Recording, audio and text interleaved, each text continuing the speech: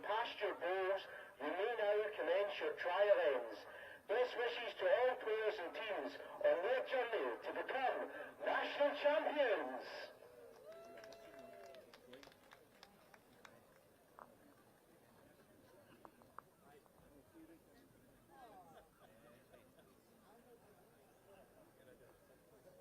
Sorry.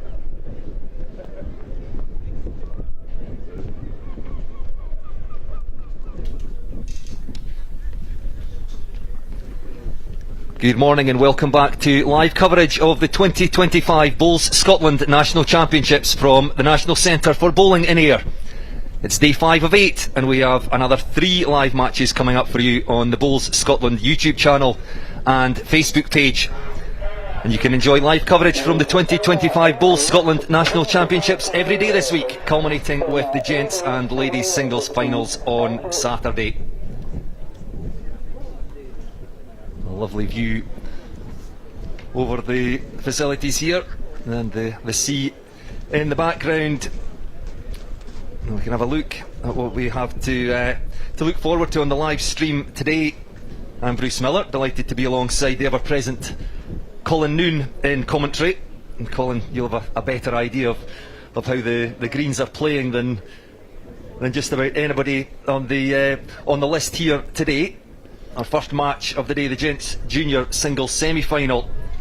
Jack Davidson of the Walliford Miners Welfare Club up against Robert Hunter of Alva, and then at 12:30 it's the first round of the gents pairs.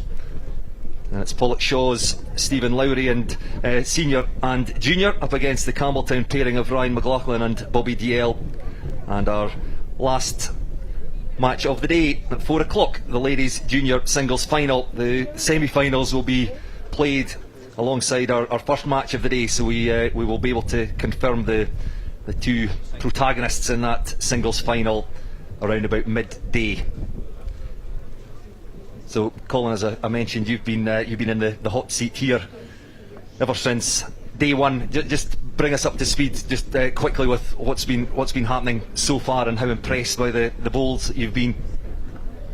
Yeah, good morning Bruce, good morning everyone. I think we've seen some fantastic bowling this week, not just on the stream but around the greens here at Northfield, and of course we've crowned champions already. We've had a couple of really good finals. The mixed pairs final certainly was a cracker on the very rink that we're going to see this morning, and we had a good contest in the para physically disabled pairs yesterday. But this one's shaping up. This is now the business end of the competition, if you like, and we've got two young guys, who will do battle on this rink to get themselves a place in the final, and they'll both have their eyes on the gold medal, I'm sure. So conditions you can see in the background rather grey, no rain forecast today. I think you perhaps had a little bit yesterday, so conditions should be fairly conducive to good bowling. Hopefully no breaks in the day. How much of an effect does the weather have on the speed? It can have quite a profound effect, I think, on these greens in particular. If they get a few days of the dry spell, then they will automatically start to speed up and gather a little bit of pace. But unfortunately, when you get some dampness here, then the top layer of these greens tend to become a little spongy and they slow down quite dramatically. So we're hoping for some dry weather now for the rest of the week, and get some much needed pace into these Northfield greens. That said, I think the rinks that we've seen on the stream thus far are playing well enough, and we've seen some great bowls by the players already. So we know the green is playable. We know the shots are there to play. It's just a matter of the players working through their trial ends now, trying to find line and length and their favoured side of the rink, in order to give them the best start in this match.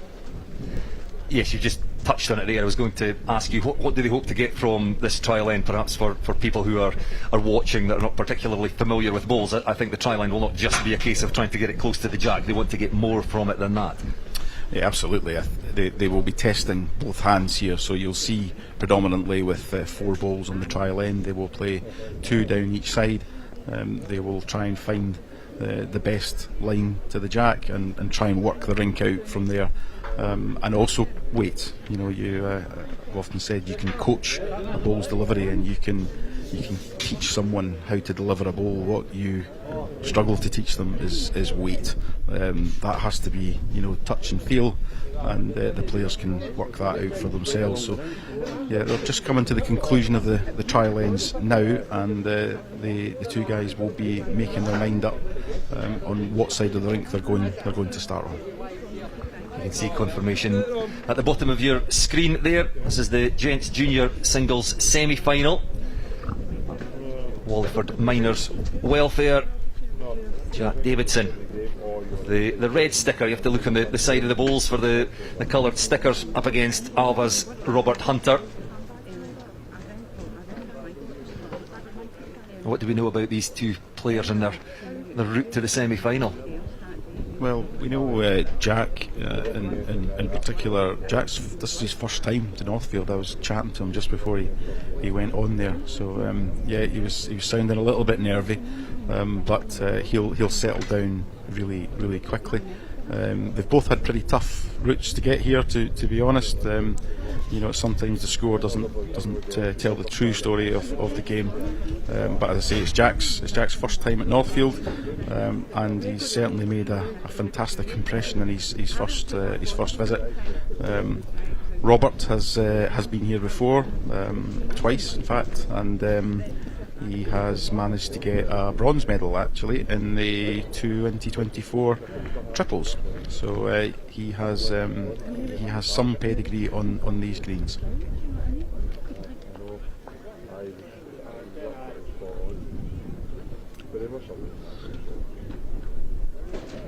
Yeah, and if there's a way to settle yourself into a game, it's to play a toucher with your first. I was just going to say, if you could walk up and place your bowl rather than bowl it at the start, it wouldn't be far away from there that you would put it. Yeah, he'll be delighted with that opening bowl.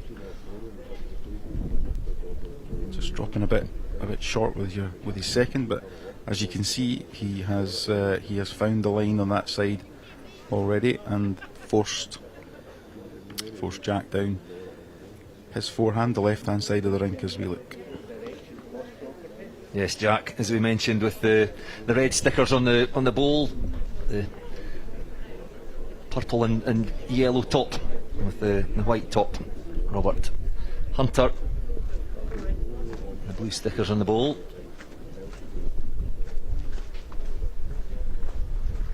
Yeah, I'm sure Robert was trying to add another there, but he's gone to quite a useful place, covering the two back bowls.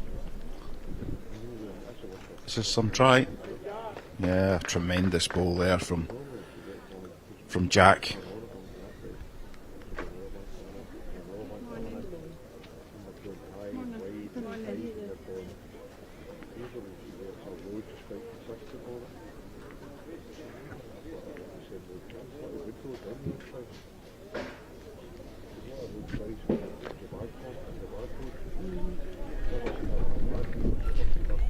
So it looks like Jack holding one. We'll forgive him if he's a little short here or wide. Certainly won't want to give the shot away.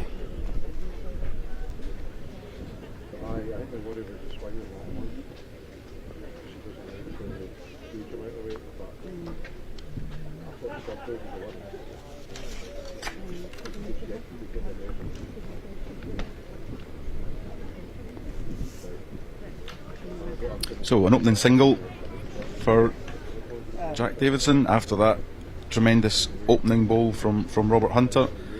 I'm sure that's settled the nerves of both players, and if this standard continues, I'm sure we're in for a cracker of a match. Yes, don't underestimate how nerve-wracking it is for these players. I'm well aware that they are being shown live on the Bowls Scotland YouTube channel and Facebook page. Already plenty of people inside the club here. Early start, 9 o'clock this morning. The players are very mindful of the cameras, but they're also very mindful of what's at stake. There's a lot to be contested here to have the opportunity to win a national title, so that is obviously the prize at the end of this one for one of these players.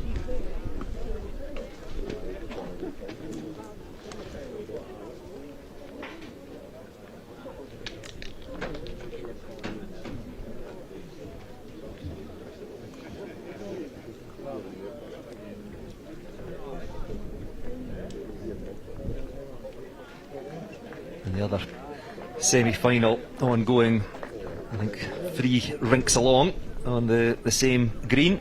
Fraser Clyne of Wilton and Robbie Meikle of Glasnock Valley. The winner of each will go head to head later today in the final.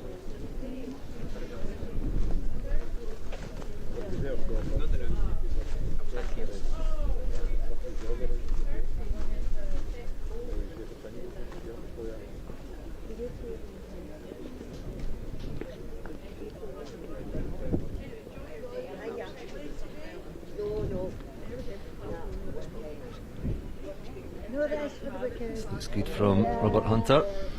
Yeah, it certainly is. Not only is it a shot, it kind of covers that back position that was lying against them. Jack will just be trying to draw the first one here. He's a couple down. How's your weight? Yeah, he'll be delighted with that.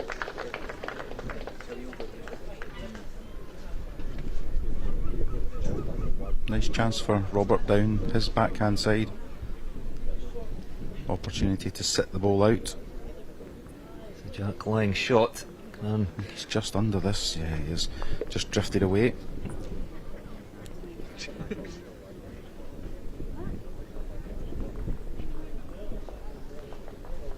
Another one for Jack. Doubles his tally.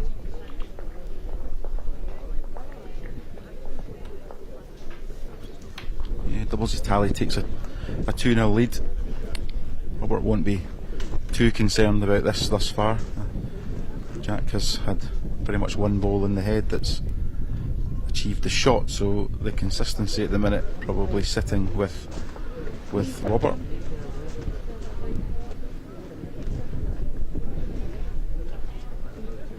You'll see again at the top of your screen, first 21 shots.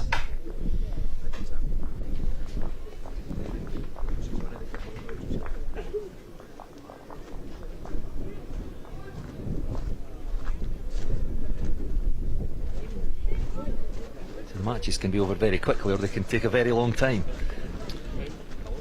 Yeah, they can indeed, and it happens. You get some really quick games. Not anticipating that this morning with 2 high quality individuals. Robert again with a fabulous opener down the ditch side. Interesting that both players are favouring the opposite side of the rink for now.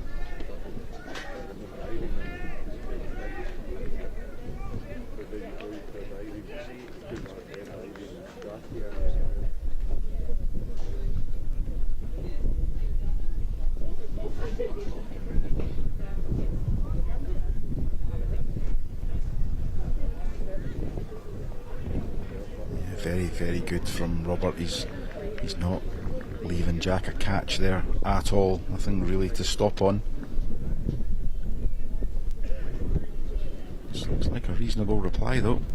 Can he get some movement? Well, he's certainly given himself a chance. He's contacted the Jack. You can see the marker chalking the bowl, and for those maybe less familiar with the game, that means that if that ball goes into the ditch, then it remains live. Robert again down on a reasonable line, just pulling up a little short.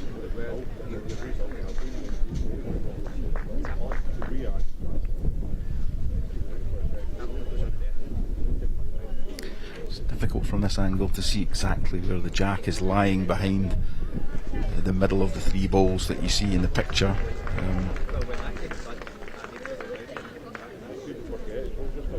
So Robert lying 1. It's whether he's lying 2. Yeah, I think it probably is just the 1, Bruce, but Jack just be trying to get a contact on this just under the line.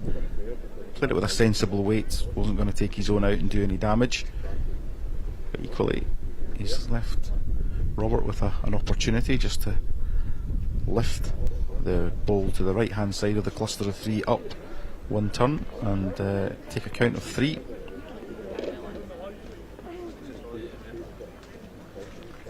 Same opportunity exists if he can just nudge the jack to the left.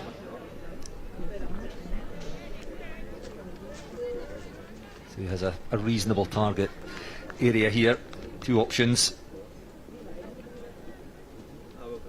Looks a little wide. He's giving it a chance, you know. Coming in. Yeah, he's played a cracker here. A great That's shot. Exactly the shot. Nudging the jack to the left hand side for a count of 3.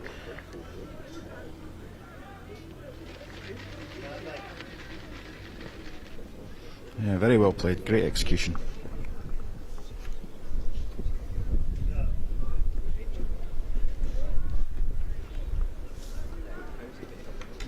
Robert Hunter then lost a shot in the first 2 ends, picks up 3, just nudges ahead. How happy will both players be with their opening form in this match? Yeah, said it at the beginning of the previous end. I think Robert's probably settled a little quicker here. His consistency on the draw is better, and again, you know, you've seen the same thing for 3 ends on the bounce here, where Jack has only really had 1 in the head and hasn't been punished for it up until that particular end there. It will be interesting to see. In fact, he has, so it's not interesting to see at all. He's done it. He's actually changed onto the other side, which means, you know, he's not allowing Robert to dominate that side of the rink. It's just been a little bit unfortunate there.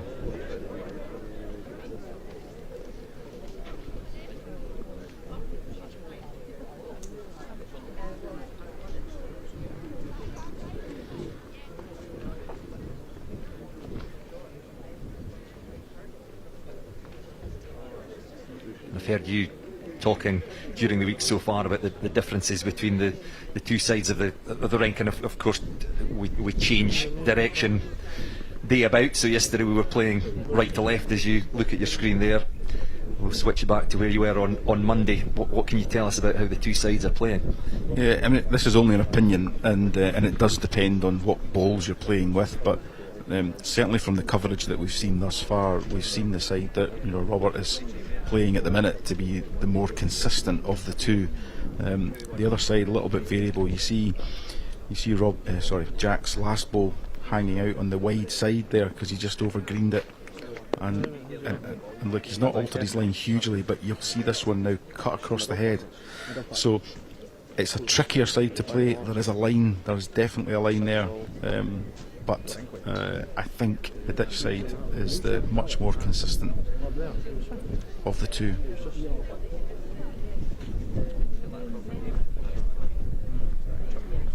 So Robert has final ball of this end.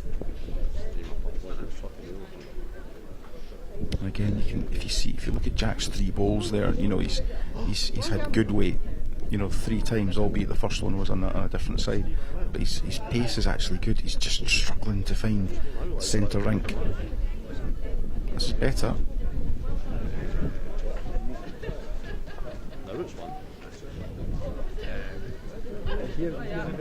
Going for second shot, I feel. No, you can't have your second goal. The skips can only go down after they take their first two. What if it's tight? Both thugs need to go down together. Both skips need to go down together. So just the one. The last day. Wait, how does it go? Good. The umpire is like telling them already. Jack probably reasonably happy with that final ball, although giving away the shot. It could have been an awful lot worse. Yeah, I'm not quite sure how many he was down when he played that. I didn't quite see the lollipops from the umpire, but it looked like it was more than one. So again, you know, one delivery is is preventing, you know, a count. So he'll be keen just to settle. I think he would be well advised to follow Robert down this ditch side. And that yard. And the front yard. And the back yard. That's what.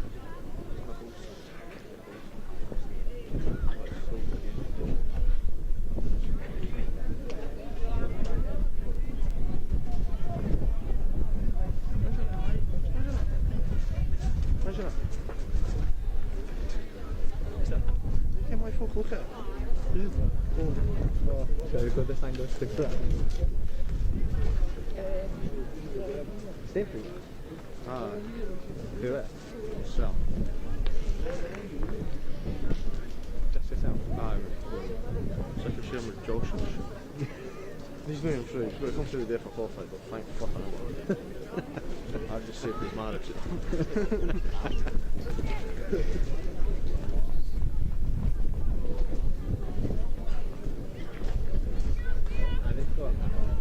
Little spud junior. Okay.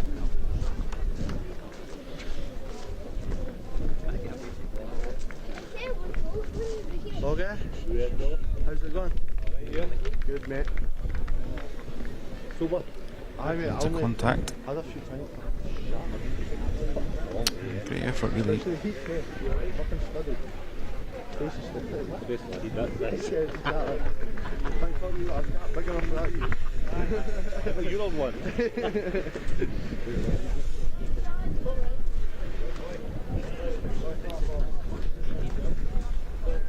Just overplayed by a yard. Would have loved another one in the head. 40. Robert just coming up, having a look at his options, makes his mind up very quickly, wanders back down to the mat end.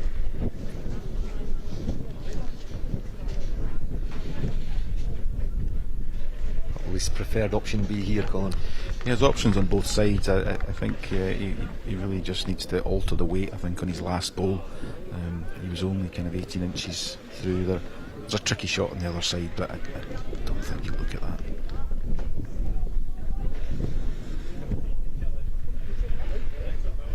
Looks to have picked a reasonable line. It's about weight.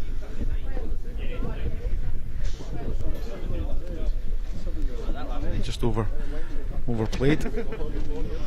Jack will have been quite pleased to see that one just drift through the head and gives himself an opportunity to add another.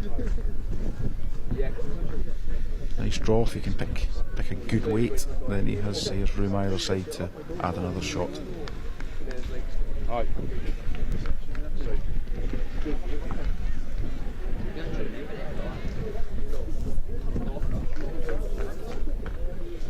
Jack Davidson of Walliford Miners Welfare in his final bowl. Not exactly what he was looking for there. No, but he'll be happy the to. one. He'll be happy to get that one and move on. He'll be keen to develop some consistency with his first two bowls and start to, avoid being dictated really in the early exchanges by Robert. So his first two are really important, but they're important in any singles game.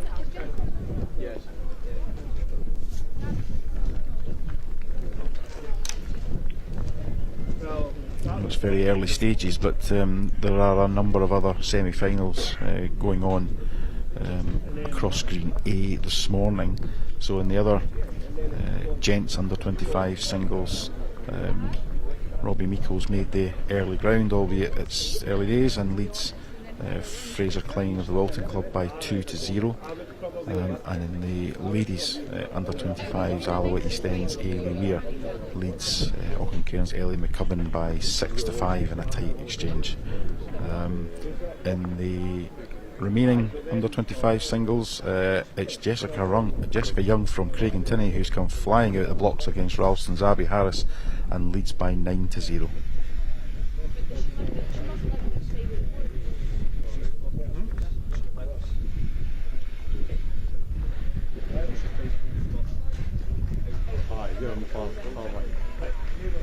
Why would you do that? Surely you should put it in schools and making sure they get it.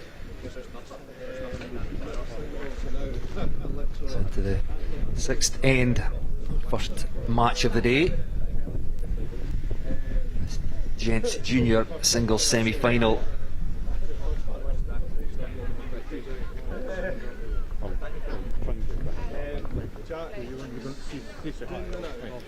Jack will be looking for contact on the bowl. Wow. Well, certainly didn't call that one, but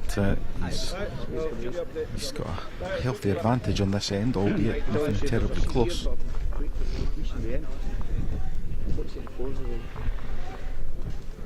Yeah, I was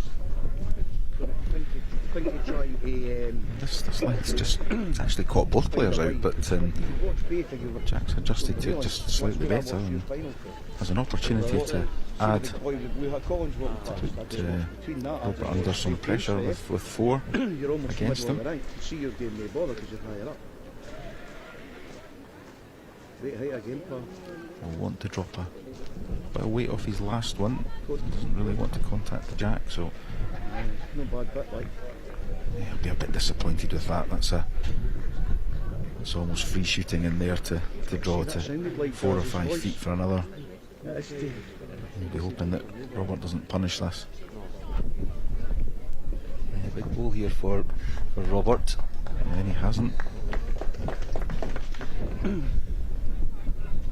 a bit of a slack end from both players, to be honest. But these are the ends sometimes that yield the biggest counts. So yeah, 3 for Jack moves them into the lead, and I wouldn't be surprised if he repeats that length on the next end.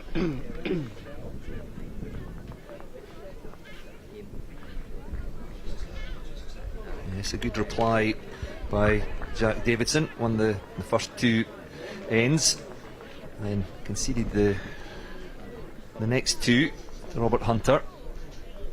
Regains the initiative here. Leads by 6 shots to 4.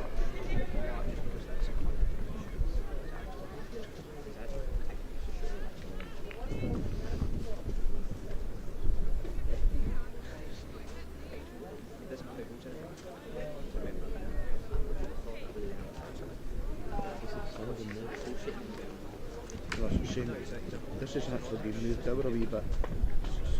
It's away for the side ditch. I think it plays better here than it does closer to the pin.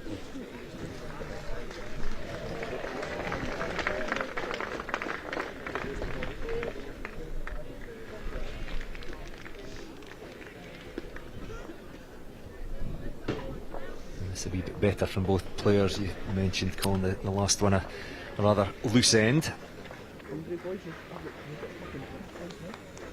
Jack's just adjusted to this a bit better. 6-4 after one. What with a good one there. I think there's still room.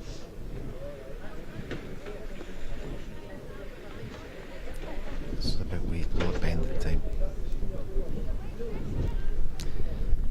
Yeah, just carrying a bit of weight. That's probably what beat him there. If he can drop the pace off that with his next one, he'll be very close. This looks like a good line. Again, just carrying a fraction of weight. So Jack will play, you feel, down the ditch side, try and get just inside his own, which is just to the right of the 2 balls at the very front of the picture. And if he can rock down off that, he's got every chance of making the shot. Does have an opportunity on the other side, but you feel he'll be well served keeping his hand. Just going to go under, I think. That's a great try. Played it with a nice weight, give it a chance. It's alright indoor, like. It's alright indoor. Robert Hunter, line 1 here, according to our marker, Alan Bell from Cardonald. He doesn't have much to fear, really, unless he's got some outrageous weight.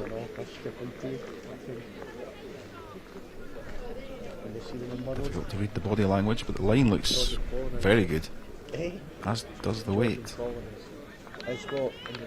Wow, that looked a lot further. Listen, I'll tell you, they'll tell you the same thing down there.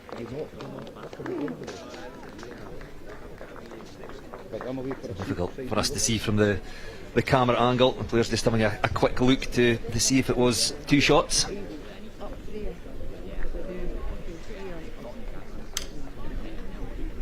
Just the one. Robert Hunter will be quite happy with that. 6-5. Score after 7 ends. Yeah, and I think we'll see him go back to his favoured 3/4 to long length jack here, at the length that he was comfortable on, certainly in the first 3 or 4 ends.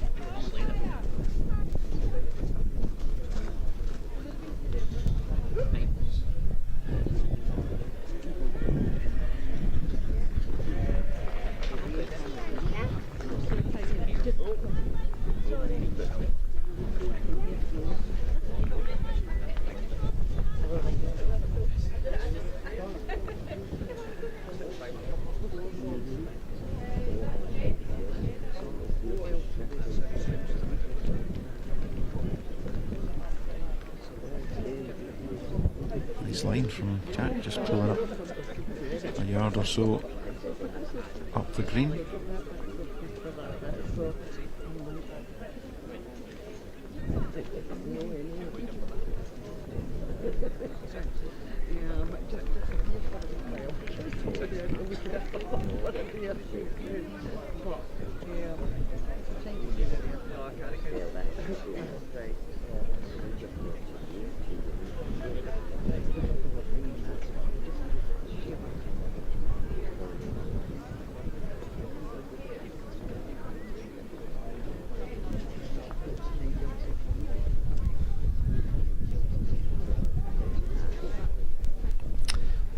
A bit disappointed with that. He's every opportunity, and he's picking very, very good lines down that forehand side.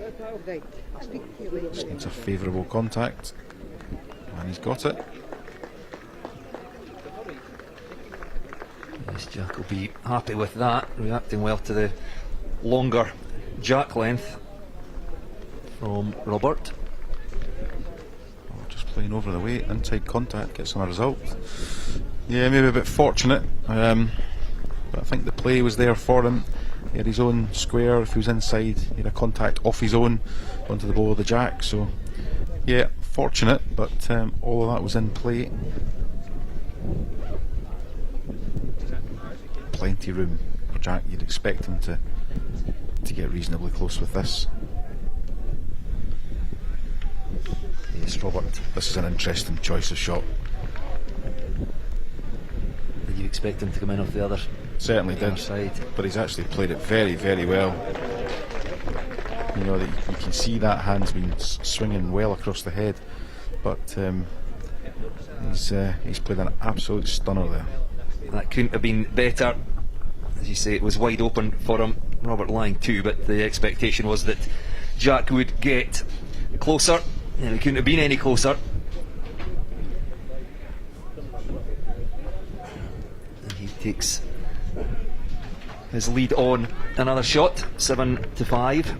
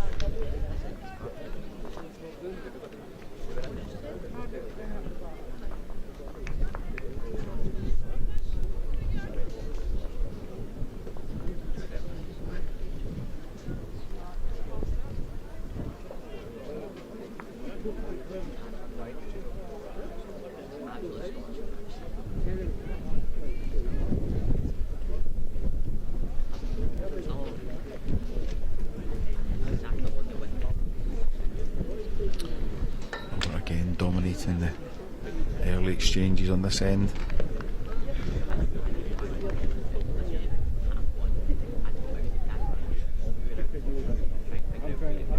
Just overplayed it again. Risk obviously at the back for Robert, as if Jack manages to move the Jack back a couple of yards or so.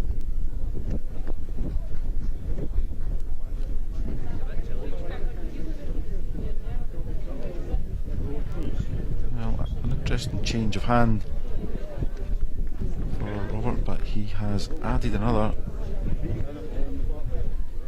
He didn't look particularly happy with that, but as you say, there's line 3.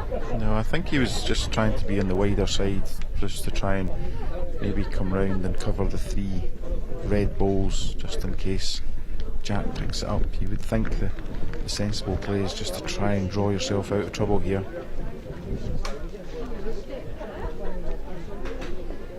But he's very close to the Jack. Oh, he's played it. Wow.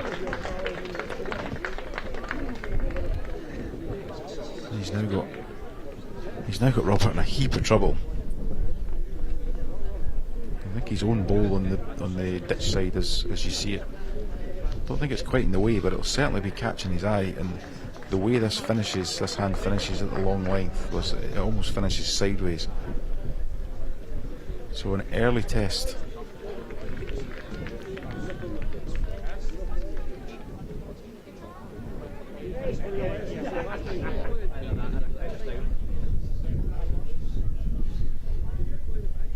Jack, line 4, Robert Hunter needs to be accurate here. This line looks great, and it will finish sideways. He's drew the shot. Very, very well played. Trusted the hand, picked the right weight, drew himself out of trouble. Tremendous ball from Robert Hunter. Judged to perfection. Davidson running the Jack through towards the 3 balls that he had at the back of the head. So line 4 shots. Robert Hunter holding his nerve and narrows the gap again, just in that one shot. 7 points, or 7 shots to 6 up on the left of your screen there. Reminder, first to 21. This looks like it will be nip and tuck the whole way. Yeah, definitely. I think, as I said previously, Robert is dominating the open exchanges. You know, the first couple of balls have been better, and Jack has been playing the good recovery balls. It's not a comfortable position to be in, but it's working for now. And I think if Jack can settle down his first 2 balls, then you know he's that's the way to keep himself in the game. I don't think you can continue to play these big recovery balls end after end.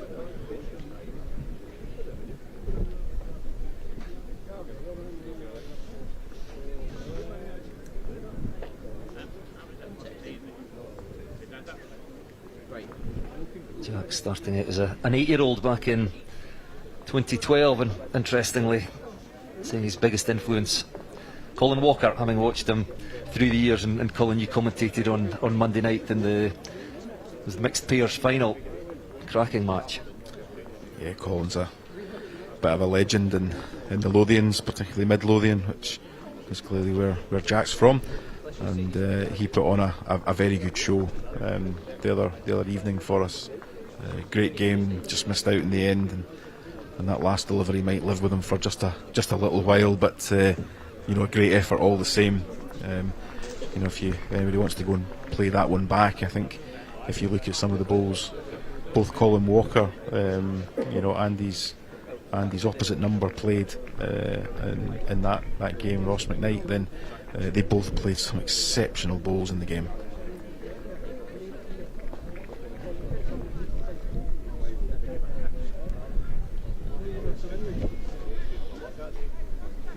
Again, that's where the camera angles can be deceptive. It looks like Jack lying shot, but the marker indicating that it's the blue ball that is in fact closer.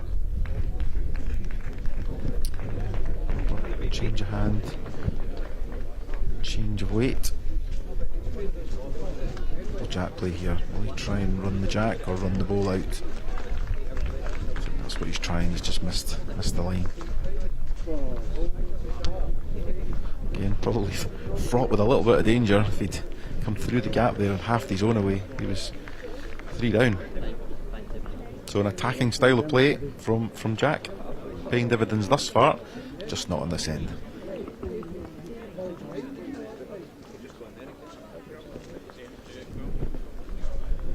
Jack having a quick look, obviously wasn't completely clear cut.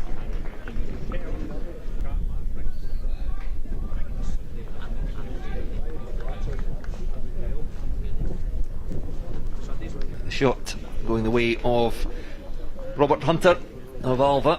He squares the match at 7 apiece.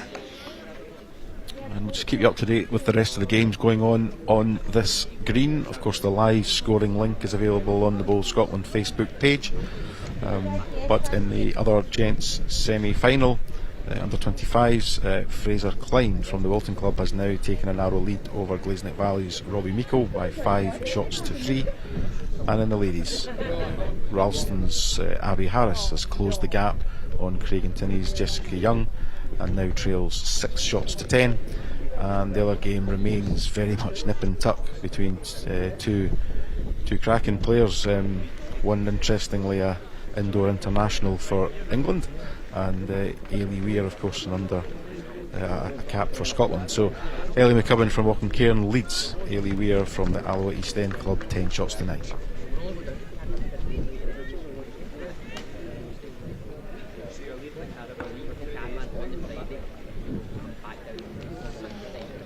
And a reminder there, the matches taking place will immediately to the left as you look at your screen there. Abby Harris and Jessica Young you'll catch occasional glimpses of to the left on rink 2. And we'll be seeing one of those players in our final match of the day. Both Jessica and Abby will know these greens reasonably well. Jessica has, both have been here earlier in the week in different competitions. Jessica's qualified in 4, and both of them were here with the Scotland under 18 team just a week ago. So both talented players, talented, very young players.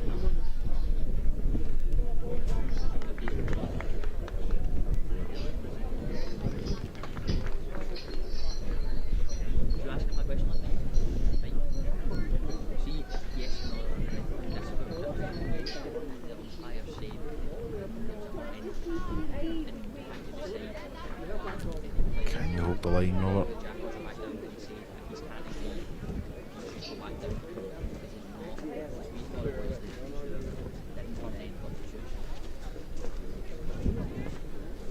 Interesting that Robert chose to chase that with his 3rd and his 4th balls when he's actually been playing the draw on that side exceptionally well. Jack just failing to add another, but keeps the scoreboard ticking over, I guess.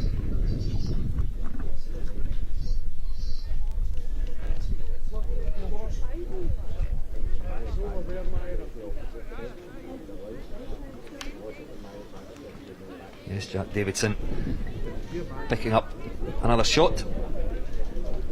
Having lost the previous 2 ends, just nudges that 1 shot ahead again on the scoreboard.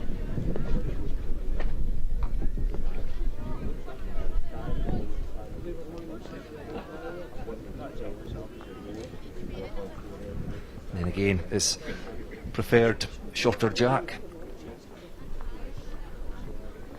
Yeah, very contrasting jack length selections for both players.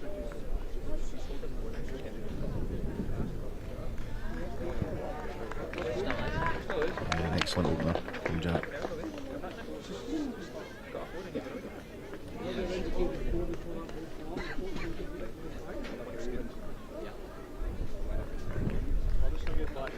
Good reply.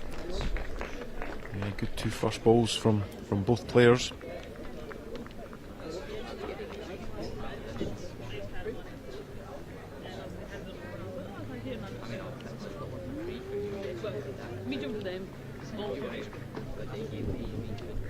It's a good effort from Jack, played it at a nice weight. wait just to turn the jack or set the ball. Interesting that Roberts changed to the other side. Has to be careful he doesn't frame this.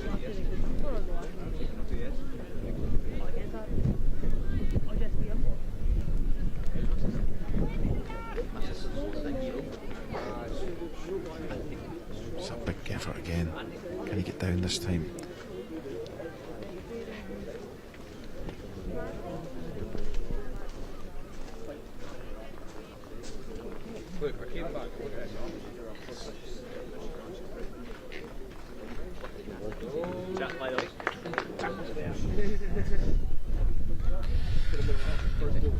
Might see something slightly firmer this time. Oh, he's pushed it wide.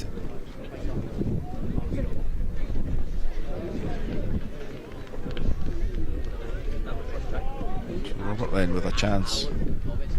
They'll just turn the ball or turn the ball on the right hand side of the line of 4 that you see for 4 shots, but he's just missed the line tight side. But he'll be happy with a couple and move on.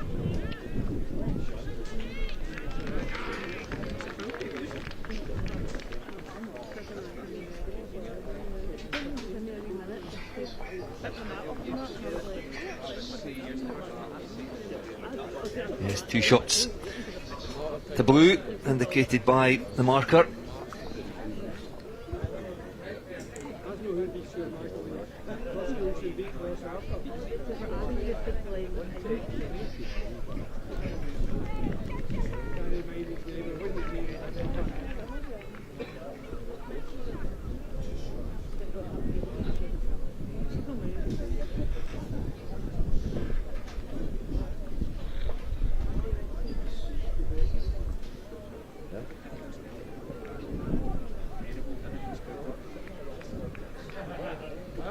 Minutes the match has been going for so far. It's a real test of concentration as well for these players in the longer matches, because we've still got a long way to go in this. Yeah, very much so, but you know, both players will be used to playing, you know, matches of this kind of stature, you know, so I don't think the concentration should be too much of an issue for them. You know, they'll probably very much zoned out or zoned in, if you like, and get themselves in a rhythm and a groove, and you know, just deliver bowl after bowl after bowl, and you can see both players kind of settling into the game here. You know, Jack's started to kind of arrest that immediate domination that Robert's shown with his first 2 bowls, although having said that, this end's shaping up in a familiar way.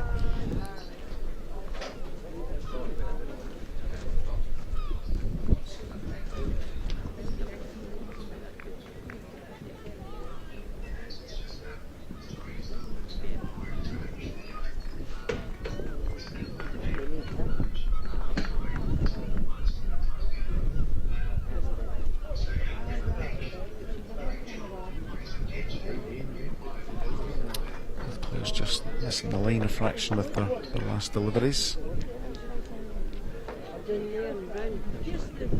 It's a little better as you wait.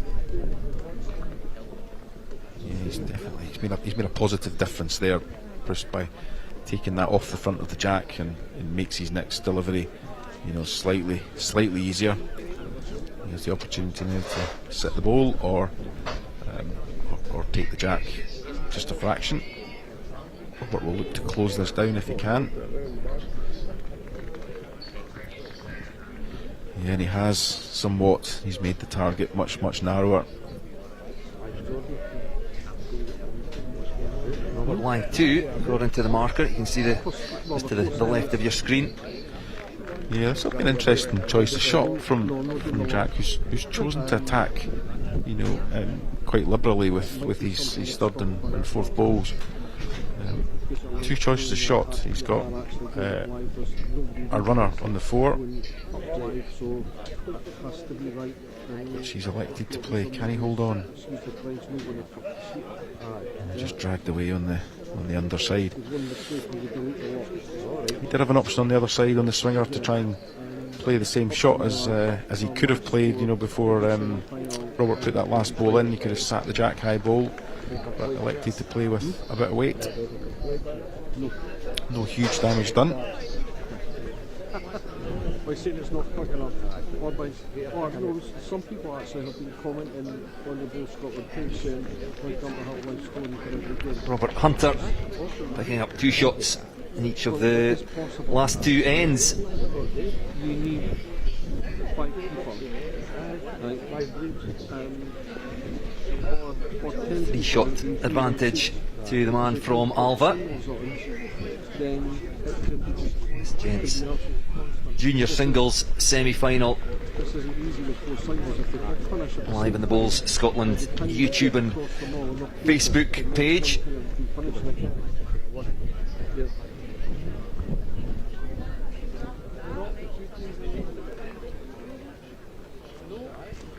No, anybody watching it doesn't know what's going on, obviously, because they don't know how long each game's taken.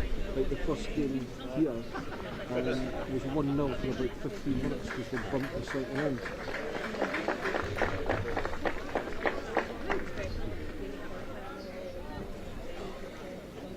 It's all improvement stuff, that's it. We didn't realise scoring for every 7 2 years ago.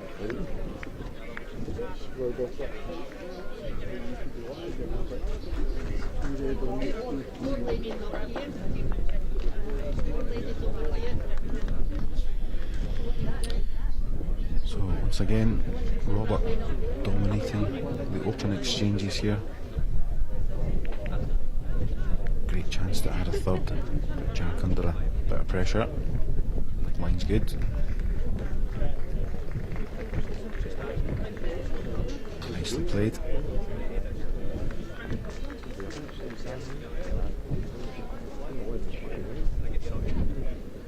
So line 3, can Jack respond? He's certainly down on a better line, and his weight is first class.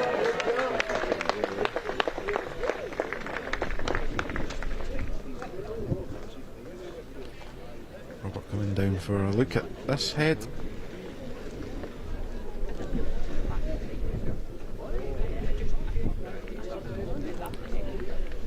Really just has to crack an egg on the shot bowl, either a direct contact with the bowl he plays or some kind of contact on the 2 front woods.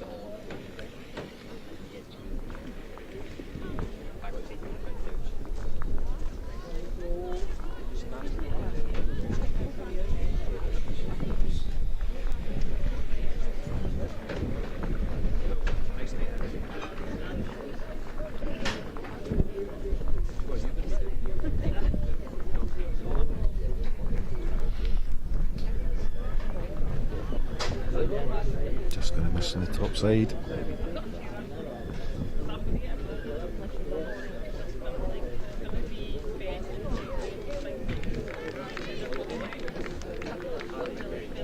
Jack, well, barring disaster, will pick up one here. What will he look to do with this final bowl? Well, firstly, it's a familiar pattern, isn't it? You know, Robert dominating the first 2 bowls, Jack playing that recovery with his third, and now with a chance to add another. He'll just be cautious. I wouldn't be surprised if he's a little short with this. He does not want to play it first. But how's his weight? Yeah, he's played it nicely, hasn't he? 2 great bowls from Jack Davidson. Robert Hunter showing his appreciation there, recognising the good shot by Jack Davidson. He narrows the gap by 2, and again it is nip and tuck after 14 ends, just the 1 shot separating the 2 players.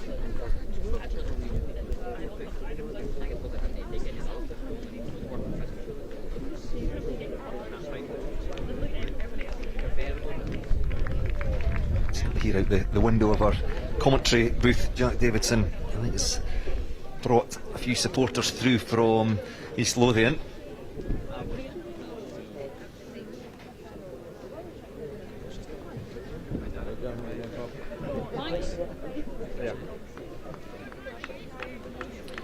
Maybe see the slight difference in the bowls. Yeah, I think Robert's getting just a little bit more action at the end on his bowl than Jack.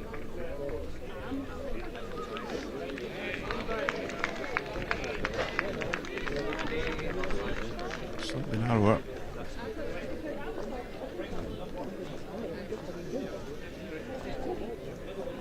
Which balls are these guys using, and how much difference does it make? Yeah, well, they're both using balls from different manufacturers. So Robert's using an Aero Groove size 3, and Jack is using a Henselite Classic 2, also a size 3. On paper, there's probably not much between them in terms of, you know, the difference in the profile, certainly of the finish, if you like, so how much they bend. But it does appear that the Aero Groove is dropping much more than the Classic 2. But that's up to the players to adjust, you know. That won't win or lose you a game.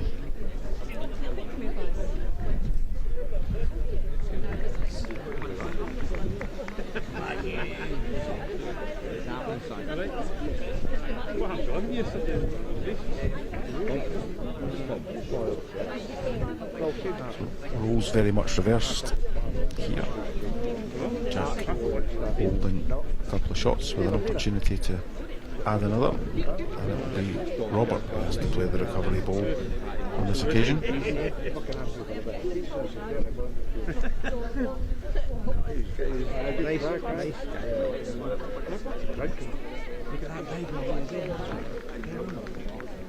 You were playing the dummy hands all the time. Singles. That's me and I know. Jack probably a little disappointed with that final ball. Yeah, he will be. He had the opportunity to add a shot on either side, really. Elected to play down the forehand, which is what we'll see Robert play. Final ball at the end for Robert. He's rescue the situation here. It's a likely line. If he's got the jack, he's good. Just above it.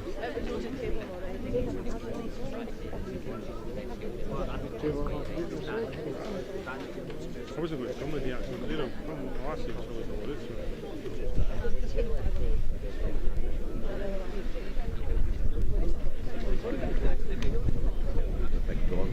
Not far away, Gordon. They're not there. I go to nice a week.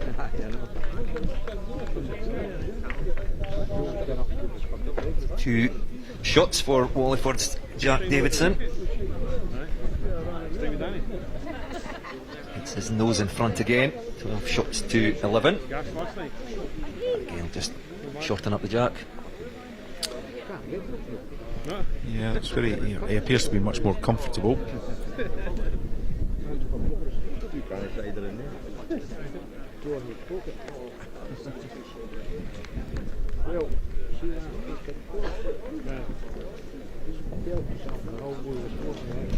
And you can see a much straighter line to the jack.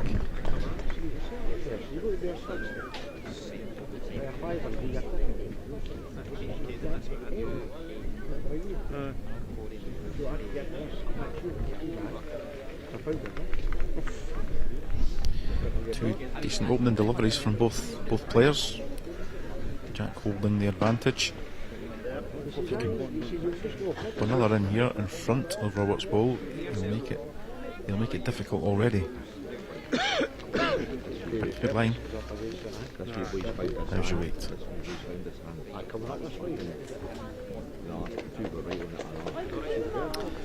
Pretty good.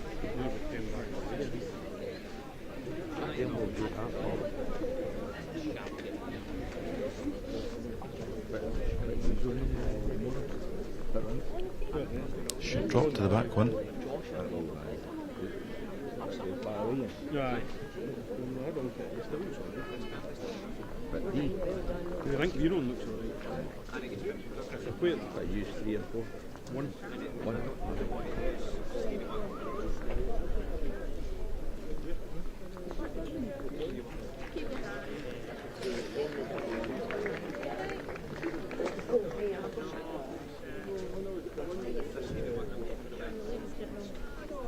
Good line again. Just needs to be good weight, and he's drawn this. Clap of the thigh suggests that's exactly what he's done. Yeah, great ball. Nicely done by Robert Hunter. How does Jack approach this final shot? Well, he won't be too disappointed with the way that's finished. It's sat Jack high. He's got a shot now to sit the ball away, or if he can grab the jack, he's got a shot for 2 or 3. Just needs to be careful not to overplay this. Needs to clear the front one. Great try. Just a whisker away from sliding between the two balls, and as you said, taking the jack with him towards his own balls at the back. You can see Robert looking at that thinking there's a lot of danger for him playing in there too. He certainly does not want to overplay this and play the shot for him. Chance maybe on the wide side draw, if he drops just inside the 2 balls to the left hand side of our picture, that might be enough.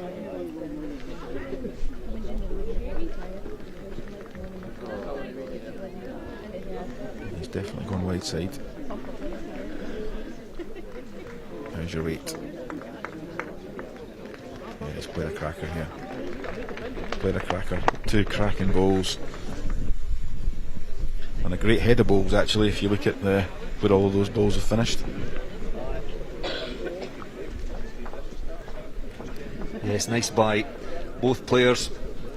An excellent final ball by Robert Hunter.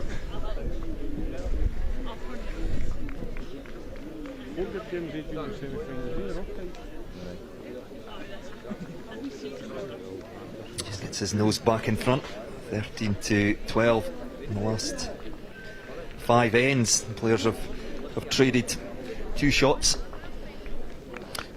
They have, and I think if both players can maintain this kind of standard, we're going to see this right through to the end.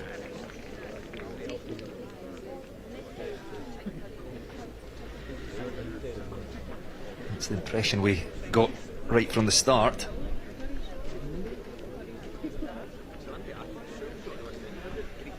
See this hook quite big at the death. Yeah. It's a nice opener at that length.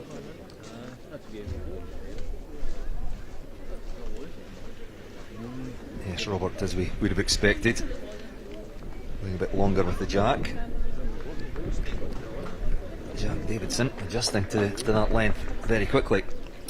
Yeah, he has. It's one of his best opening bowls thus far.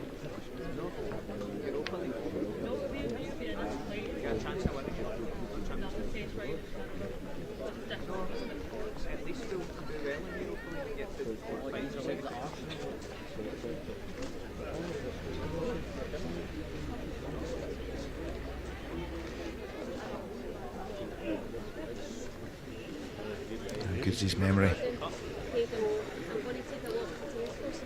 Pretty good, I'd suggest. If Robert will choose to attack this early. He has. That's the 2 balls. Well played. Very well played. Maximum result. Toucher as well. Holding 3. Nicely done, as you mentioned before. Jack often a little inaccurate with his first 2 balls and then improving with the second 2. On this occasion he was very close with his first 2, and Robert dealing with it early on. Yeah, and that's not the worst ball from Jack, to be honest. He'll be disappointed that he's not put another one in, but he's cut that count from 3 to 1, and that in itself is really important. Takes all the pressure off with his last delivery.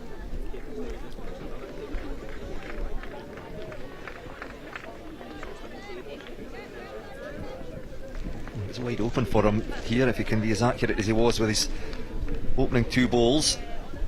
Just needs to hold that line. Oh, he's got a result. Well, not his intention, but he'll take that. We'll move on.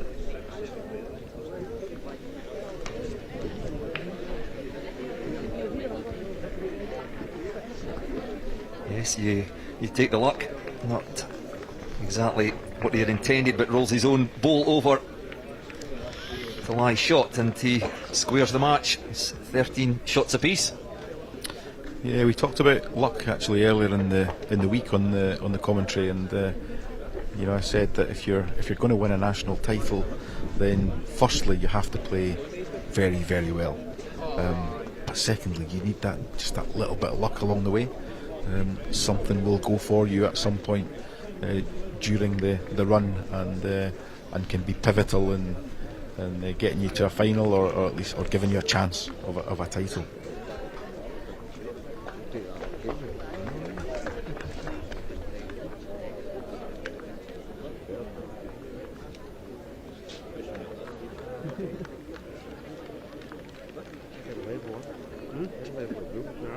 Jack will be hoping that's not his only bit of luck for the day. And that's squared the match at 13 shots each. First to 21. So 8 shots still to go for one of these players to take themselves through to the final later today.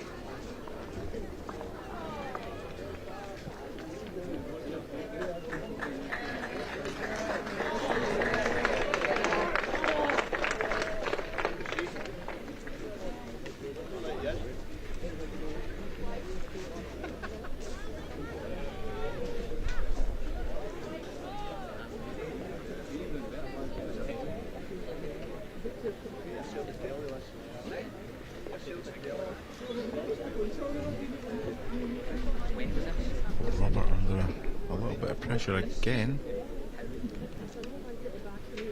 I like to not to go big this time. No need. Draws the first shot.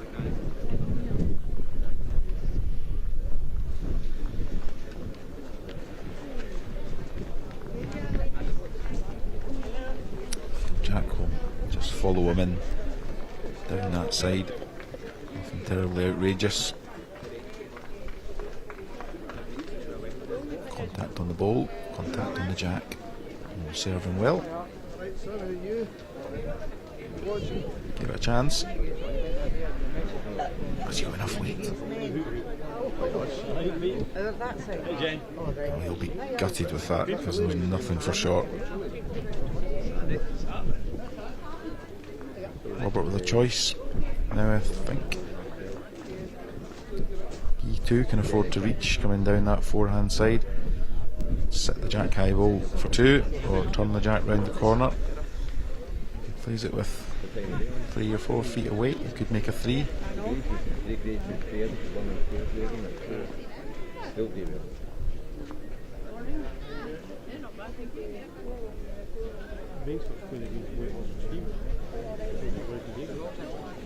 Again, he's giving it a chance.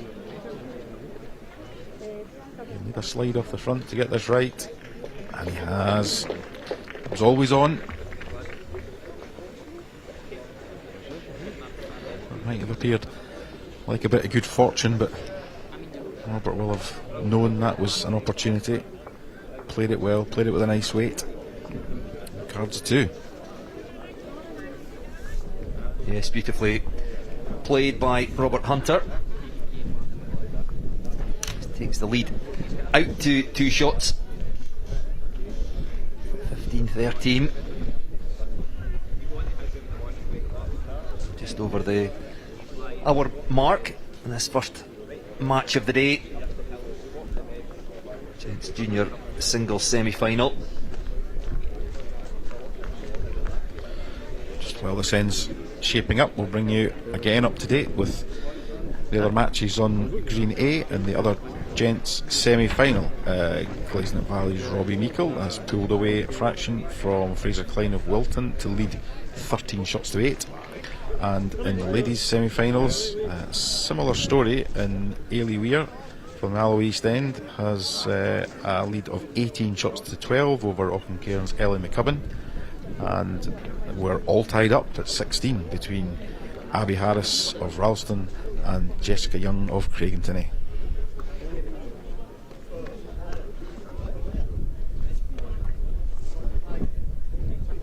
So all to play for in the 4 semi-finals which are ongoing. Our focus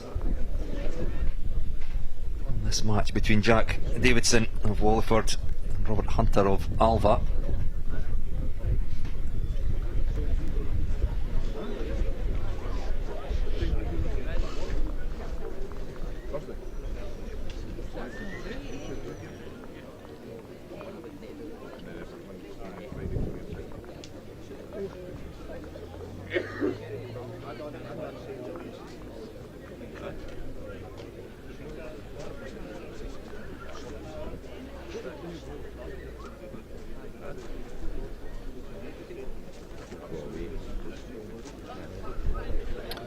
A bit scrappy from both players. Sure, Robert will be keen to add another. Currently line 1. Slip under the ball, he'll make 2.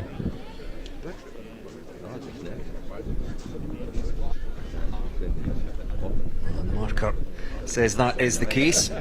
Holds up the 2 lollipops. What can Jack Davidson produce here? He's just under the line.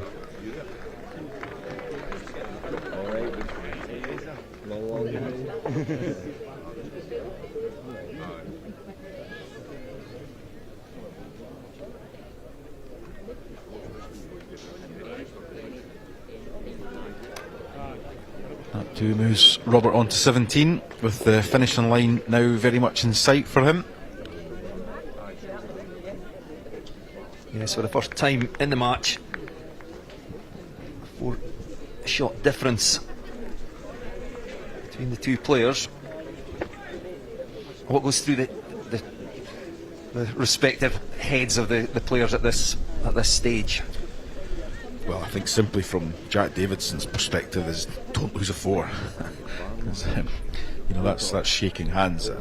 Robert would be delighted with a 4, of course he would, but he'll recognise that is probably unlikely, and he just needs to keep that rhythm going and keep putting that first one in the head, keep your opponent under pressure, make them play the shots.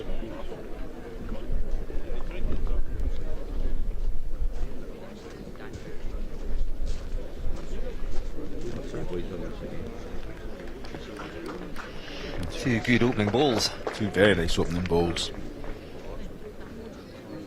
The way the hand plays, though, Robert has the chance just to arrive on the back one. He's just undergreened it, though.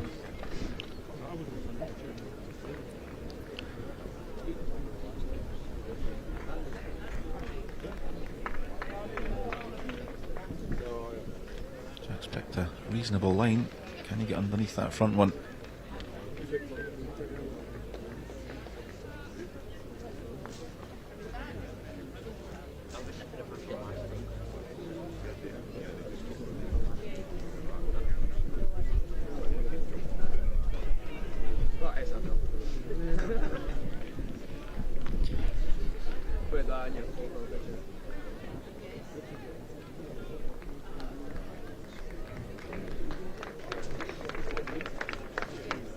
Just the run, Jack.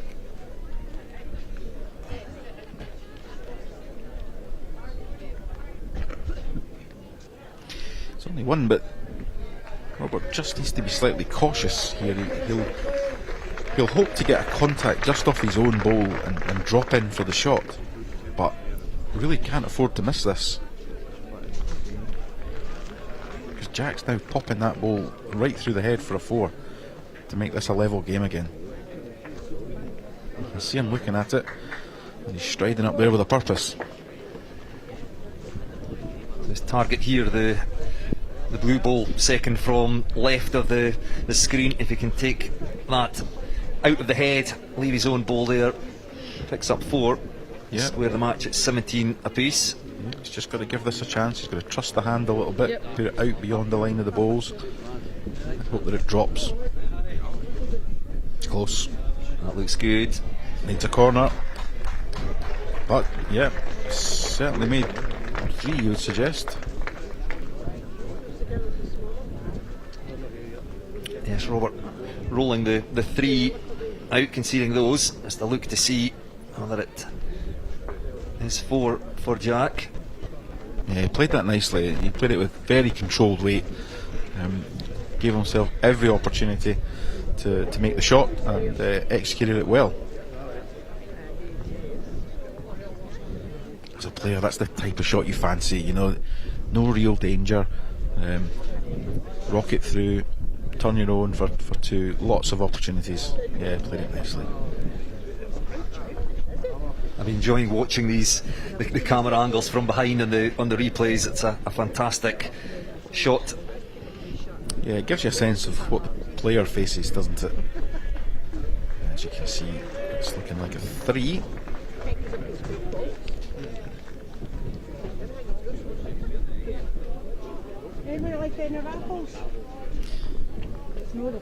So 3 shots confirmed. We're back to a very, very tight, tense game with both players now playing very well. Yes, Jack Davidson will be happy with that, having conceded 2 shots in each of the 2 previous ends. Picks up 3 of his own. Back to just 1 shot the difference. As we inch ever closer to that 21 shot mark. Another view over the 5 greens here. Really is a very impressive facility here in the southwest of Scotland. Look at the scorecard.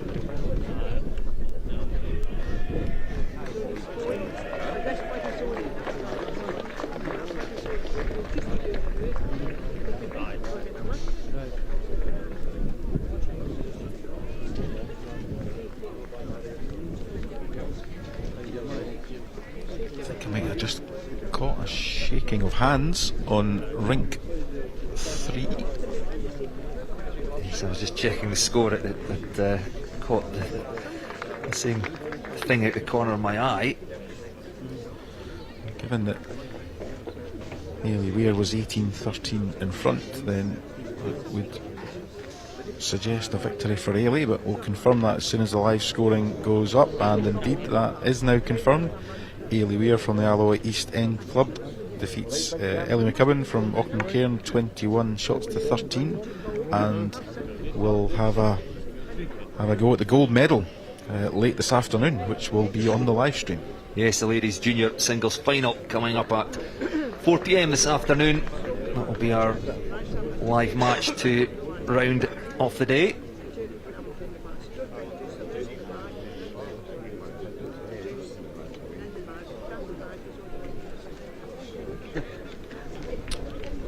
Chance for Robert to apply a bit of pressure here on this end. Holding, I think, at least one. He's missed the line. Picked a decent weight, just missed the line.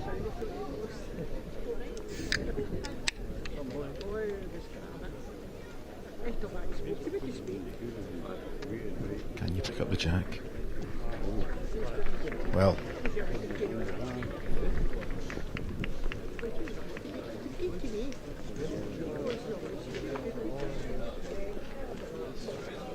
the marker indicating red line 1. Final ball at the end for Robert Hunter. it shows 1 and a measure there actually, so this one looks as if it's pretty quick.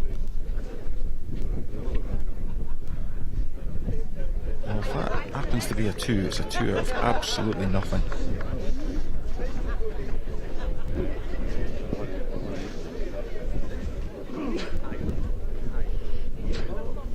Jack leaving them in, that would suggest he's confident this is a 2.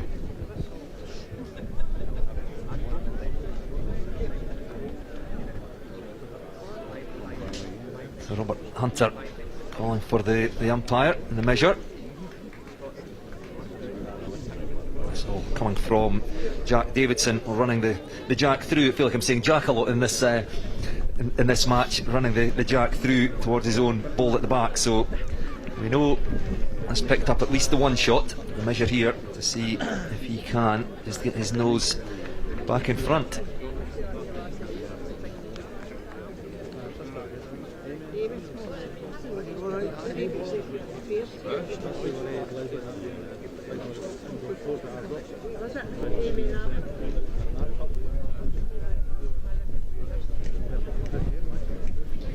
Yep, it is indeed 2 shots.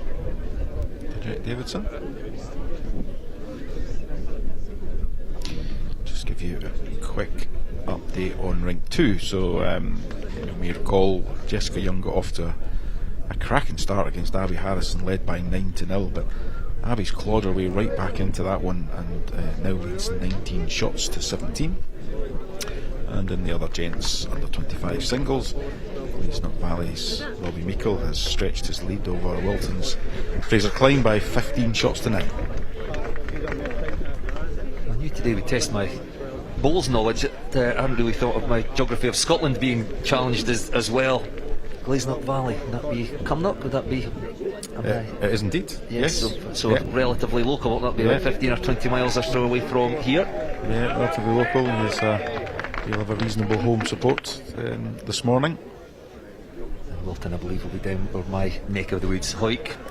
Wilton is indeed the borders. Yes. Yeah. Geography's good. Do you want to try Ralston? No. No. Ralston. Paisley. Right. Okay. Wallingford. I hope I didn't offend anyone before. I said I think it is East Lothian rather than Mid Lothian, but I could be wrong. I know Jack, also a member of Mid Lothian Indoor Club, but I'll check that. Google will help me. Well, you will find it is technically in East Lothian, but I think you'll find the Wallingford Club, if you like, play out of Mid Lothian leagues. Now, I may have got that wrong, but that is kind of my neck of the woods originally, so I can't speak for exactly what happens these days, but that used to be the case, certainly. I'm sure somebody will correct us in a comment. No somewhere. doubt. Well, yeah, we might as well make a real fool of myself. Alva, will that be Clackmannanshire? Yes. Right, yes, just east of Stirling. Yeah, so this end's shaping up nicely. Both players with 2 cracking opening bowls. Jack choosing to attack. He doesn't want his own bowl. Oh. Well.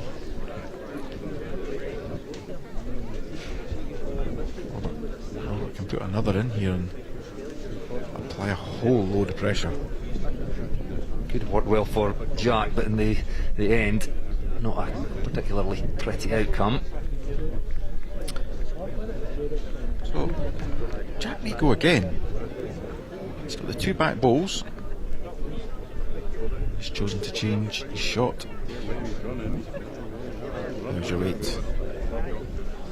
How's your weight, young man? Super try.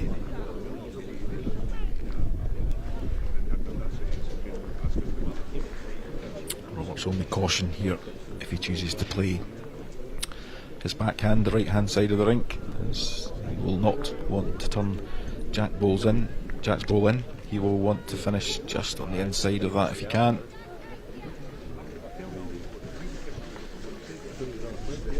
Good weight will yield another shot.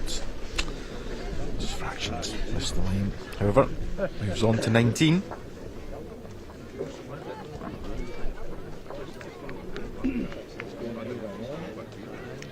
Yes, 2 shots to Robert Hunter as the players trade the lead, getting very close to that 21 shot mark.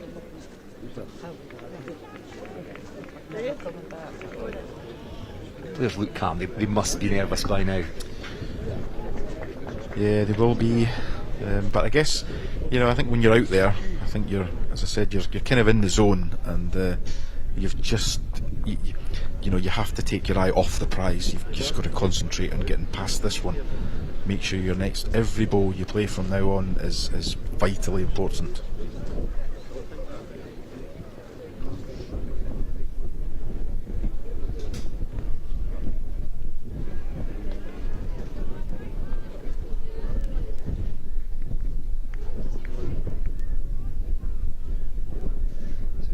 over in this end, or we could need another 3 ends to settle affairs.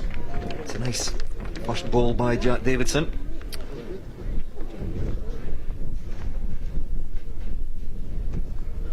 So it's moved Robert onto perhaps the slightly trickier side of the rink, and he's not delivered that one. And the pressure will ramp up if Jack can put another one in with this delivery.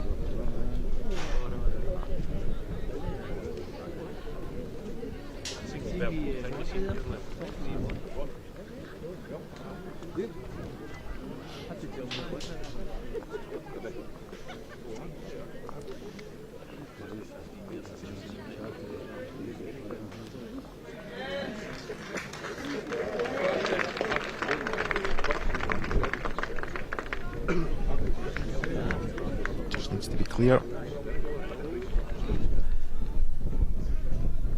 Well, is that two? Looks suspiciously like it. Marker having a very close look. It does indicate two. This bowl is now massive.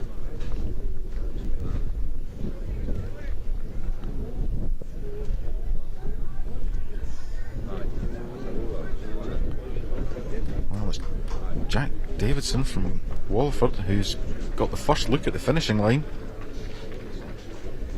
Yes, if the marker is indeed right, Jack Davidson lying two. If he can pick up a third here, we'll see him into the final. Yep, if anyone gave you 2.5 to 3 feet to reach a national final, you would grab it with both hands. He's picked a line. Even round this bowl with good weight will come all the way down. Just needs a big finish. He's made it, you know.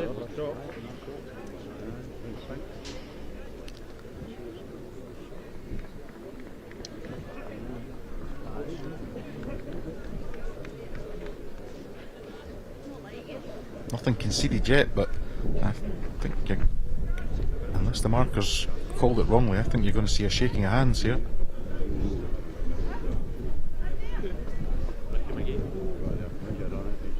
Measure to be sure.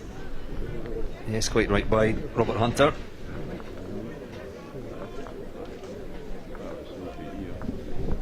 So Jack Davidson with 2 shots. Sees him up to the 20-shot mark. He needs this measure to go his way,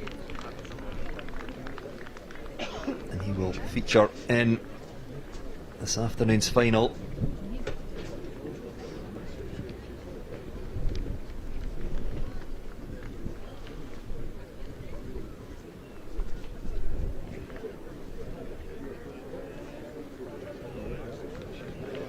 It's not that one.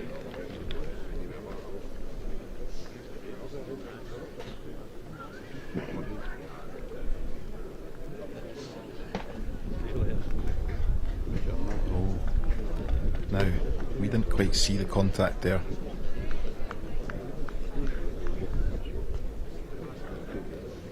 I wonder if that front blue one was closer. It is. Out of jail.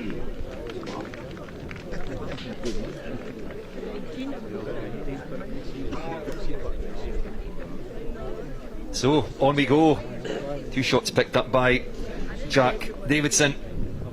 Just a whisker away from picking up the third shot he needed to win this match. Yeah, he needs to get that last end now out of his head. Both players, in fact. Robert, probably his poorest end of the match, to be honest, and for different reasons. Jack, because I think he might have considered he was over the line there.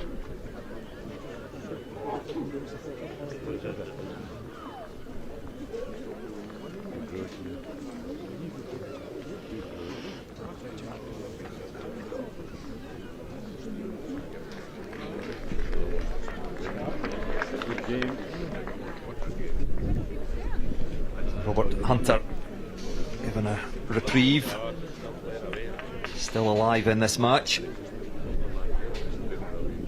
2 shots required for him to make his way to the final.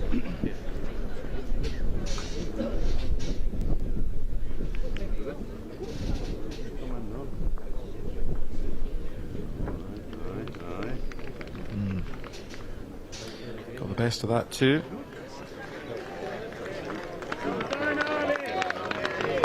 I can tell you on the next rink, Abby Harris needs 1 for victory against Jessica Young. She leads by 20 shots to 18. And the other game between Robbie Meikle and Fraser Klein has closed to 16 to 13 in favour of Robbie Meikle.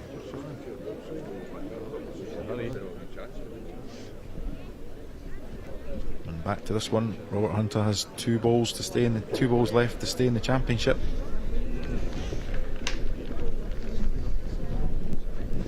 He's pulled this one under, so he has 1 delivery remaining. Otherwise it will be Jack Davidson who marches on to the gold medal match this afternoon.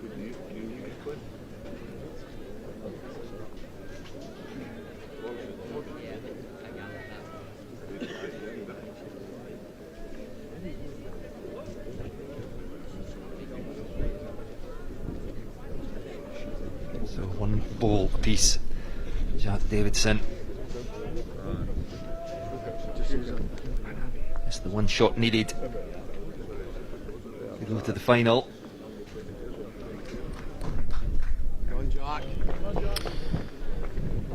Well, he gives himself a little bit of insurance. Now holds 2.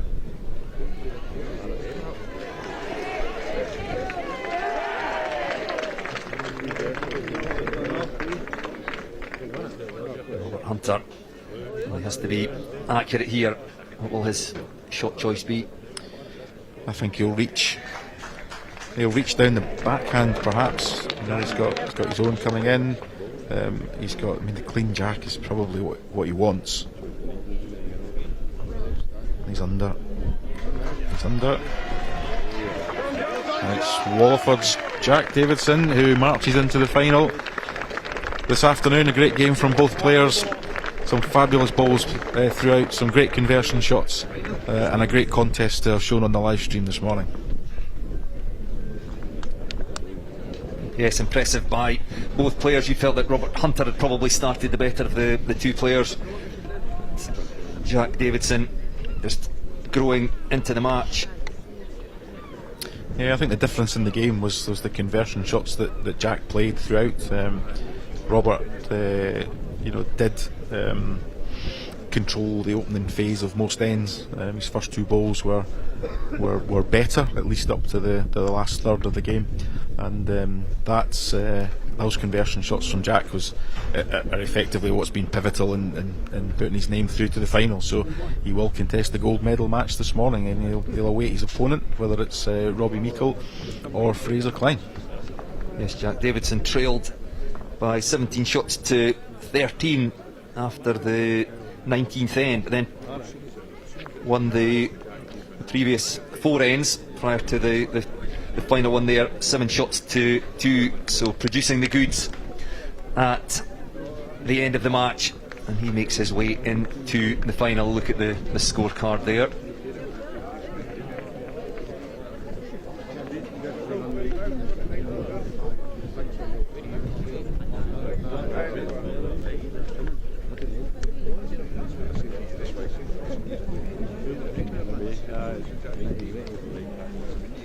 Lovely view again over air, and thank you for joining us this morning. Hope you've enjoyed our live action. You can join us again at around about 12:25 this afternoon for more action from the 2025 Bowl Scotland National Championships.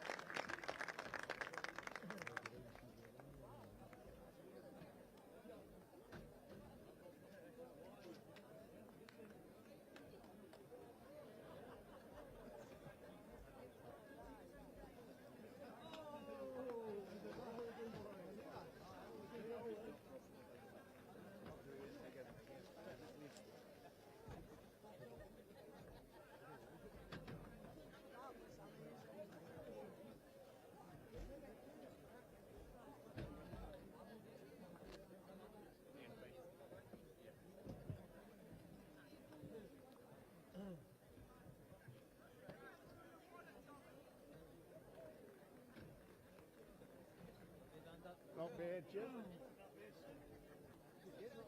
Was I? See what you're like. That stand up here was Aye, immense, you know.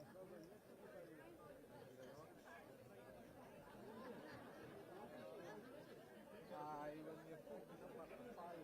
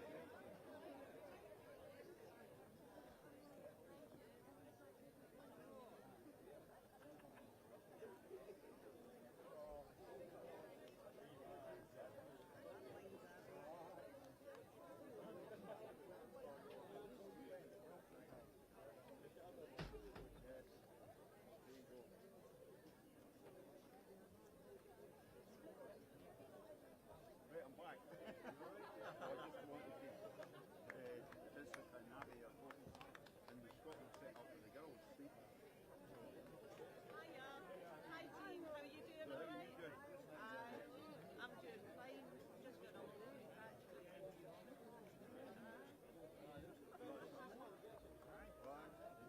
Good game, Rosella, eh? Good game. Who's the old boy? Where is he? Send him there.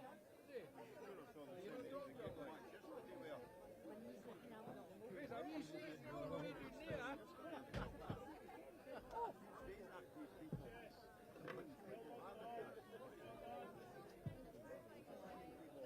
That was some bloody game, eh? Both played really well. It's just amazing. Good balls, good games. And I went, excuse me, I was trusting both of them, not just one. I always say how long have we known the girls?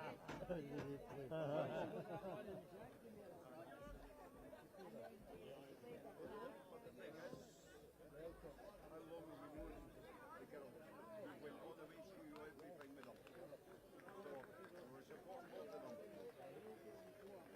So the finals is set.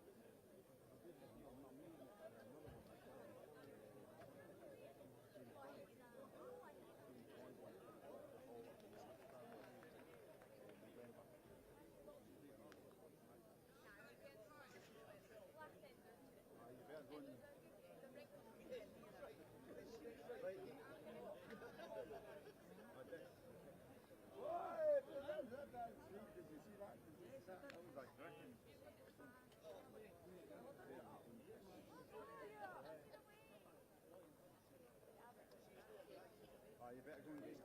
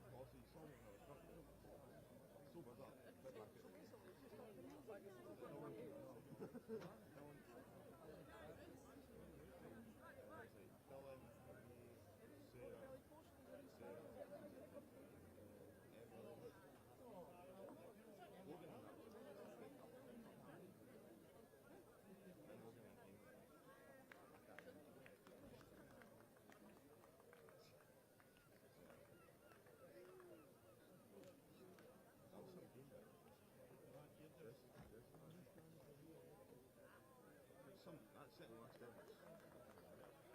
Ali's got a flat nose on him. Pushed it through.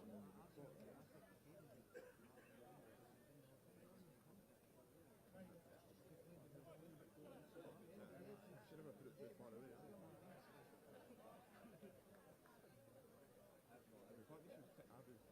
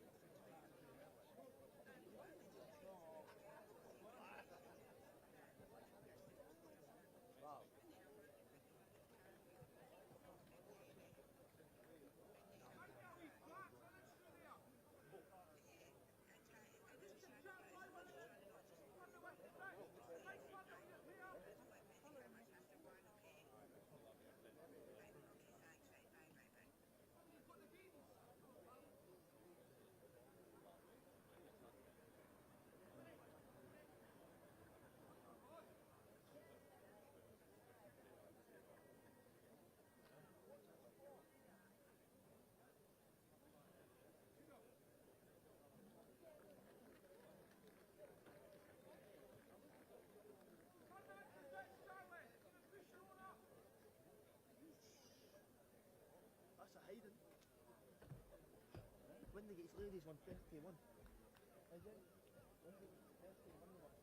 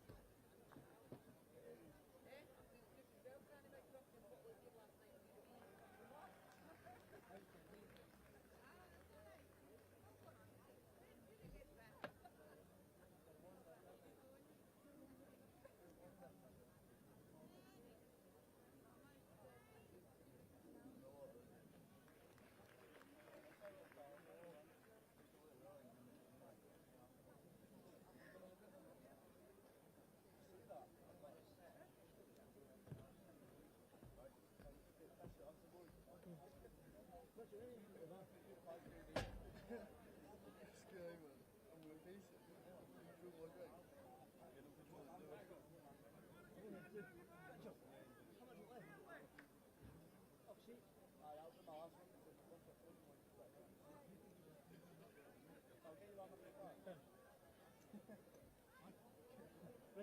Richard, you're going to heal that. Oh, you can stay with me.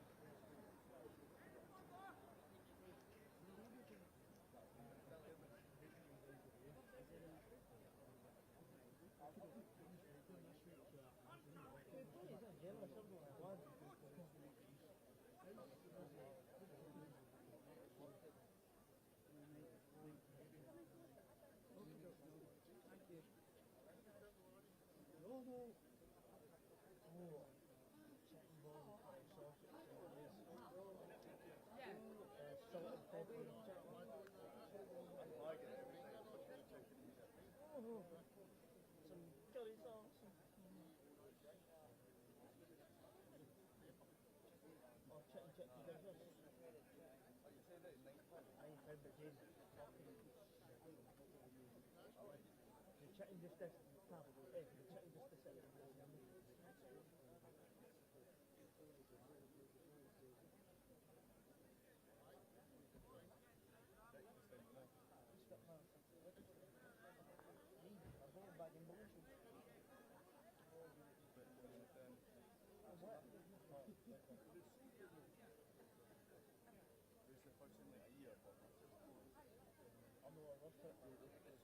I banned myself from going to Edinburgh every weekend.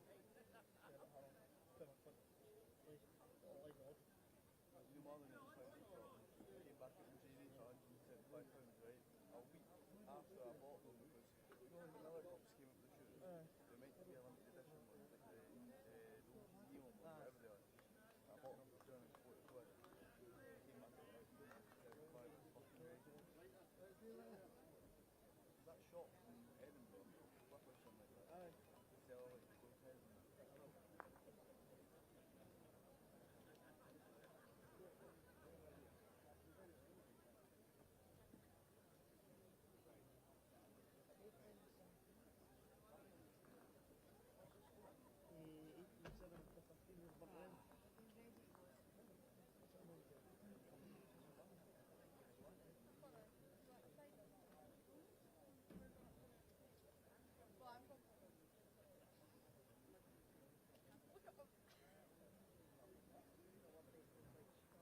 Go on then, please, thank you.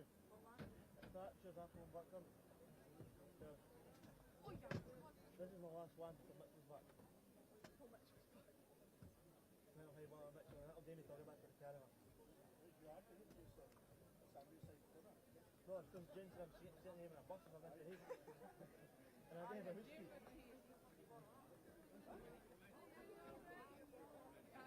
That means I can come sleep with you. Aye. No, look at it's all exotic cars which they do. Jim. Jim, you better go to the week on it. It's £3 in there, it's £5 in there. Aye. It's £3.95, it's £5 in there. And it's £3 in there. I know, it's when it says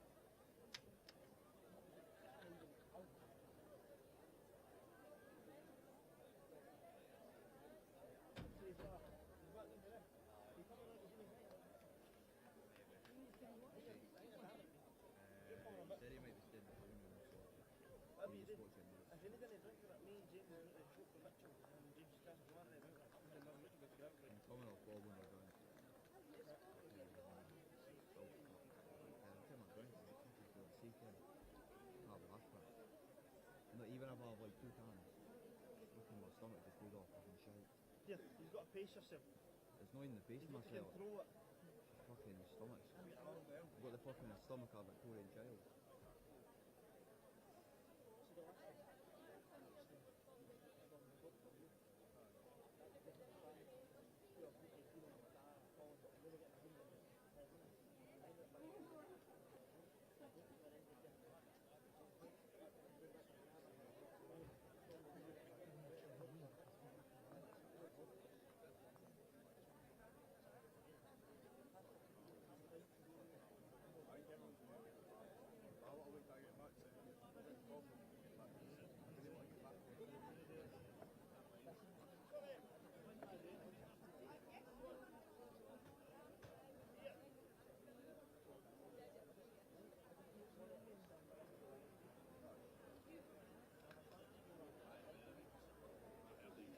The bronze medal presentation for the under-25s will take place at 11:35 on Green A. 11:35 on Green A for a bronze medal presentation for the under-25s.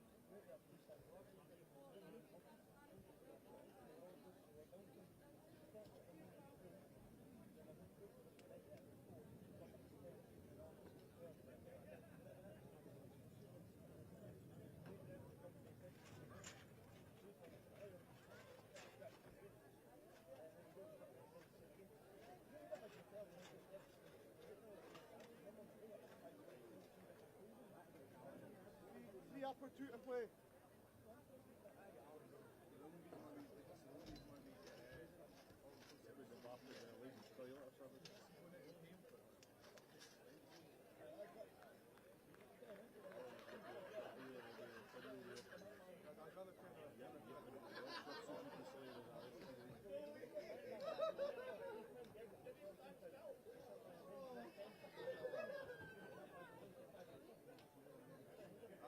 The players for the bronze medals for the under-25s, please report to the corner of Green A. That's the players for the under-25 bronze medal presentations to the corner of Green A, please. Thank you.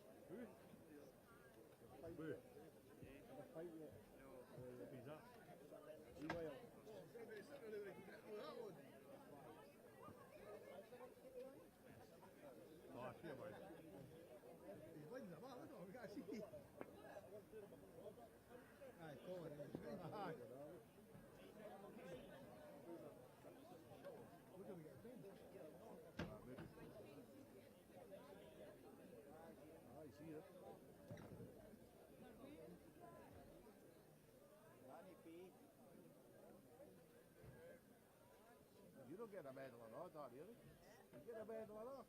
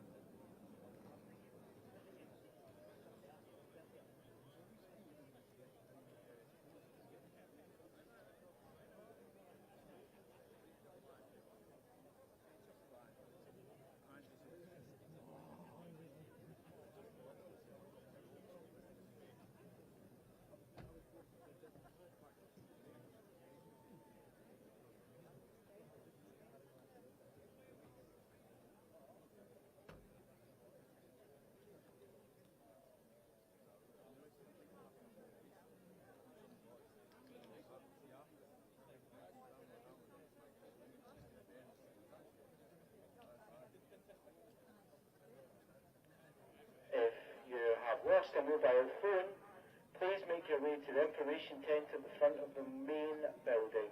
If you've lost a mobile phone, make your way to the information tent at the main building, please. Thank you.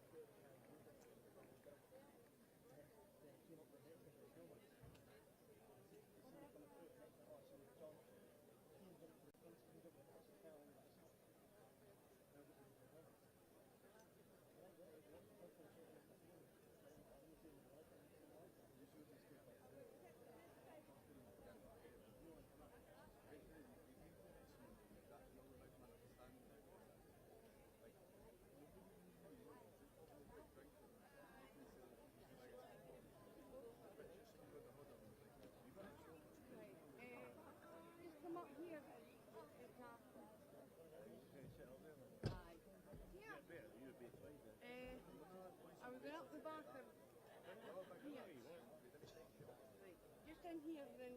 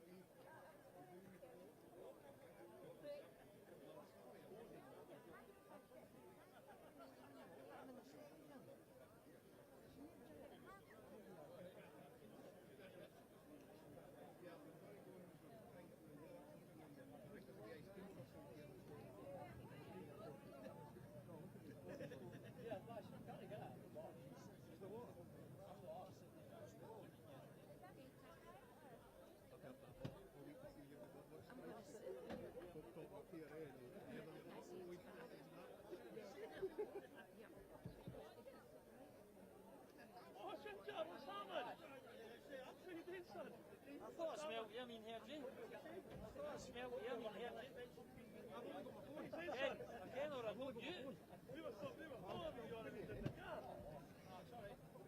I'll just be I think it's, they say there's a nice team fans. Oh, aye. No worries, mate, I'll get them. Because the queue for in there's massive. Ah, that's fine.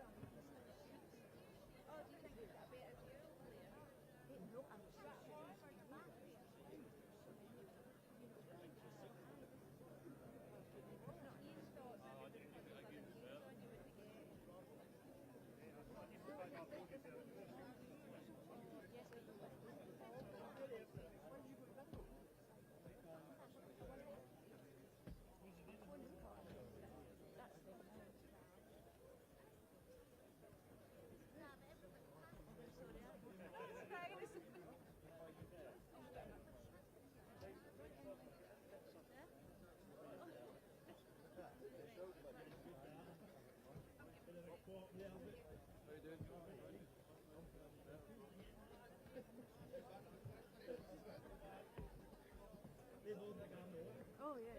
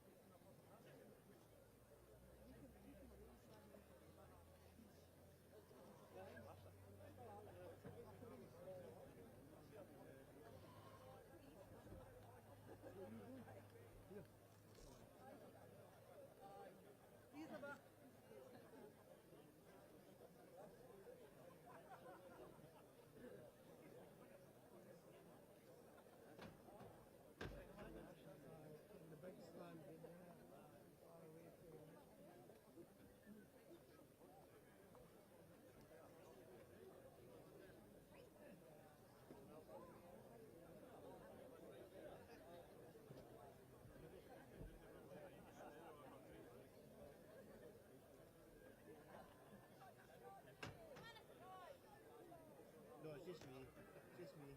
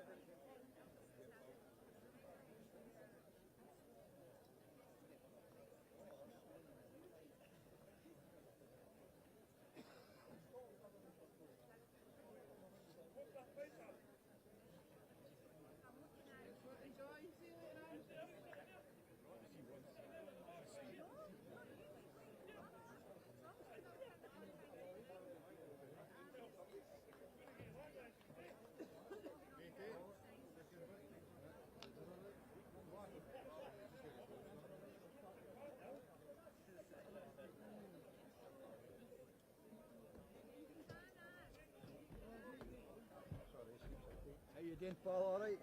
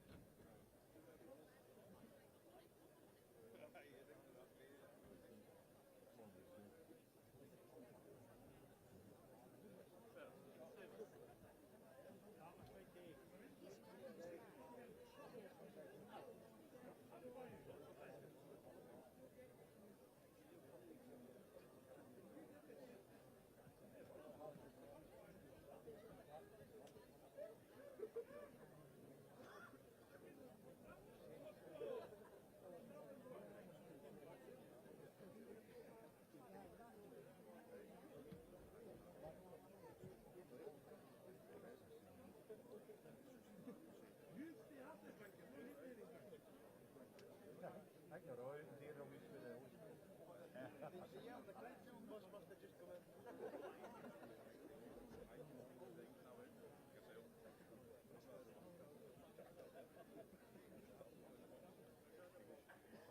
afternoon and welcome to the National Centre for Bowling at Ayr Northfield for Day 5 of the 2025 Bowl Scotland National Championships. If the umpires have checked and passed your bowls, you may now commence the trial ends. Best wishes to all players and teams on their journey to become national champions.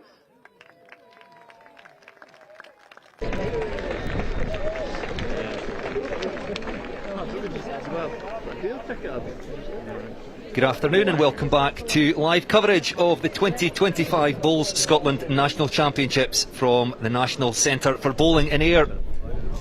Plenty of action still to come this week on the Bowls Scotland YouTube channel and Facebook page. And the next live match will be the Gents Pairs first round tie. Already enjoyed singles action this morning. Jack Davidson coming from behind to defeat Robert Hunter and take his place in the Gents Junior singles final later this afternoon. The final match of the day will be the Junior Ladies singles. But for now we will switch our attention to the pairs game, and it's Pollokshaws against Campbelltown.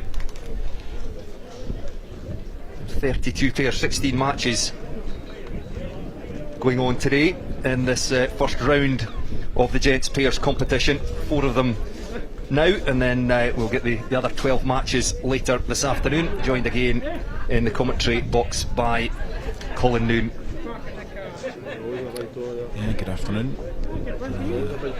Another good game, I think. Bruce, four cracking players just finding their way through the trial ends at the moment, line and length, deciding which hand to play, and encouraged, I think, by quite a big crowd in here today. Probably the biggest day so far here at the National Centre for Bowling in Northfield. So much so, we believe the park and ride is under pressure for car parking spaces. So I don't think we've ever seen that in the history of this competition. Well, it certainly seems busy. I just had a lengthy wait in the queue for coffee. I thought I wasn't going to quite make it back, but it was worth the wait. I think I heard Paul Mitchell say yesterday it was about 8,000 spectators expected across the week, and many more than that on the YouTube and Facebook platforms and BBC Sport. That's right. Yeah, I think predicted 8,000 over the week, but if the numbers thus far are anything to go by, then that number may well be breached. I think the fact that it's dry is helping, and today's a big day because there's lots of competitions starting today. Of course, there's some concluding, and we'll see that later this afternoon. But you have Gents Pairs, you have Gents Fours, and a number of triples competitions starting today. So lots of interest from friends and family, clubs and districts. And in fact, we had an interesting conversation just over lunch there around who supports who, and I think yes, there's support definitely for the clubs, but if you're here and there's a club from your district, then your support automatically or generally falls to someone within your district. So yeah, big crowds, lots of support for all the players, which is really nice to see, and nice for people to be able to play in front of a crowd. So Pollokshaws represented by Stephen Lowry, Senior and Junior, father and son pairing Campbelltown, Ryan McLaughlin and Bobby Diel. What do we know about the 4 players? Yeah, I maybe know a bit more about Lowry Junior and Lowry Senior. Stephen Senior won the Scottish Fours here in 2014, so has pedigree on these greens, and I know Stephen reasonably well, having been involved with the Scottish Young Indoor Bowling Association for a number of years. Stephen has very recently stepped down as secretary and put in a power of work over a few years there. So I think a lot of young bowlers grateful for Stephen and his efforts in an administration role. Never mind his bowling. Stephen Jr. Has a strong pedigree in the game. 25 years old. Is the current and the holder of the British Isles indoor under 25 singles. So strong pedigree in terms of his playing ability. The guys from Campbellton probably know a little bit less about them, but two very seasoned players, two experienced players, both used to playing competitively either in Hamilton Trophy or indeed inter-county top 10. So yeah, I think we've got a good match-up in this game on a rink that we know is very playable. So we're looking forward to a really good tussle. Yes, 4 quality players. You mentioned the Campbelltown pairing, Ryan McLaughlin. I think the only one of the 4. This is his first time here in air. His partner here for the 5th time. And as for the Pollock Shaw's pair, where you mentioned that they won the British Isles under 25 singles champion, and father winning the Scottish Fours back in 2014, so lots of experience. Interesting to see, and I know you were commentating on a husband and wife pairing on Monday. I wonder how a father and son pairing get on, who takes the lead there? Yeah, I think in most of these situations it's very much led by the skip, which is Stephen Jr. It will be his decision making mostly throughout this game. However, they will be very collaborative, and they will back each other very much to the hilt throughout. I'm not sure I could persuade my father to listen to me, but hopefully it works better for the Lowries. Just going through these trial ends, which of course takes a while with the pairs. We touched on it this morning, we don't need to go into detail again, but does it differ what they're trying to get from these trial ends in a pairs competition? Not really. It's pretty much the same. It's mostly individuals trying to find out the best side of the rink. Of course, all 4 players will perhaps have an opinion on that, and will help each other out trying to decide what to do. It would be fairly normal for the leads to dictate what side of the rink they want to start on, and if that's not working out, then either they'll see that through experience themselves, or the skip will will take over and be a bit more directive in terms of what side to play.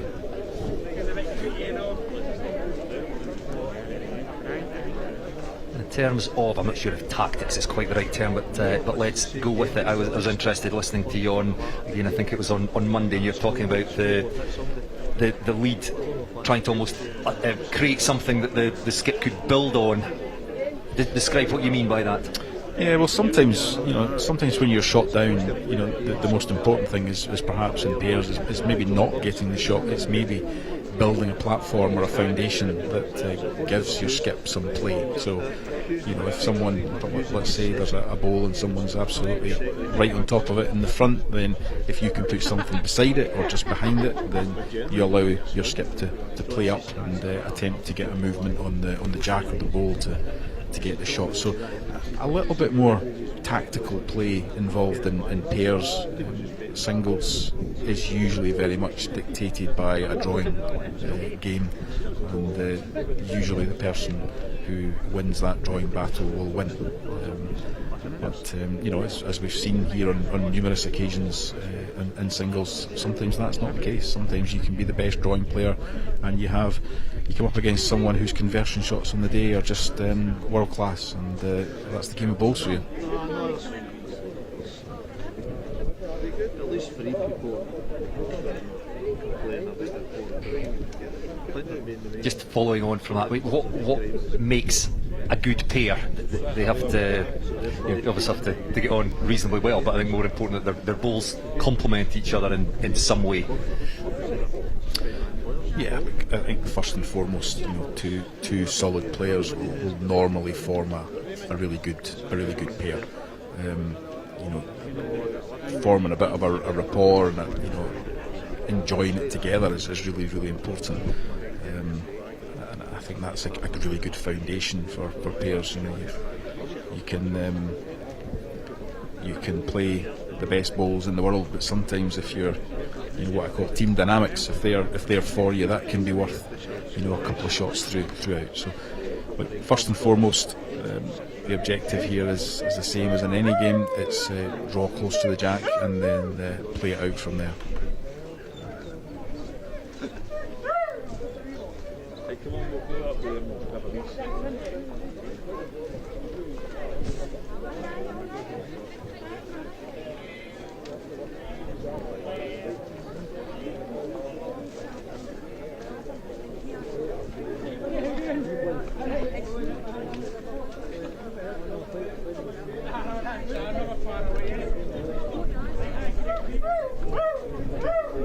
Some fantastic camera angles have been treated through the coverage as well. Worked with remote control by the man sitting beside us. Lovely drone shots as well overhead.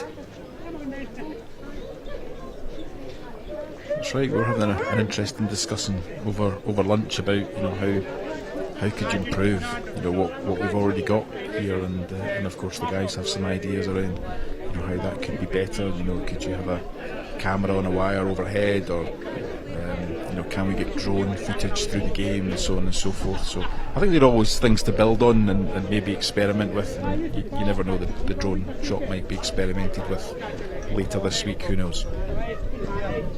Yes, an overhead shot of the head, the battery life of the drones, I think, was one of the issues. 20 minutes or so. We don't want it crash landing into the middle of the head.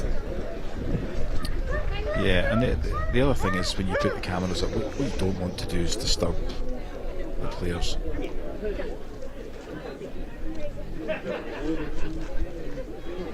So, yeah, the early exchanges just coming in just now. You know, we will try and get a message out to the rink to try and get the players to stand to the side so that we can see what's happening here. It's always a problem when you're playing anything else but singles, but we will try and get that message out there.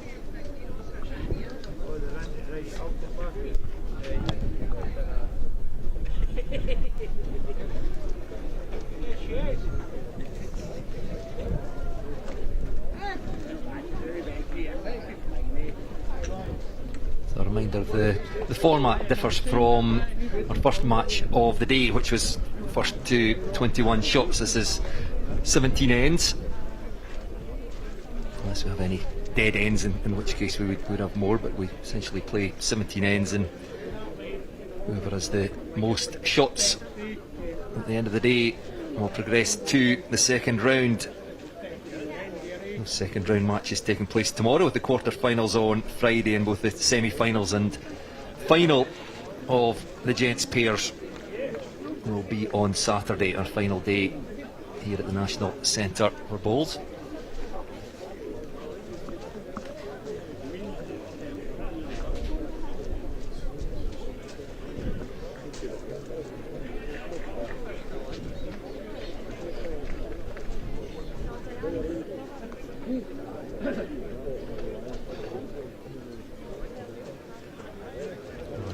Nice start for the Pollock-Shaw's pair, holding a 2, and something quite nice for Stephen Jr. to play up to.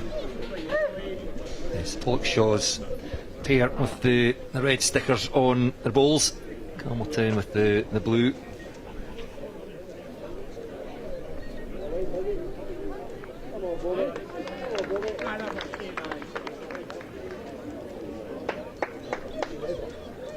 Just a reminder for those of you maybe less familiar with how this works, the lead player from each club plays all 4 of their bowls, and the skip takes over and they have their 4 bowls, so essentially 8 bowls per pair per end.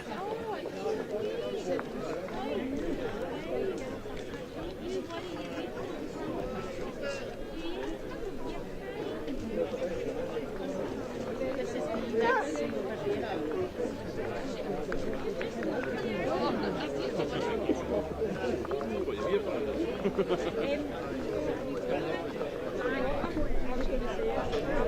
red bowls, don't be confused by the colour of the bowls. Unfortunately, it's the red bowls with the blue stickers. So it's the sticker on the side of the bowl you're looking for to cross-reference with the score at the top left of your screen.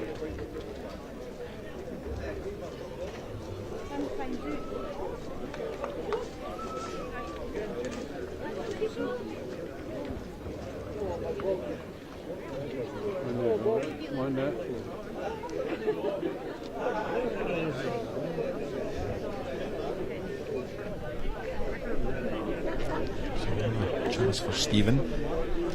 Down his forehand. Draw in, or even a turn on the front bowl would add to the existing count. Slightly on the narrow side.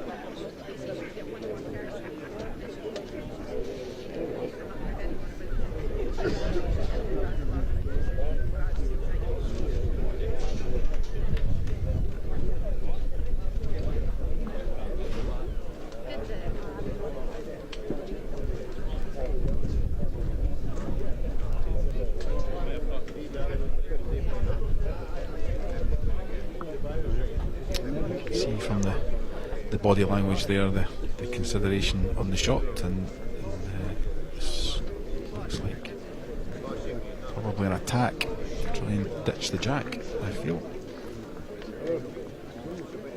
Yes, I think probably even the uninitiated could guess what the arm signal was suggesting there.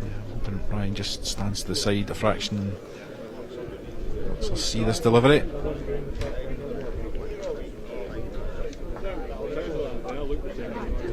Well, just on the narrow side.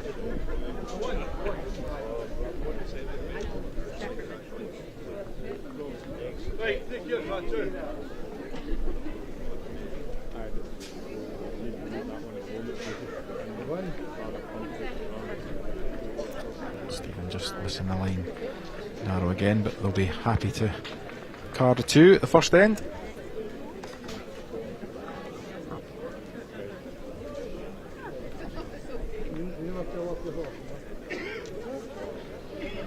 Yes, 2 shots to Pollock Shaw's and the Lowrys in that first end.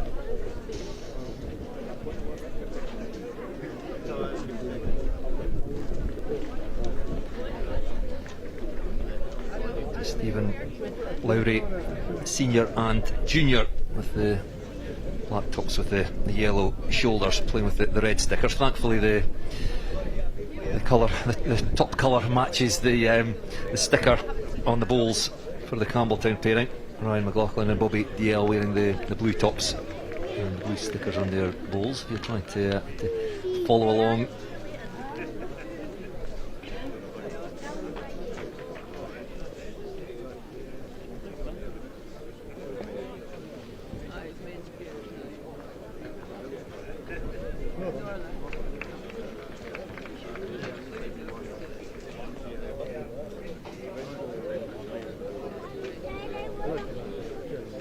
Players with quite significant corrections to make after their first deliveries.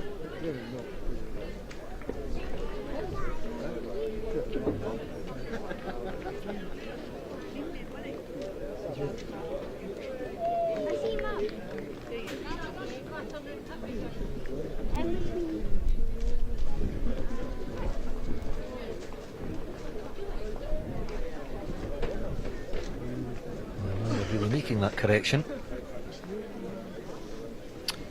Managed to correct the weight, but they've missed the line. Unfortunately, Stephen has repeated the dose.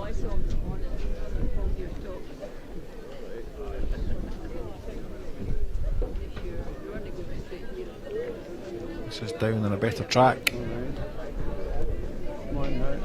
Just needs to run it out. Well done. Well done. Yeah, much better.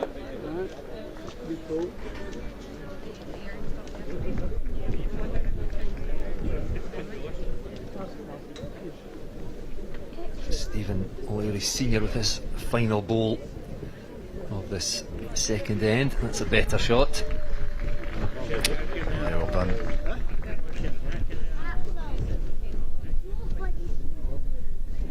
And Ryan McLaughlin with his fourth and final bowl.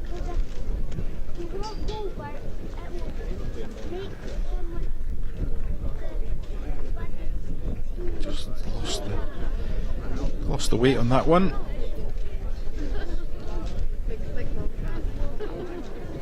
At this early stage, that won't look too inviting for Stephen Jr.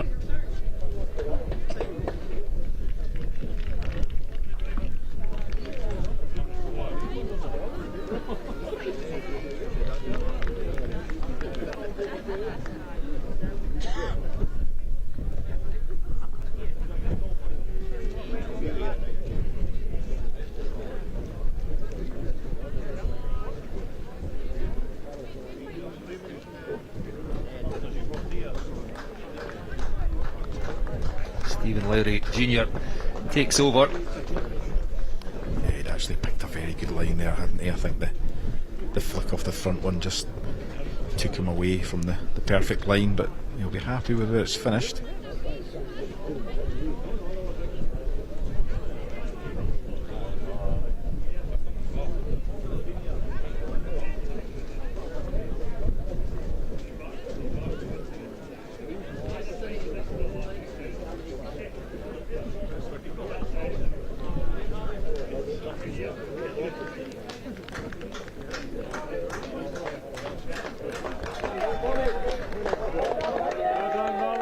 That's a tremendous delivery.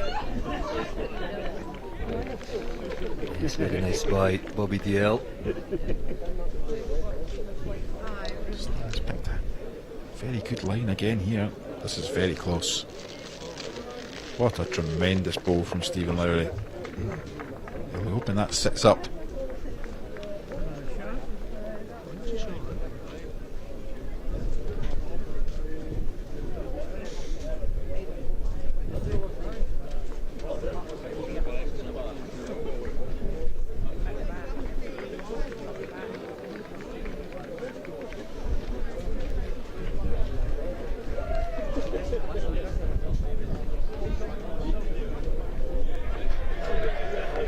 It's the jack here.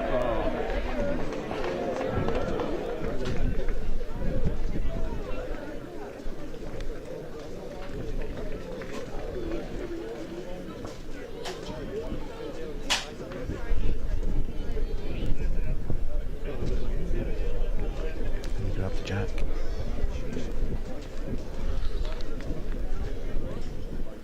It's a really nice prize for grabbing that jack for Stephen. He's got 3 bowls all in a row on that side, and that's the danger.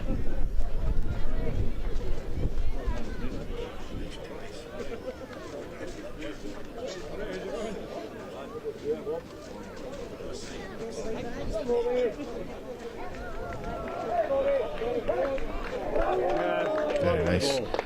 Couldn't have played that any better. He didn't have much on there.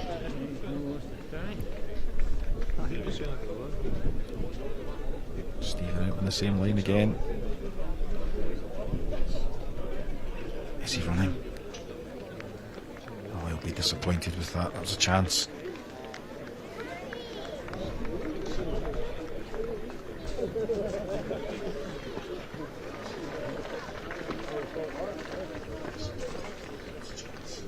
I think Bobby has the same opportunity down his backhand side, and just a slight promotion on the red ball. Square the game up.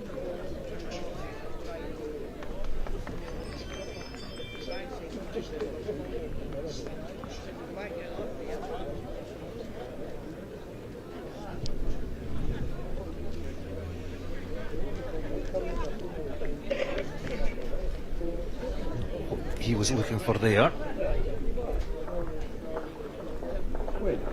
Good head of balls all the same from both sides.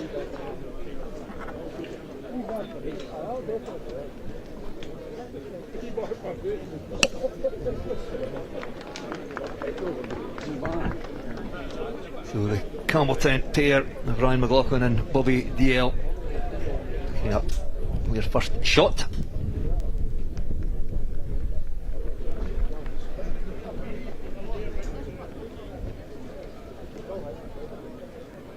Some good bowls already, particularly from the two skips.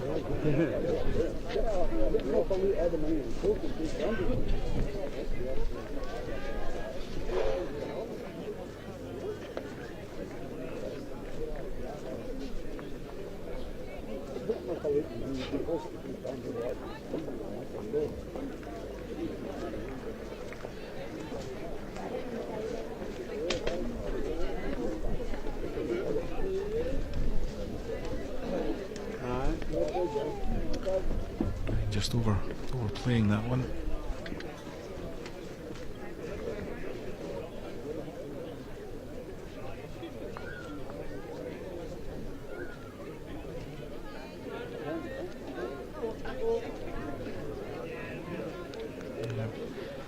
Better effort from Stephen. Probably got the best of the contact. It's left Ryan with a nice chance. Down the forehand side. To sit and rest the shot ball. Or turn the jack round the corner to hide it away from the Lowry pairing. Probably won't be too unhappy with that. That's given him some nice play. Stephen looking for that narrow line again. The biggest problem here is that he's not the distance.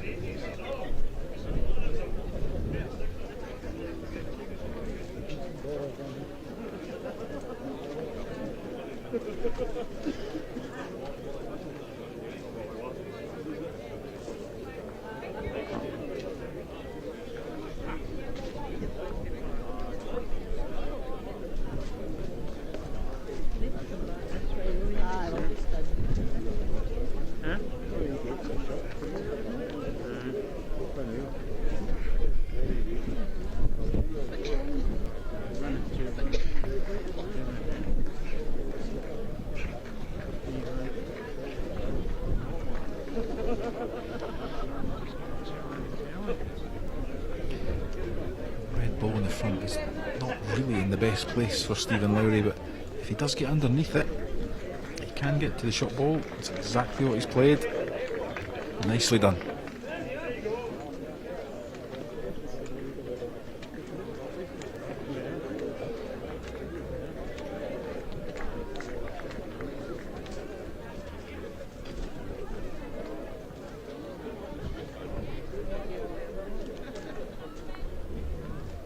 Outside line for the shrink.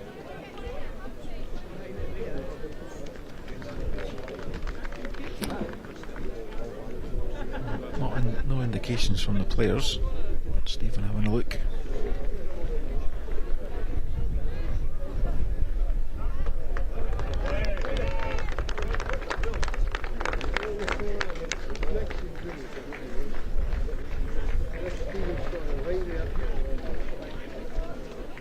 Give it a chance, you know.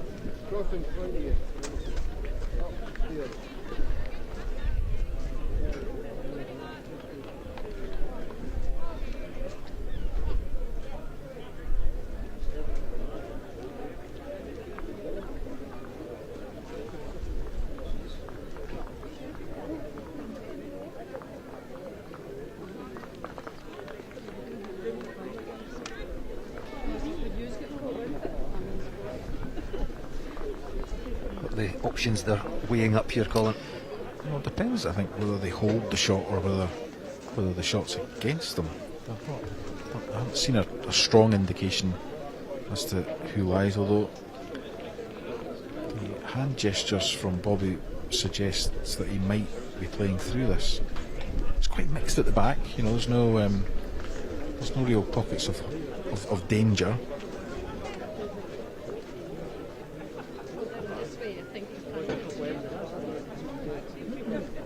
He's got a couple of options. He could play tight in the ditch side, just underneath the head, to hopefully rest off the ball, or he could go strong. Oh, he's gone strong and he's gone wide.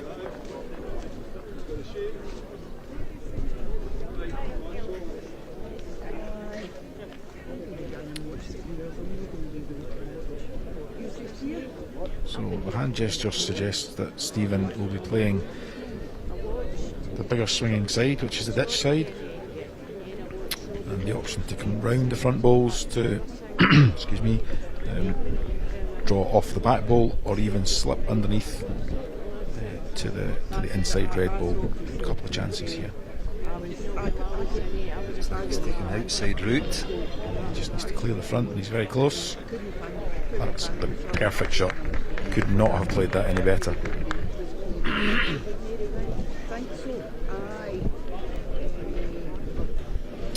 I think having gone strong with his last, I don't think that changes Bobby's play here. Anything within the contact area and anything in that, you know, that gap in the front will surely take one away.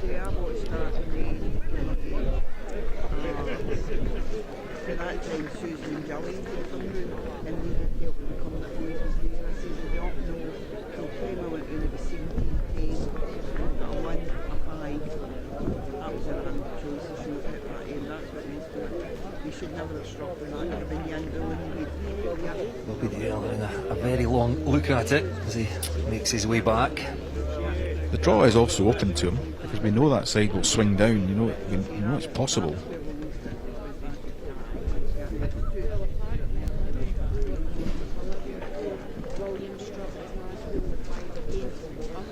Go quickly.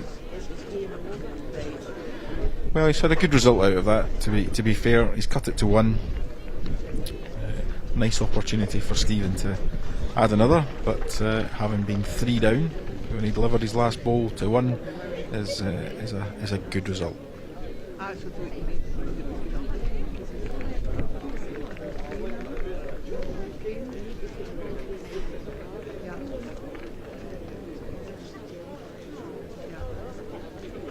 Stephen Lowry Jr. looking to turn this into 2 shots. Needs to be careful he doesn't turn this out. Just one.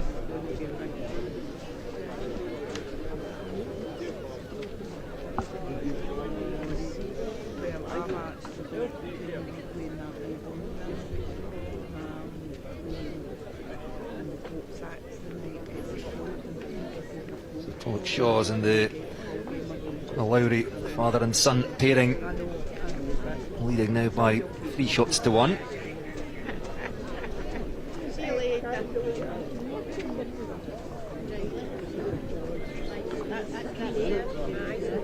Stephen Lowry Senior there with the yellow caps, his shoulders. Very experienced, been playing for 39 years, the 53-year-old. Healthcare support worker.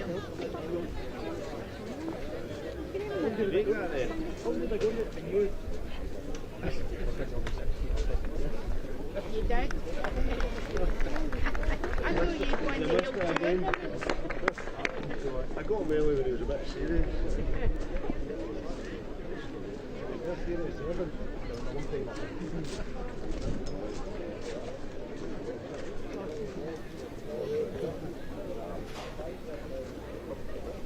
Oh, not far away.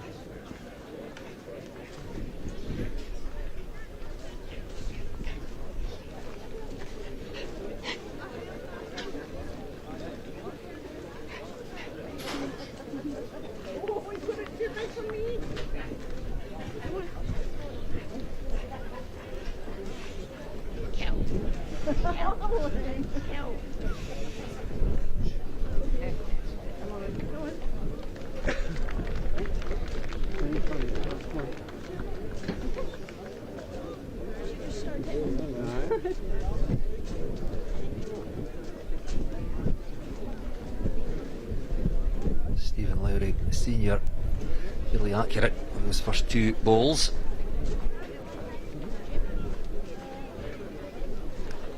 This looks pretty good as well. Yeah, Greerus is starting to look quite comfortable on that side of the rink.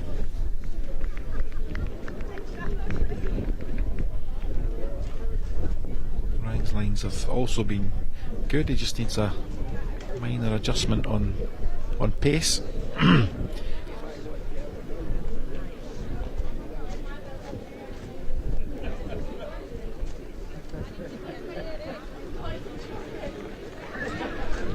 Provided he's round the short one, I'd say he's going to a really good home. Yeah, good leading. Yes, 4 good balls from Stephen Lowry senior. He hands over the reins to his son. And ball this end for Roy McLaughlin. Yeah, tried to attack early. I think it's not a bad decision. Try and open it up a little for Bobby. Still room to draw. We know that hand will drop in there all day long. So a delivery on a decent line with decent weight will definitely come down. The danger here for the Campbellton pair is that Stephen Lowry just keeps slotting balls home.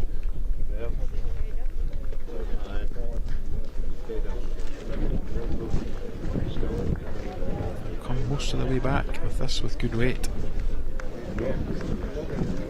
Yeah, good enough.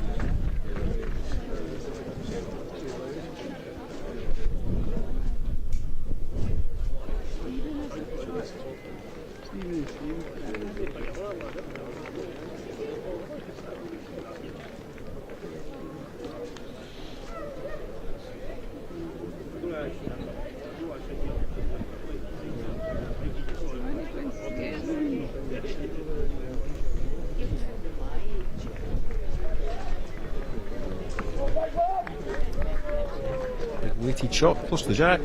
Oh, just paired off. No point putting back cover in on this occasion. It can only be one, a maximum 2 down if the jack goes straight through. Stephen will just take his chance and keep rolling balls in.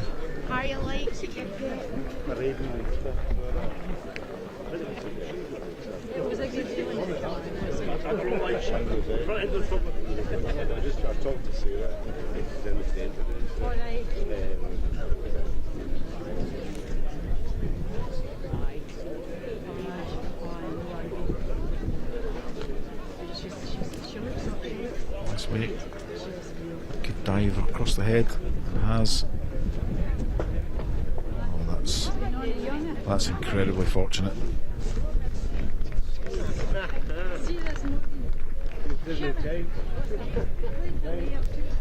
See, the players acknowledging the fluke. This morning, whatever luck comes your way. Yeah, sometimes you need it. Stephen's got a chance if he's underneath this short ball. He's very close. I think he's just lacking a bit of weight. You can see the reward if he can turn that blue ball a couple of times out the head. Then he's got an opportunity probably to make 6.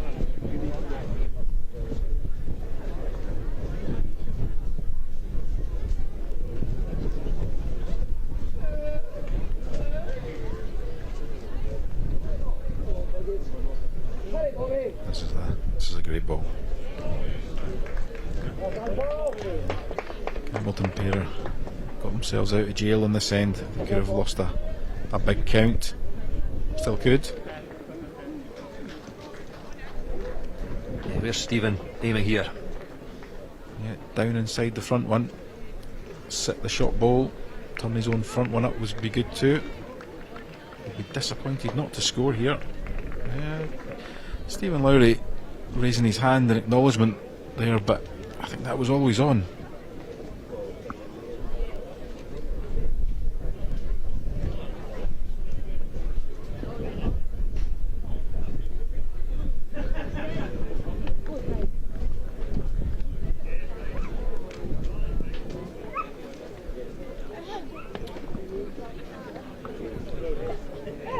likely go down that same side that Stephen has just played.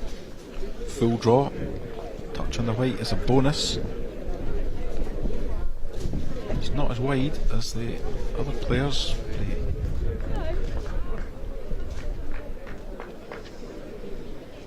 On to red.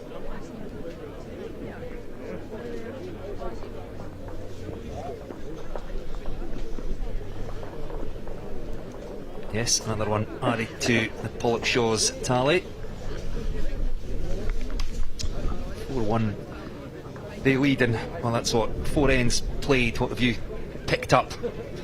The way the 4 players are approaching things, what sort of form they're in the early stages of this one? I think both players, all 4 players are doing quite well at this stage. I think you can see that the Campbellton pair are probably having to chase the game maybe a little bit more, which would indicate that perhaps Stephen Senior is getting the better of the front end battle. But it's early days, you know, we're only on end 5, and the players will now, they'll hope to settle into a really nice rhythm.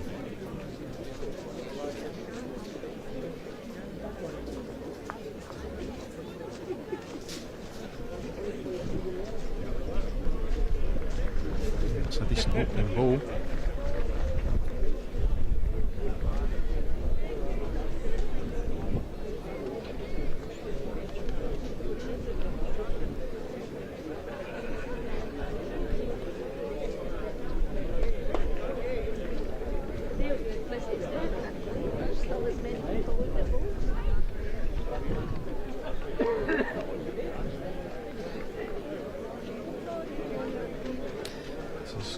Good line, close to the jack. Yeah, very good.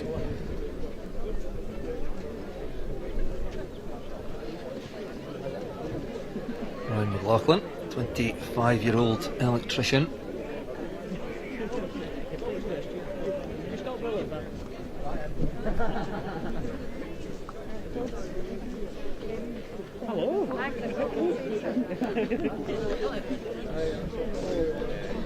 Stephen won't want to overcorrect with this one and leave one shot, because those balls 2 feet past are very much in play, and that's what he's done. That's the danger of just trying to correct that.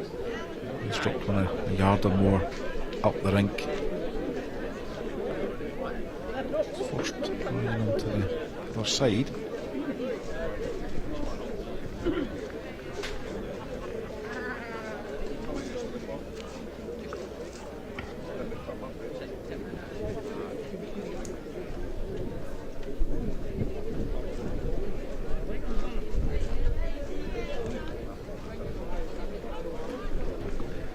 Well played. Corrected the weight.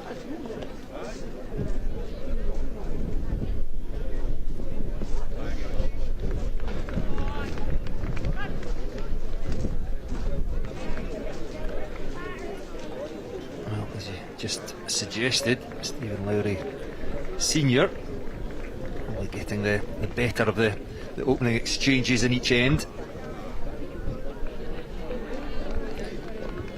Just been the most consistent, or the more consistent, certainly in the opening exchanges, and he's given Stephen Junior, something to build on.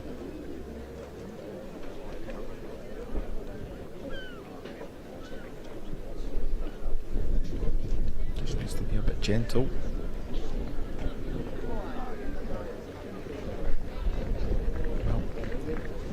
Heard of a bit of a flyer in golf, but that looks like a bit of a flyer in bowls for Stephen there.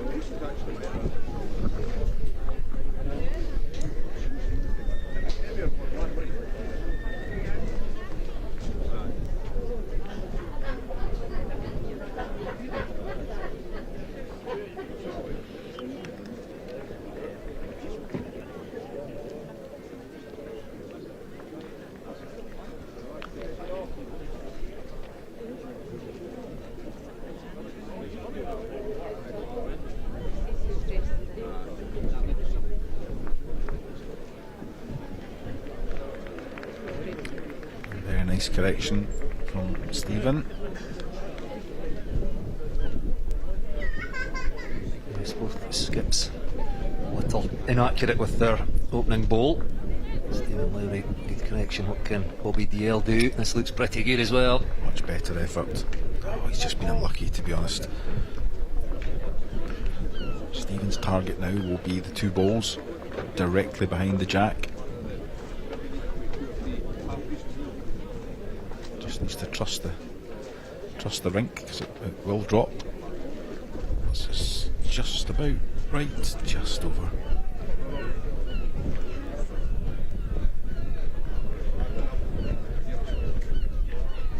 Definite chance for Bobby with this one.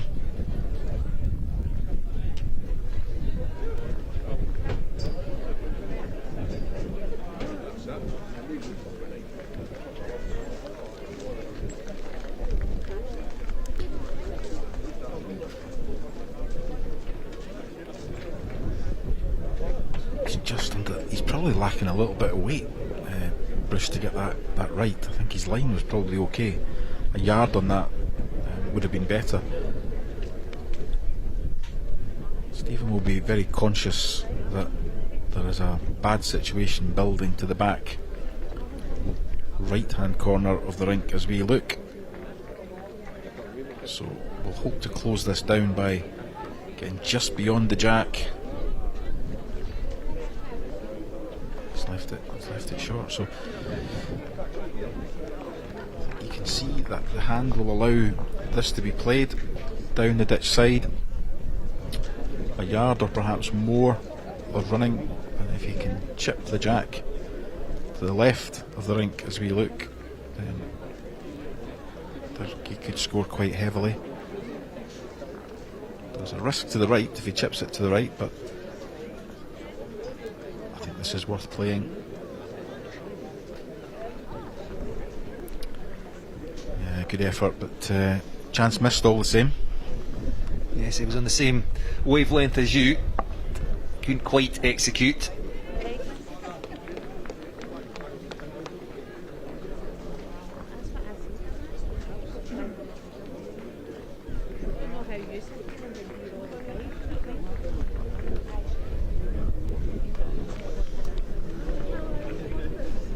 Shaw's again picking up the single shot. The fifth end.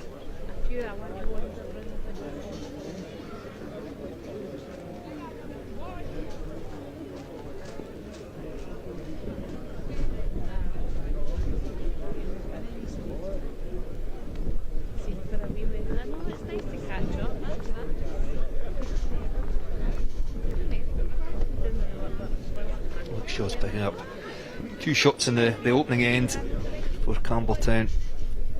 Picked up a shot in the second, and then it's the 3 single shots in the subsequent ends for Pollock-Shaws. Which probably just about reflects what we're watching. I agree. I think the fact that they've scored reflects what we've been watching. I think the fact that they've only scored singles on the last 3 ends, is perhaps a good result, if you like, for the Campbelltown pair at this stage. They won't be unhappy with that, because on several occasions it could have been significantly more.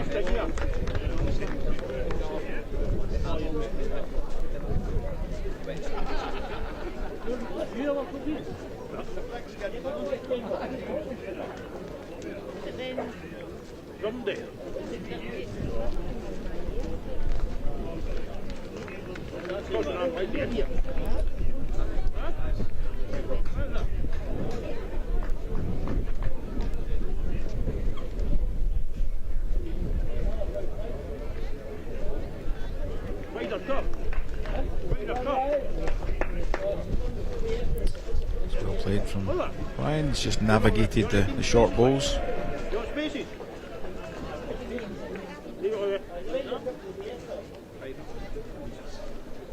Stephen looking slightly narrow also, just carrying that extra yard or so of weight.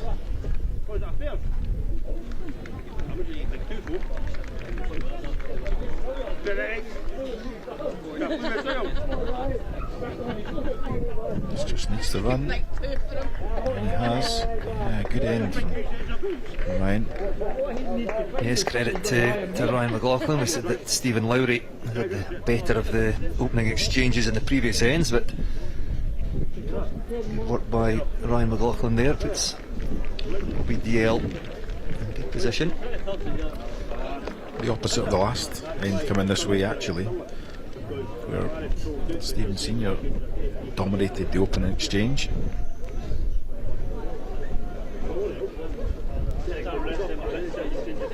It's a bit of a help here. Yeah, he's got it.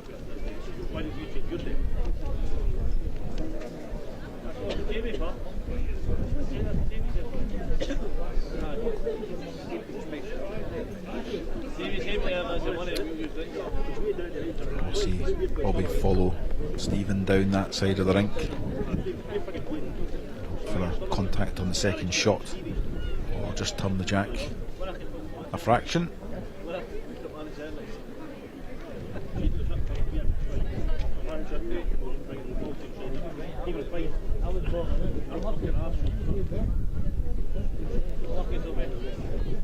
Narrower than he would have wanted.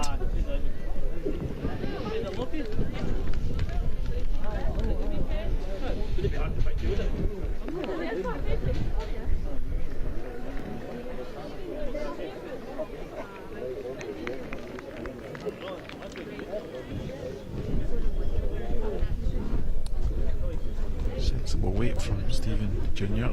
Just needs a fraction of green. Bobby's turned his back on that one.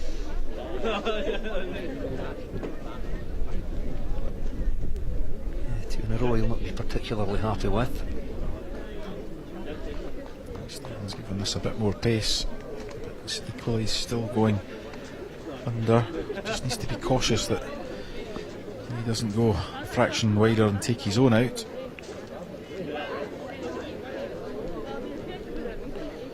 Nobody's had enough of that other side. Doesn't want to touch this. Does not want to touch this. Yeah, that was the risk.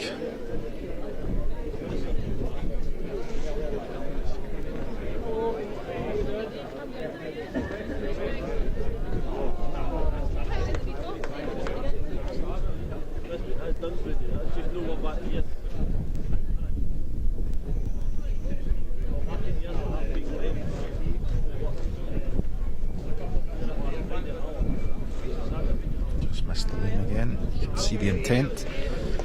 Try and sit the left hand, the ball to the left hand side of the jack out for two.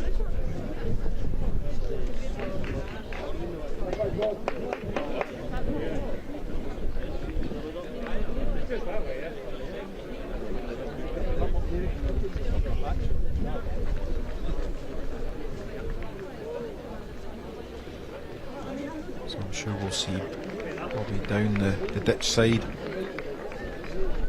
Enough weight to drop under his own ball and take Stephen's ball out the head. Hopefully card a couple. He's very near. Just doesn't want the jack. Yeah, nicely played. Nicely played.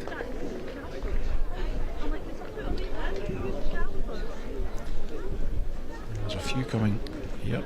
3 out.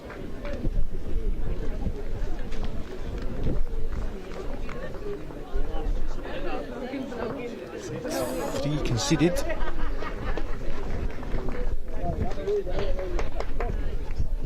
Yeah, 3 conceded.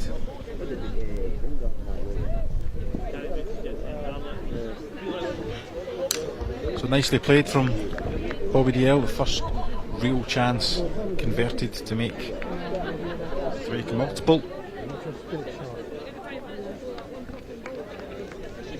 Ryan will hope to increase that dominance at the front end in the next few ends. Yes, really nice there by Bobby DL. White hat on, 47-year-old painter and decorator. narrows the gap to just the single shot after our first 6 ends in this gents pairs first round match at the National Centre for Bowling in Air. And Ryan backs up his previous ends dominance with another near it, but Stephen is down a good track.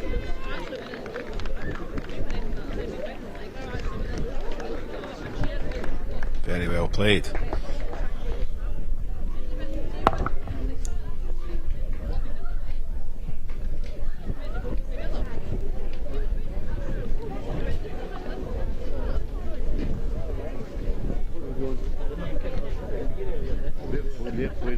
Big Stamp says this is running.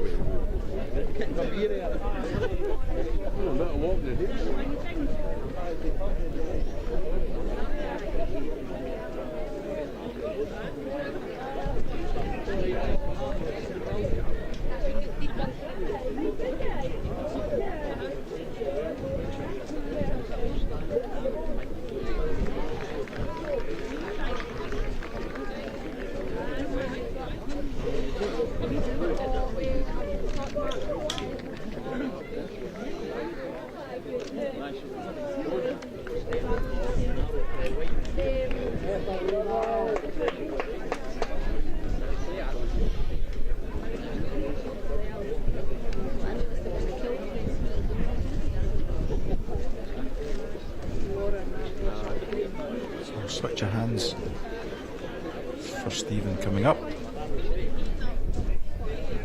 See what Stephen Jr.'s asking for. The job London Plains at Prestwick ever needs. You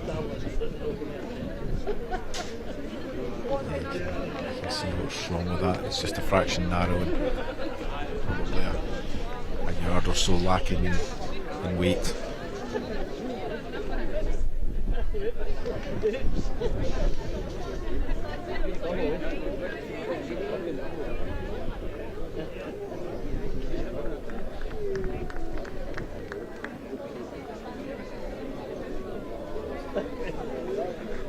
It's a good home, that could come into play.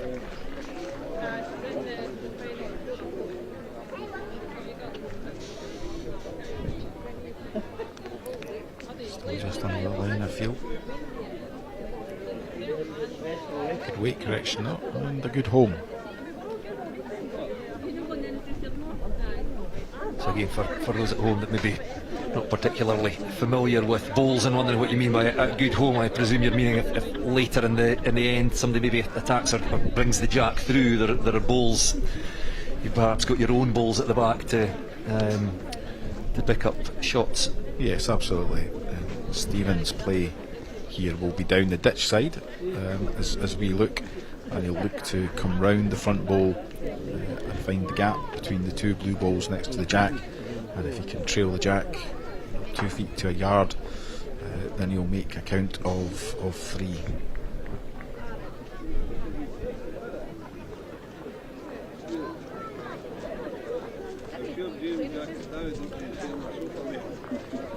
Stephen's dipped his head after that one. He knows he's under the line, so I'm sure he'll make the correction with the next one.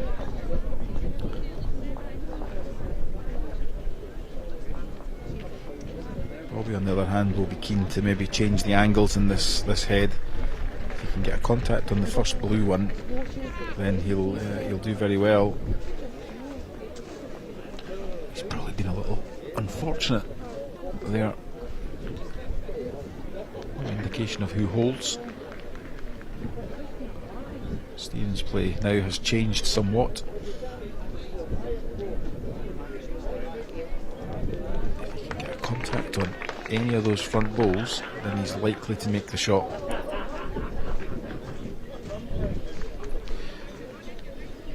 Well, very narrow out the hand, but what he has done is he's widened the head, so the contact area now for him is probably 6 to 8 inches wider than it was previously.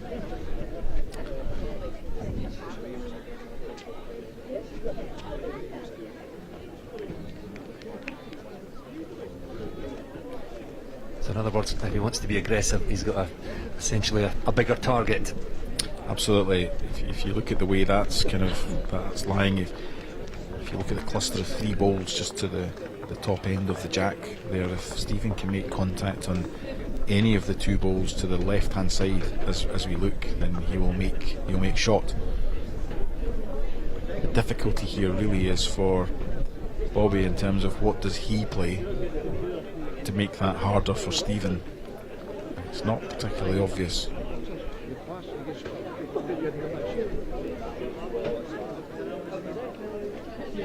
It's just what we call running for back cover, which he already has.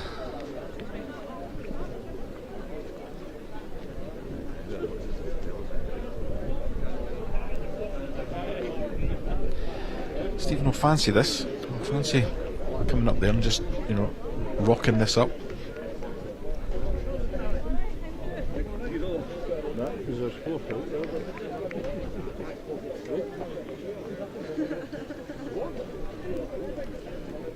So the top side of any line on that hand that we've seen.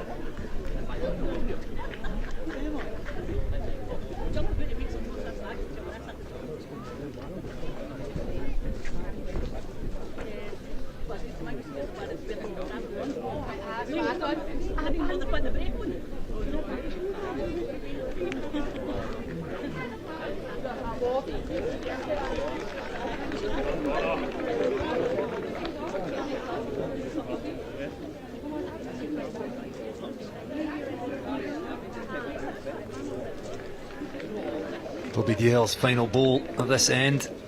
In the head, needs to be careful here. Well, it's actually maybe not finished in too bad a position. Yes, does that give him some protection on this side? Well, a different shot than we were perhaps expecting from Stephen Lowry Jr. anyway. You can see the difficulty on that side of the rink, can't you? Shout for an umpire, perhaps.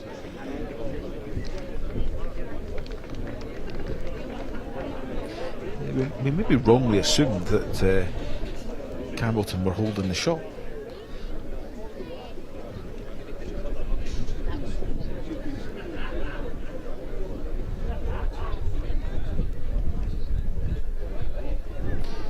Stephen's tentative effort with his last one may tell us that they actually fancy their holding.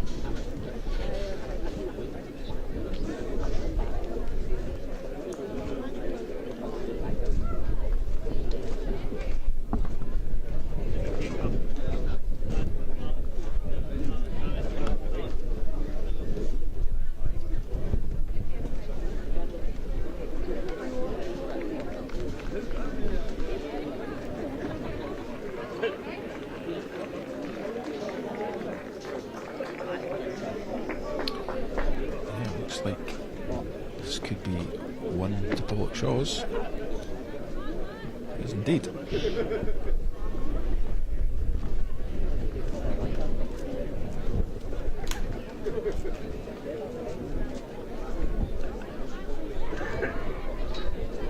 So yes, after a measure, Pollock Shaw's picking up the single shot, having conceded 3 in the previous end. Takes them to 6 shots to 4. Approach the hour mark in this gents pairs first round match.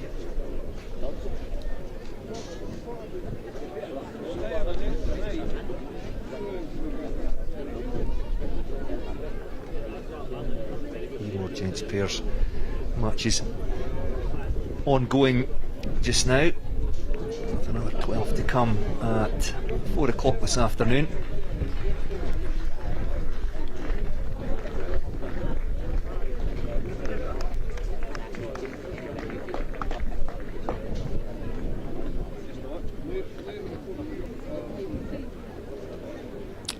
Change in length this time.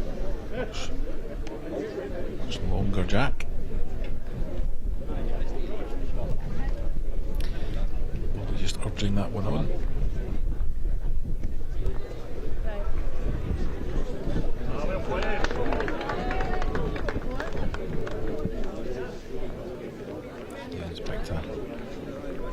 Nice line again.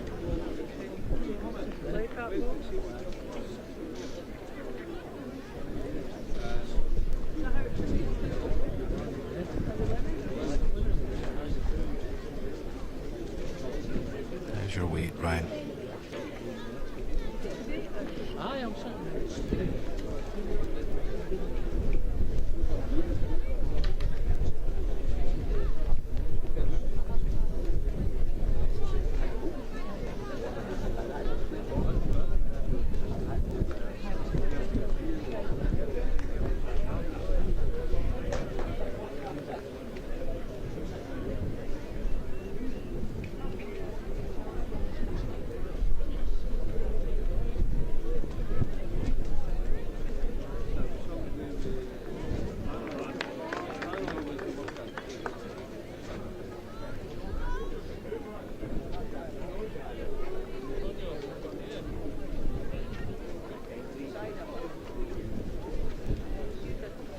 For Stephen Lowry Senior.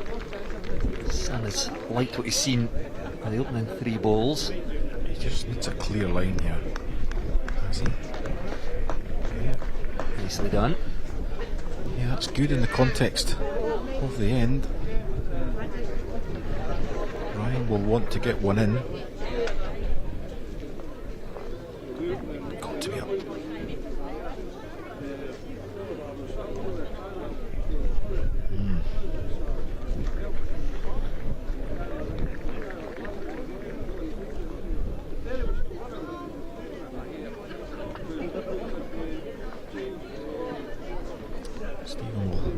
Navigate the wide line round the blue ball.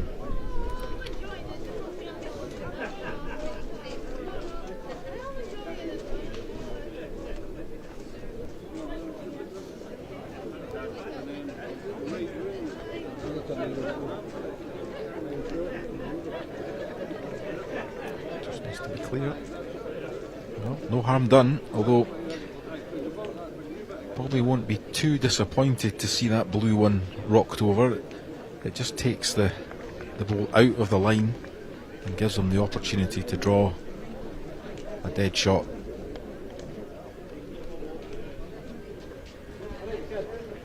If you can put one in anywhere in front of that jack and not sticking out to the left hand side, it'll make it incredibly difficult for Stephen to take it out. Is he wide enough? He is. Yeah, played that well. Doesn't really matter whether that's first or second. But, it perhaps takes off the opportunity for Stephen to score a multiple. He doesn't think he's running with this. He wasn't too far away. No, I didn't seem to like it, but as you say, not a million miles away. He's narrowed the line for Bobby, though. The danger for Bobby is that he gets dragged onto any of those short balls and turns it in for the shot. It doesn't look like he's reaching either.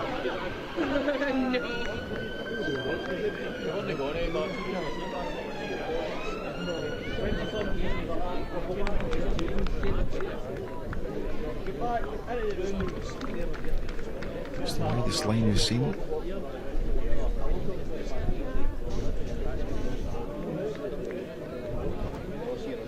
little too wide.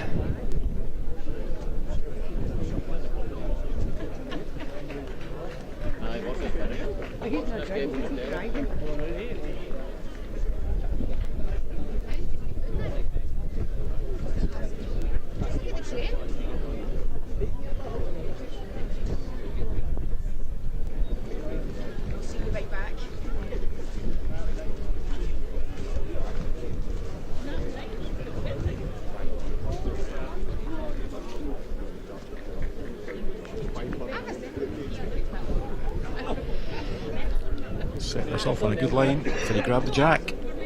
Oh dear. Oh dear.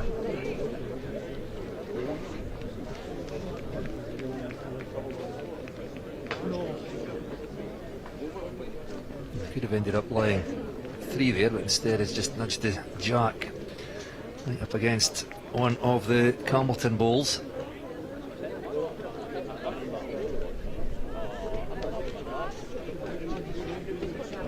That red ball is looking very, very lonely in there, isn't it? And Stephen has no reply.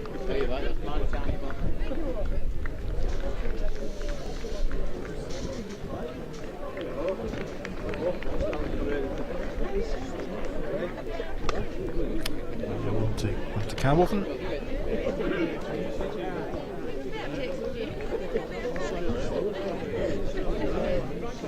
Nip and tuck, trading shots. With an hour played in this Gents Pairs first round match. Shaws with the slender one-shot advantage.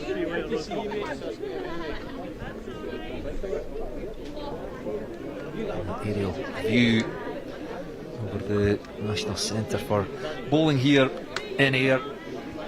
5 greens all in action today. The scorecard after the first 8 ends of 17.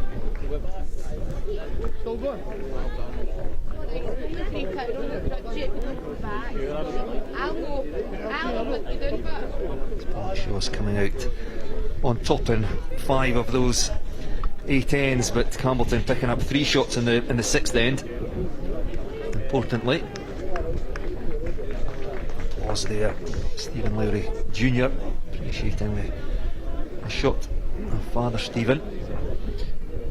Nice encouragement.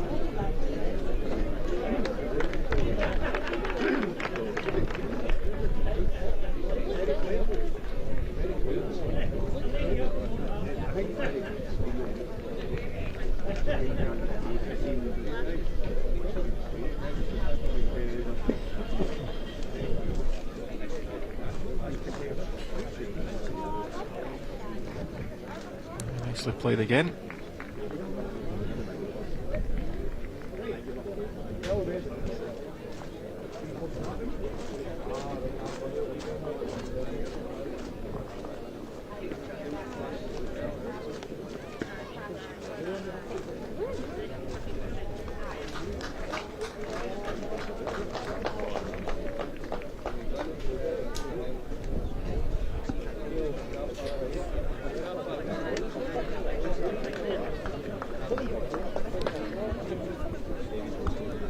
Just over the line, really. Just a fraction. This looks like a better line from Ryan, but it's still drifting away down that side.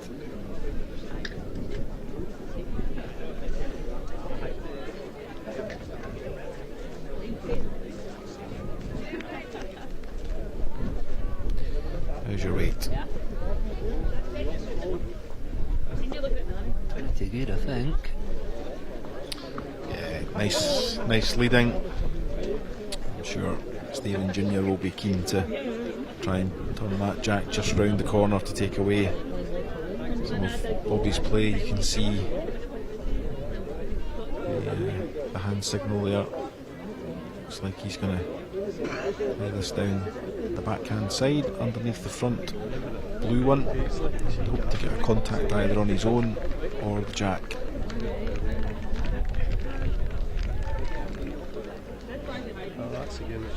Interesting to see how much weight he plays in this, because that hand does sweep away quite quickly.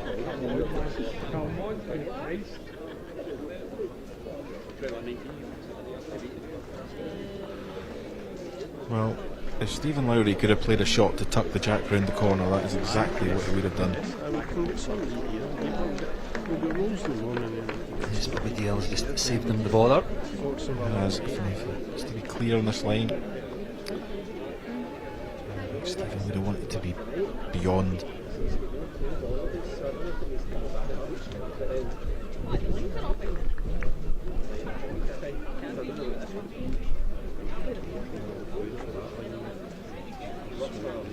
So go quickly.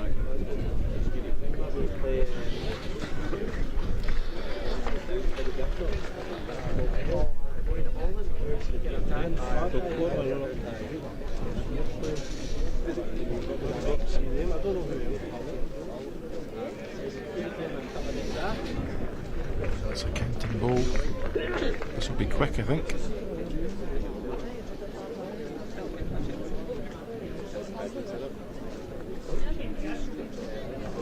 think you're right. He's getting the result. He's at least 1 or 2 away. Let's count that to 1 or 2. Chance for Stephen equally. Up that forehand side. Set the red one away for 4. It's under the line though. It's not enough weight.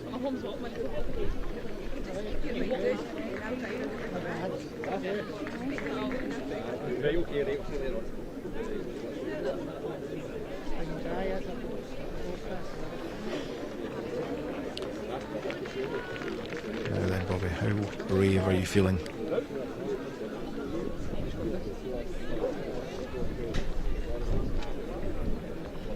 Does he feel brave enough to go again at the risk of taking his own out?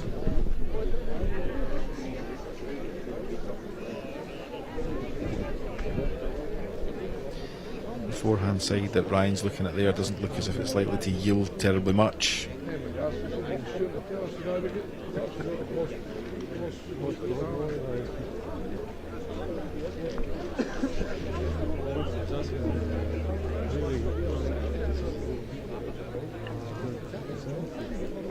He's just about made his mind up, so Pollockshaw's at least lying 1 with the ball that's covering the jack. It's whether they're lying 2 and still 1 ball to come for Stephen Lowry after this shot of Bobby DL. What he'd be a bit afraid of is taking his own 2 balls out the head, the blue one and the red one, and losing a big count. So he's instead option just to temper the weight a fraction. We can't see whether that's 1 or 2, but you know, Stephen has a nice play down either side to rock the red one through and count a 4. Nice clear indication there by Stephen Senior. Get that red ball out of there. Yeah, the risk is always there to contact the jack, but there's no risk on that line. I think he was just playing the dead draw, to be honest. I don't think he was playing the ball, not certainly with that weight.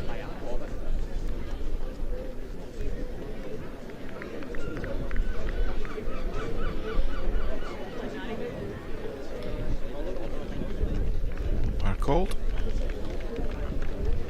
So 1 shot at least to Pollockshaw's.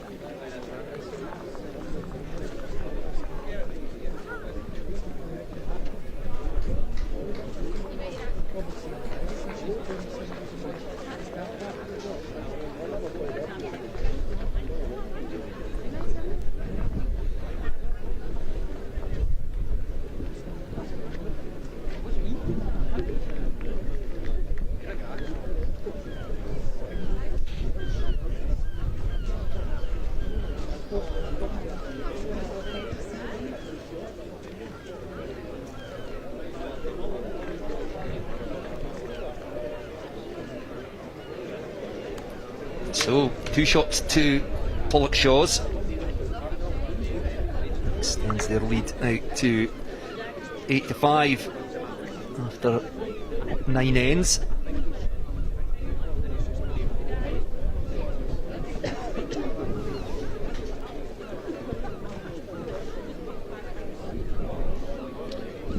Quite hard to call a winner on this one, Bruce. Both pairs having their moments in the game. So again, a tie that's well poised and could go either way.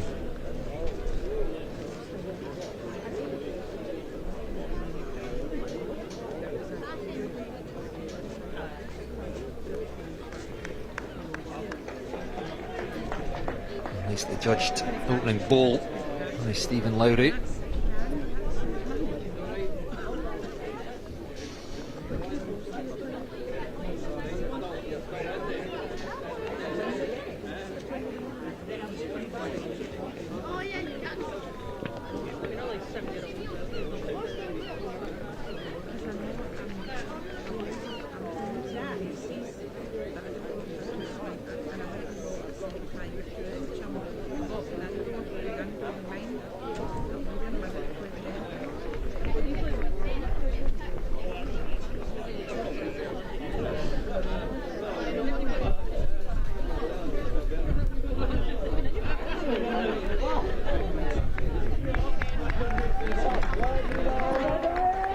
Nicely done by Ryan.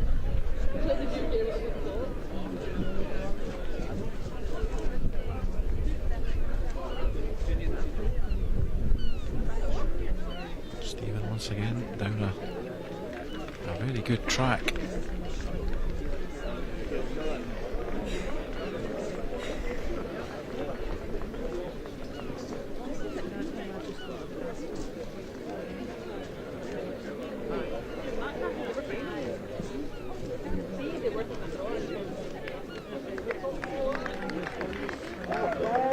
Very good.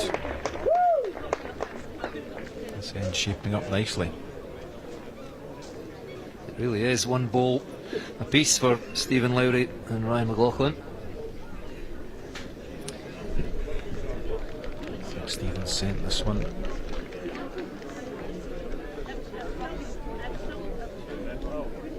So a chance for Ryan to add another.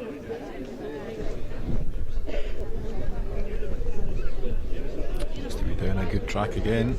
How's your weight? Very, very good. Yeah, nicely done.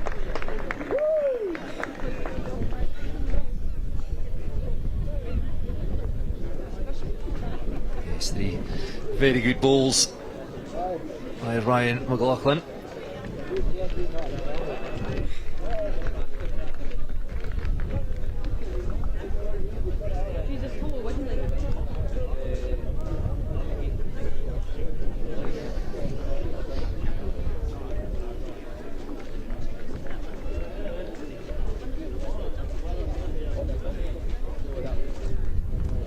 Chasing this down the forehand side. Ball may walk in. No, it's good. Down to 2.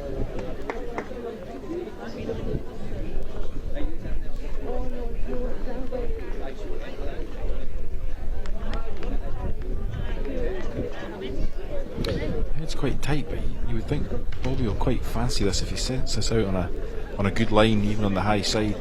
He comes down and drops inside Stephen's last ball. He's got a great chance down that side. Only if you're wide enough.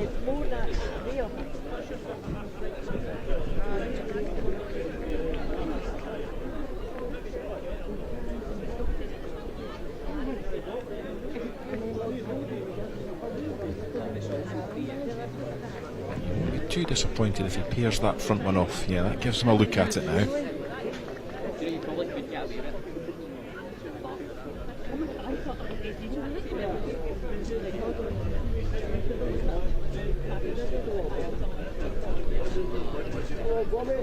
This looks good. Just unlucky. Campbellton still line 2 here. Body language says no.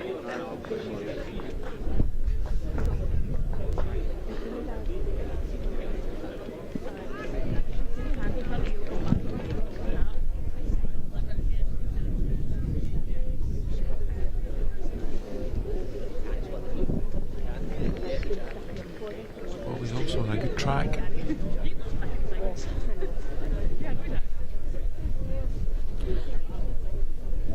Just not quite enough, so one ball apiece remaining. Stephen's played this with less. I think he'll go.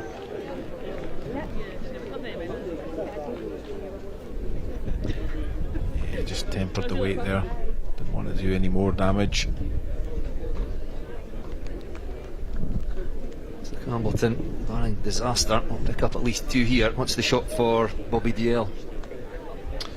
Straightforward draw on the forehand side. He's had 3 goes at it. He'll hope to make the correction with his final delivery. Down the forehand side, ditch side as we look, and then hope to drop just inside Stephen Lowry's back ball. So with good weight, he'll get down here. Just think he's overplayed it. Just fractionally. Great try though.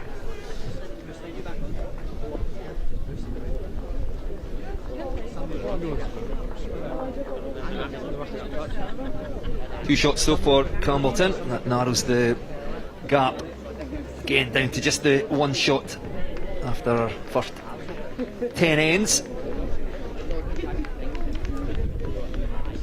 The format, remember, in this one we play 17 ends.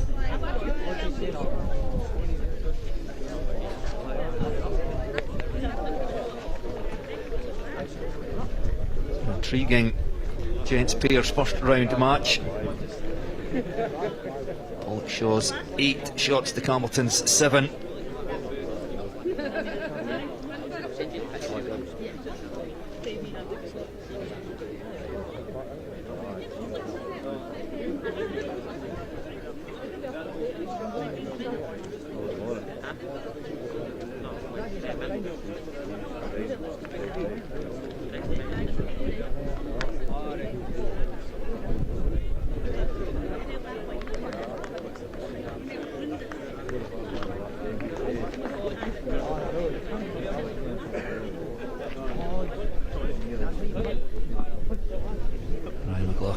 Excellent opening 4 balls in the previous end, essentially setting up that position to pick up their 2 shots.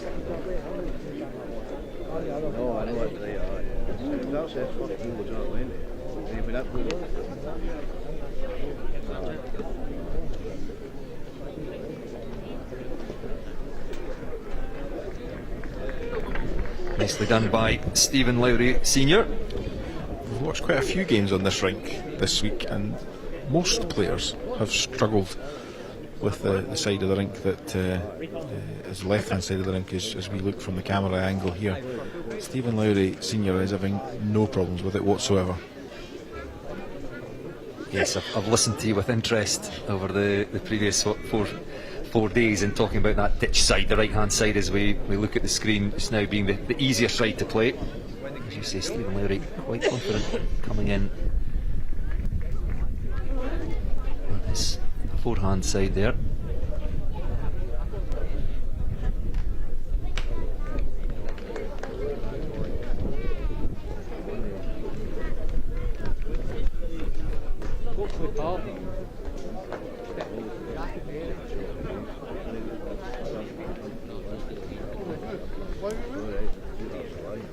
Stephen playing with Hensley Tiger Evos. I wonder if that is perhaps the difference, or the ball for that side, who knows. Either way, he'll be delighted with that from a lead perspective, as will his skip.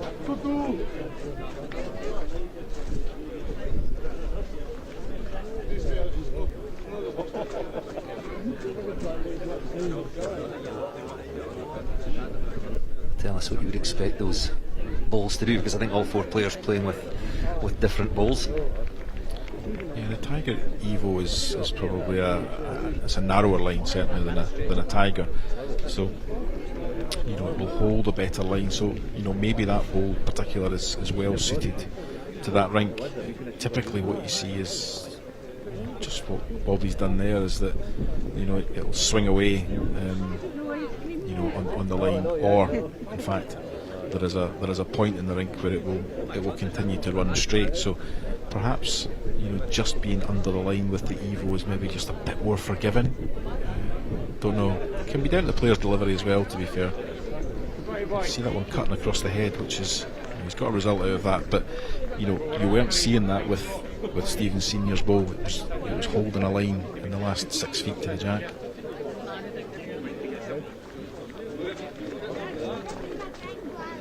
this one swing away.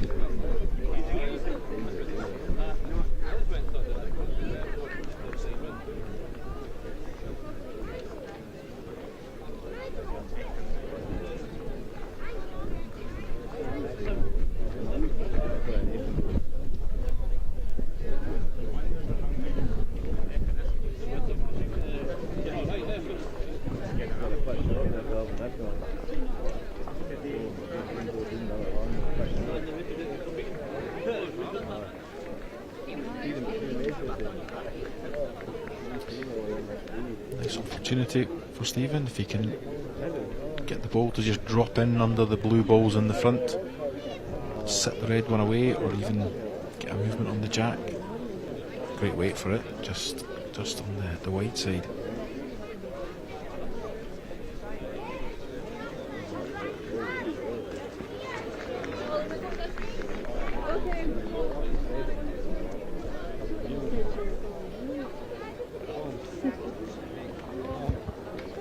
One shot each remaining.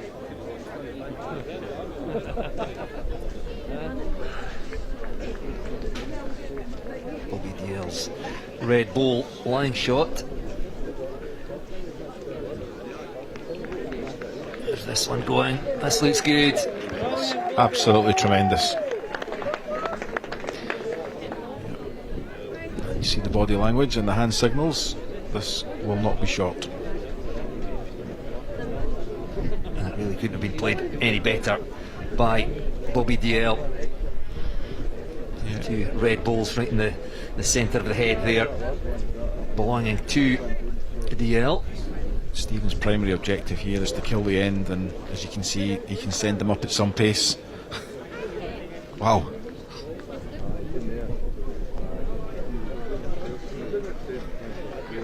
Looks like a 2. Not a million miles away, but yes, unable to remove those two balls. So it is indeed Campbellton who pick up another 2, winning back-to-back ends, and that just gets their noses in front. And indeed, their noses in front for the first time in the match.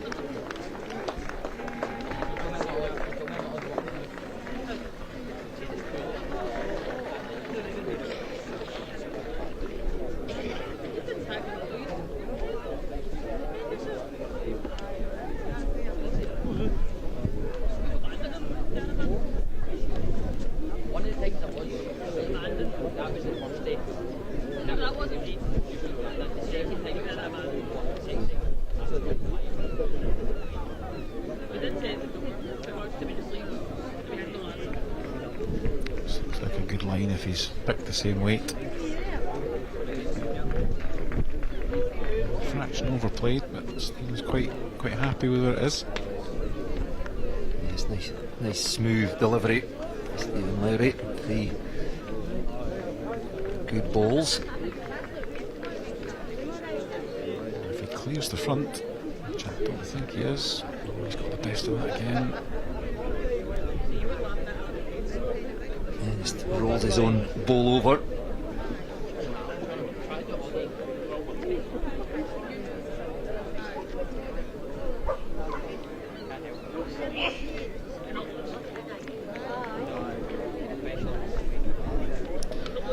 Stephen's pointing to suggest this is under the line.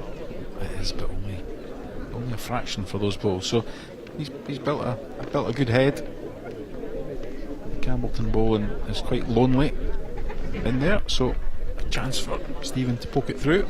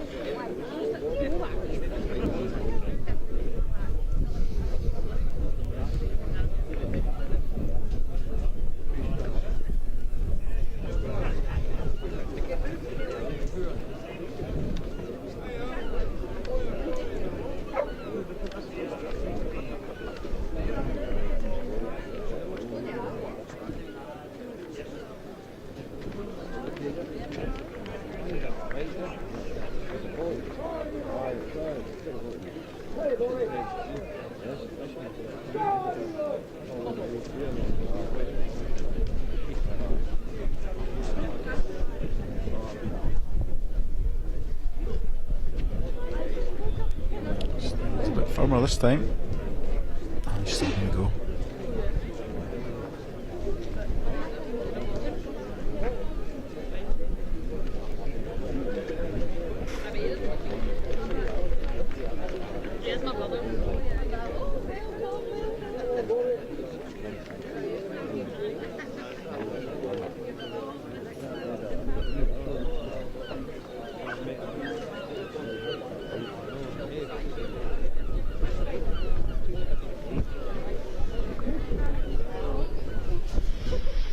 These instructions from the far end. A few red balls sitting just to the right of the head as we look at it. Oh, he's coming in from the other side. Yeah, I don't know that he fancied that. I think that call came from this end.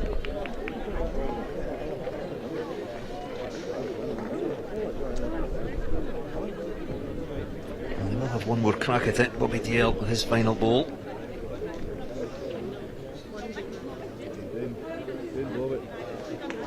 The chance is now evaporated, hasn't it? That ball has mixed them all up in that side. I think Stephen has to go back to the forehand side. The risk that I think Stephen's trying to direct him down the right hand side of the rink. Stephen's backhand. The risk is that he turns another one in for another shot. If he pokes the jack to the back of the rink, he can only be one worse. We'll see what he chooses to play.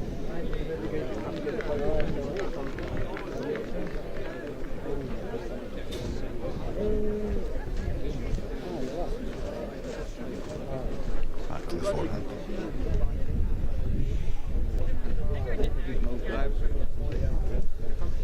Final ball of the end. Here's this going. Yeah, it'll stay out there. So that's another one to Campbellton, who move into a 10-8 advantage after 12 ends.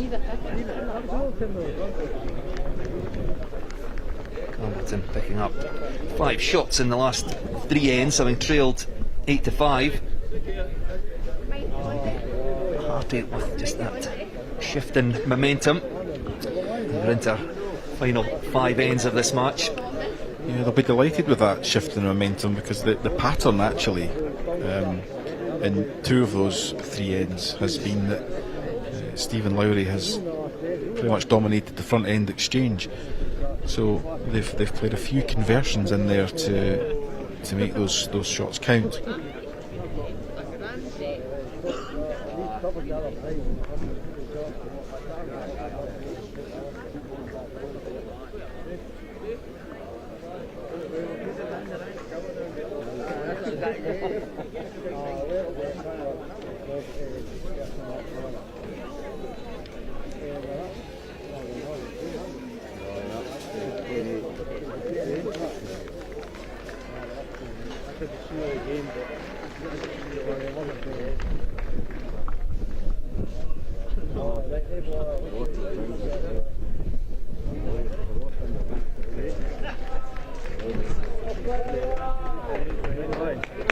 Nicely done from Ryan.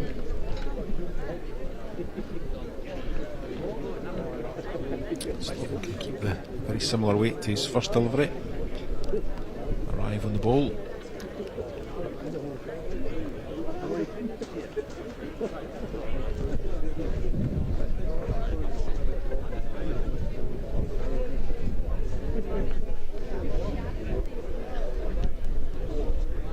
Pushed us out on a nice track again. Bobby would be delighted if he could get behind the jack with this. Well, that's perhaps second prize.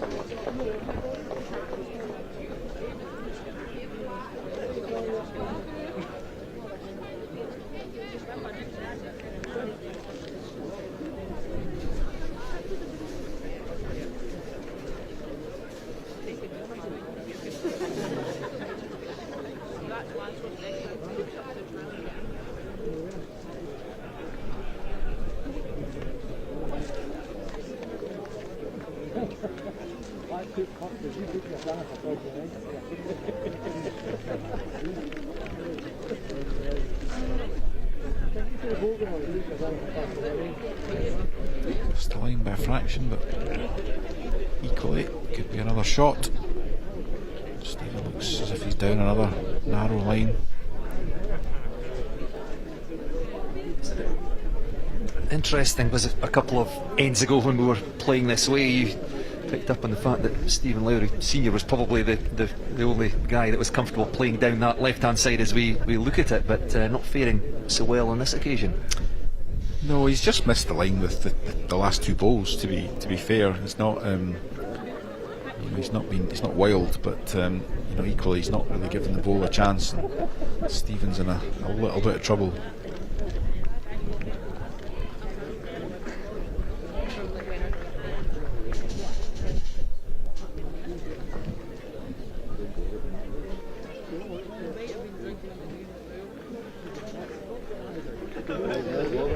He's in more trouble now.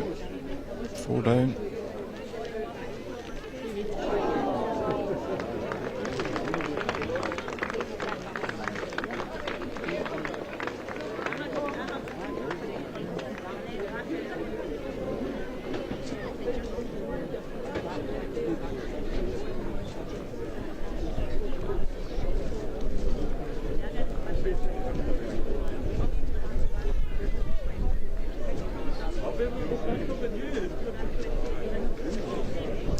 Could be another. I think it probably is.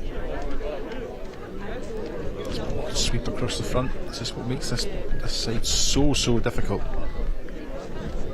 It's a break. Oh, he gets one. Yes, he needed that.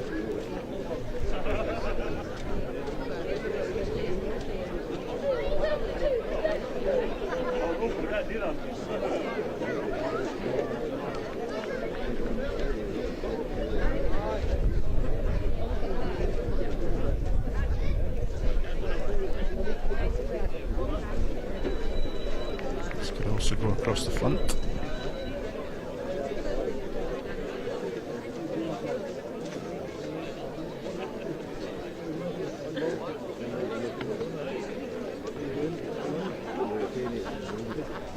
Probably the best line on that side thus far. The weight will just hold it by.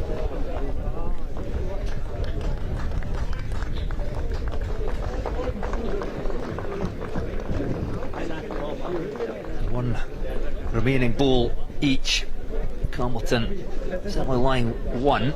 Again, camera angle can be deceiving, but maybe two blue bowls. A bowl to the red bowl is to the right of the jack. May well be second closest. I agree. camera angle can indeed be deceptive, but it does look like a single shot.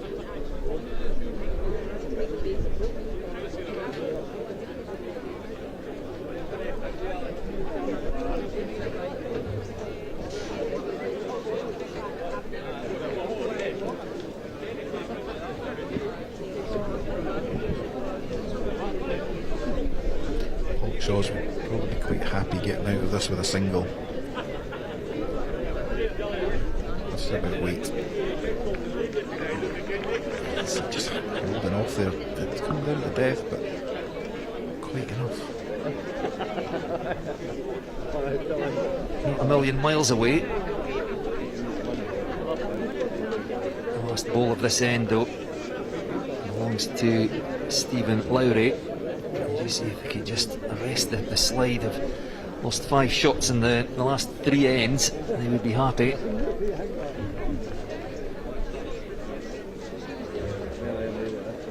Close. This looks pretty good. Tell you what, there's a great result with the jack all the way through. Wow. I think he's still 1 down.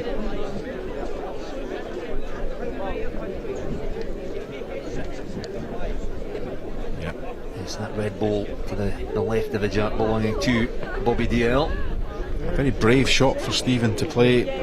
There was consequences if he got that wrong, but equally there was a reward at the back of the rink had he ran the jack right through. Unlucky to get it to jam on his own. But again, on reflection, I don't think they'll be too gutted losing a 1 after the way that particular end built up. Great work by our camera operator here. It's the view as seen by the player. Stephen Lowry delivered that nicely, but Hamilton again picking up a shot, the 4th successive end. Still just 3 shots of difference on the scoreboard. 4 ends remaining.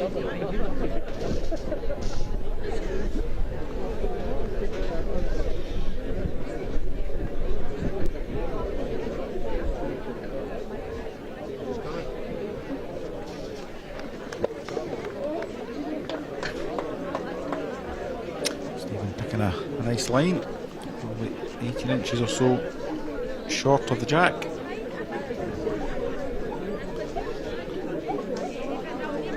His ball will swing away a little bit further, I would think.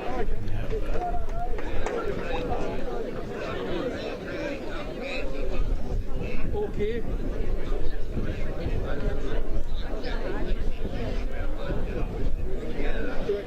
Good line for his ball.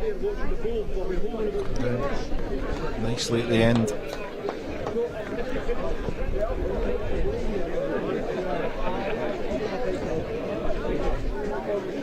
Slightly contrasting styles of the 2 players.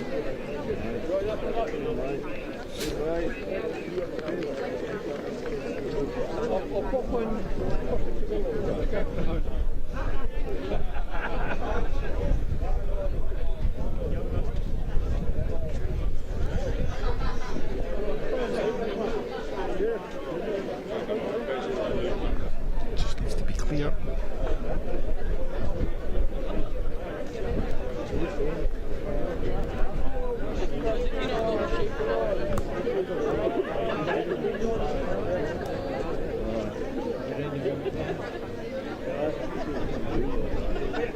That's picked a great line for this ball as he went in. She's on there.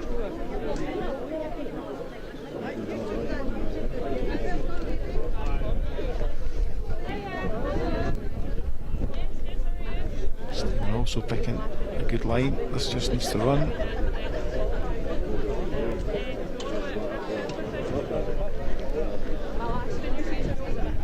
It looked good, just died on him a bit. You could tell he set it out on a good line. Maybe a little bit disappointed he's dropped that double green. Room for both skips. The hand signal suggested that we would elect the backhand, the right hand side of the rink as we look to try and promote his own.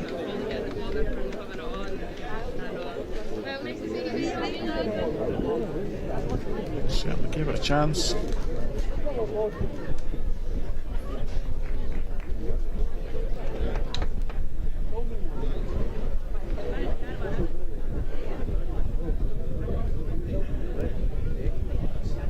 Super line, come down all the way. Yeah, nicely done.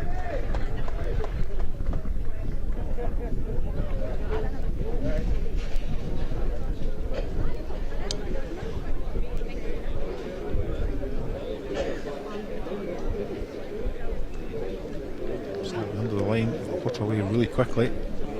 It's the challenge on that side.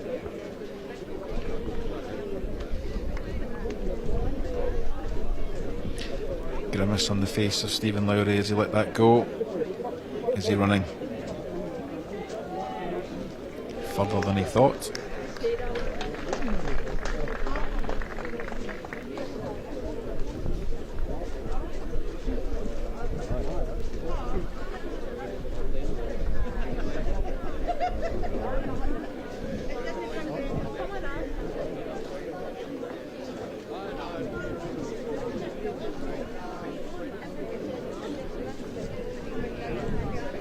Is there a line 3 here?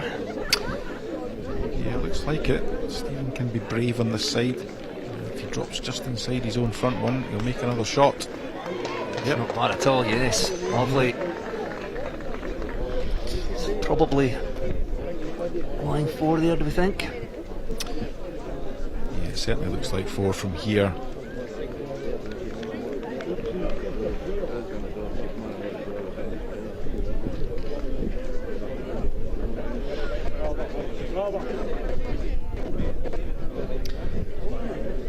Paul just has to play through this. He has to pick a side and try and get contact on the front bowls.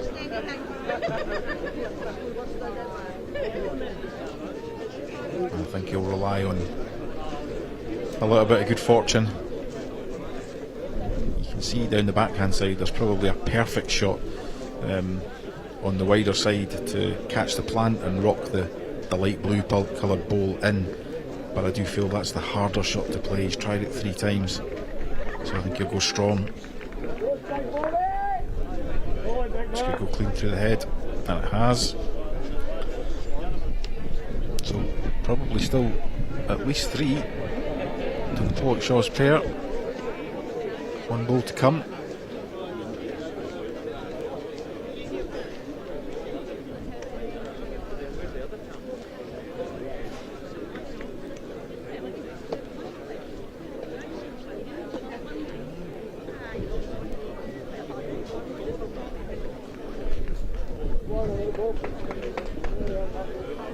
Where are you going here then if you're Stephen Lowry? He'll just go down the forehand again.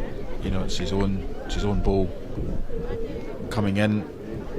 Contact on that, or just past it for a shot. Yeah, I think he'll do. Oh, how about that? Yeah. We'll see.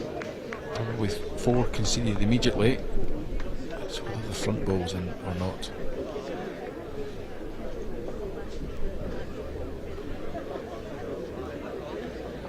Now, this is the one they'll have a look at.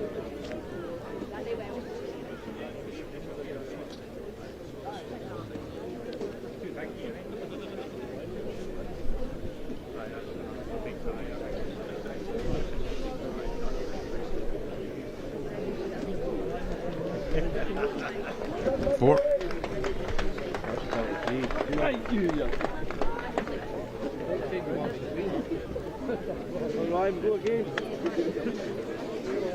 Well, you felt Pollock-Shaw's needed something, having lost the last 4 ends.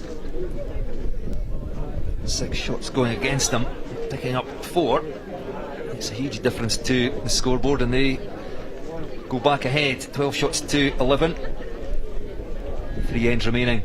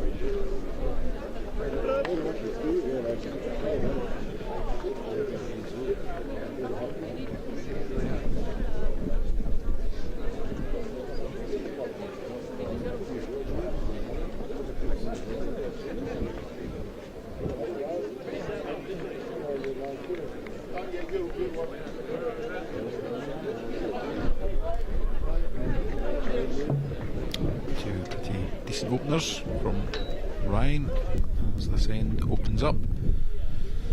Stephen Lowry forced onto the wider side of the rink, side he's rarely played, so just adjusting to line and length.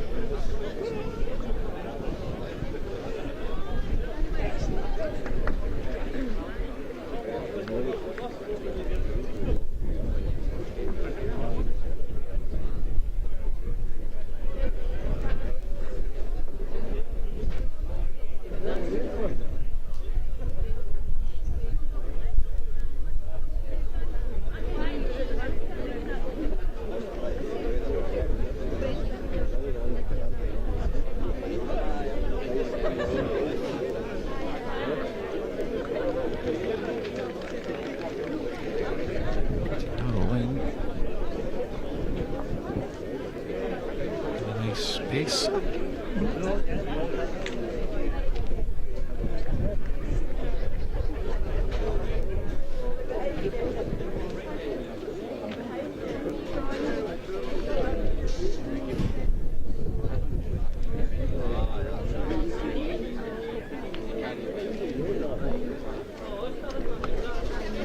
little bit scrappy from both leads on this end, so Stephen will try and shore this up by drawing the first one.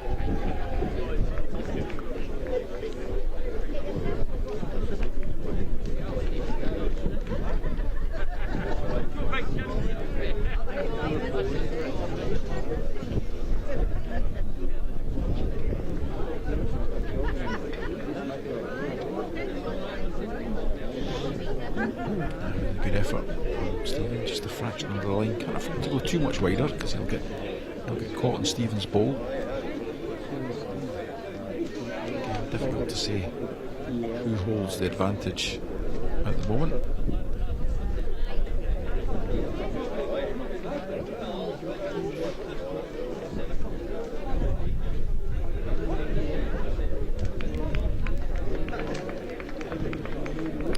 Just overcooked that one.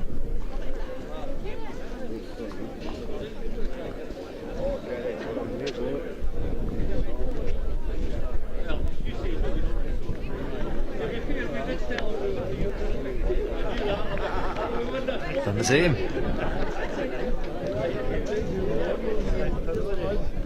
That was the risk for Stephen there. He was looking for a correction to try and get a little bit, a touch wider, and just overcooked it. This could be a good ball from Bobby if it stays up to the winner.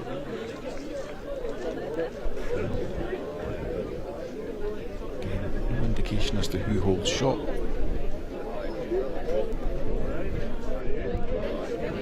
This is a great line. Just needs to be clear. Challenge.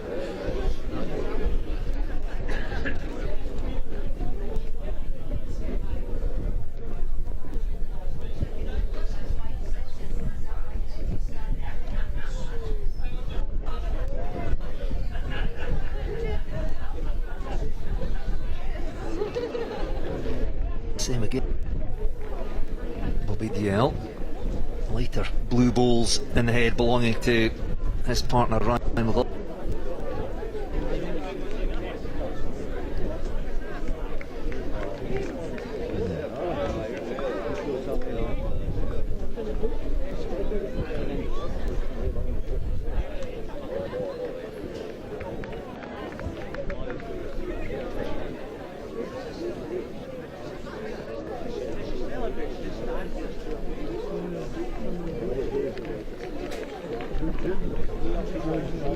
Again, hard to tell, but Campbellton probably lying the one shot, the light blue ball, just in the other side of the jack as we look at it. And the final ball of the end will be Bobby DL.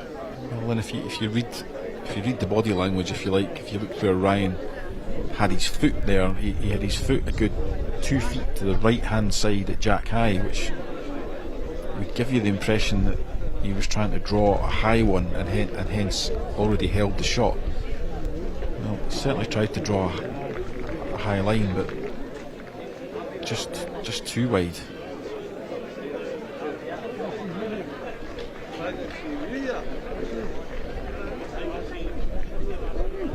Conceded.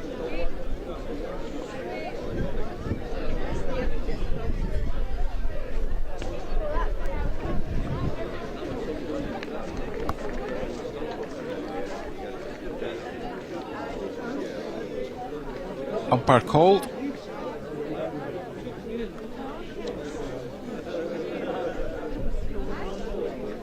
It wasn't the one I thought, so I shouldn't guess again looking from these camera angles. I was convinced it was the blue ball, so the other side of the jack from where we're looking. So I'll stop guessing and just wait on the umpire doing his job, but we know it's at least one to Hamilton.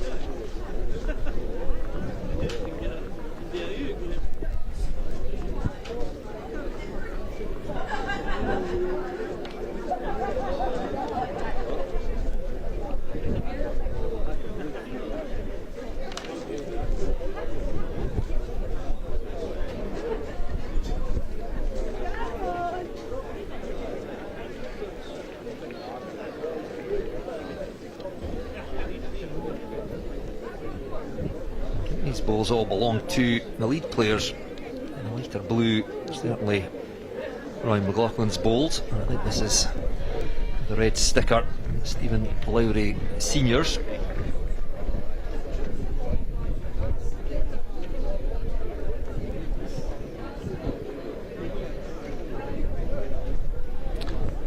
So that would suggest 2 shots to Campbelltown. Retake the lead with They do indeed. 2 to play. 13 plays 12.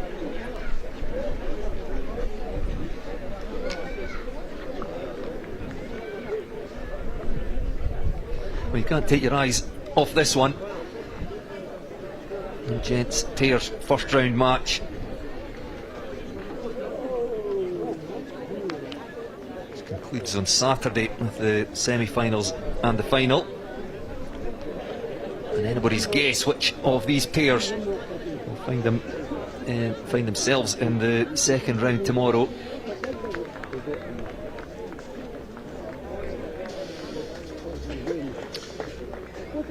Well, this is new territory. We've not been here before. Jack now off centre.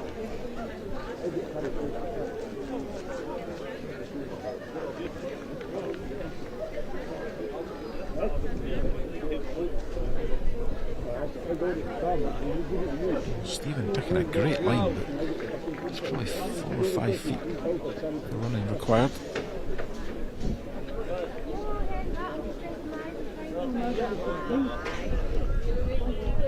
They're willing this one on. Pretty good.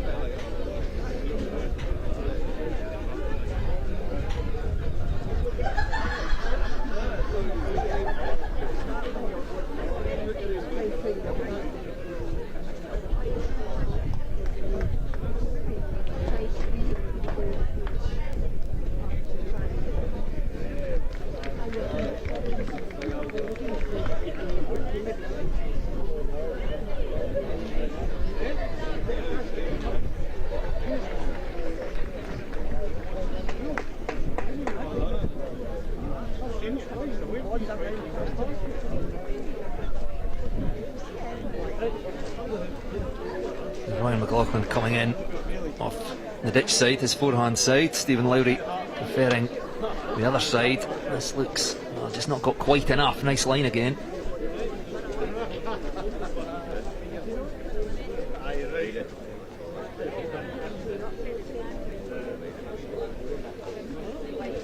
Ryan down a good track once again. If he can get a contact of his own and just narrow the head up a bit, it's going to make it very difficult for Stephen to get in.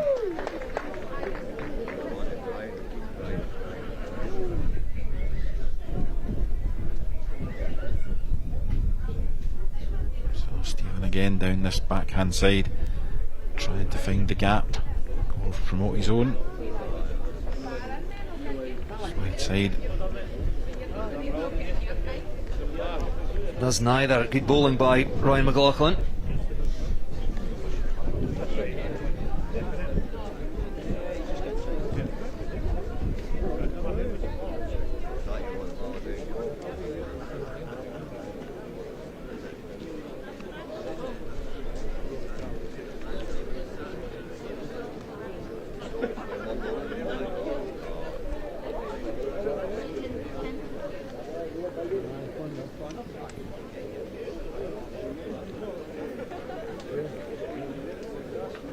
How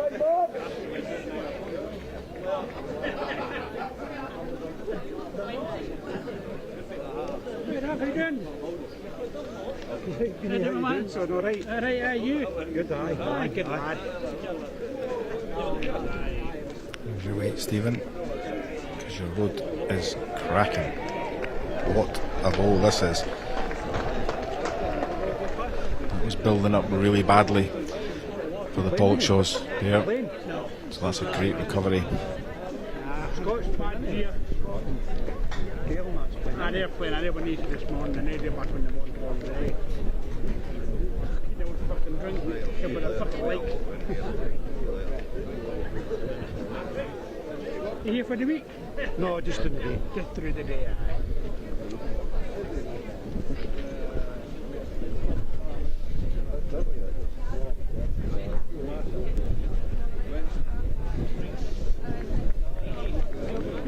Sure, Stephen will just look for a small adjustment on his last. Putting away the line.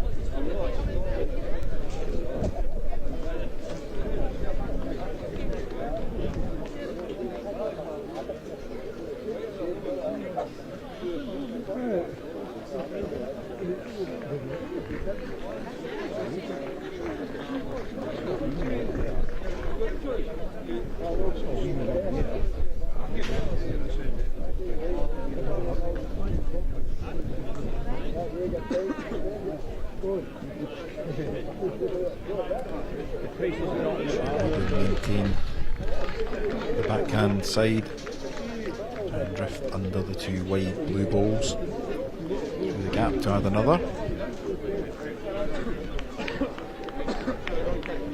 Certainly gave it a chance. Doesn't want to move it too far. Well, I don't think that's changed it too much. I think it probably still won. Again, camera angles could be slightly different, but you can see Stephen will look at his last delivery, which is now 2.5 feet behind the jack or so. So he's picked the line. This is a minor adjustment on weight.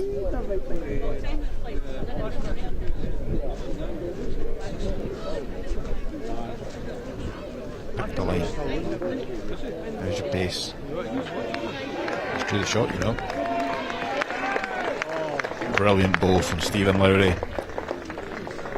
Take a bow at this stage in the game. That can be pivotal as it lies. We go square, all square going into the last end, which is probably what this game deserves. But of course we've got bowls yet to play. Absolutely on the money by Stephen Lowry Jr. What sort of response will we get from Bobby DL?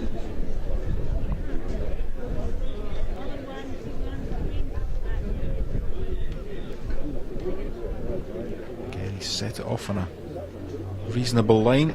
Can he hold? Just under.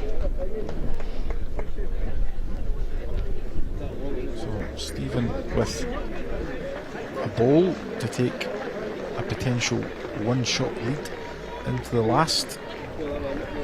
I'm not sure it really matters, because at the end of the day, if he gets one, he has to score going up the last, and if he gets two, he still has to score going up the last. So almost immaterial.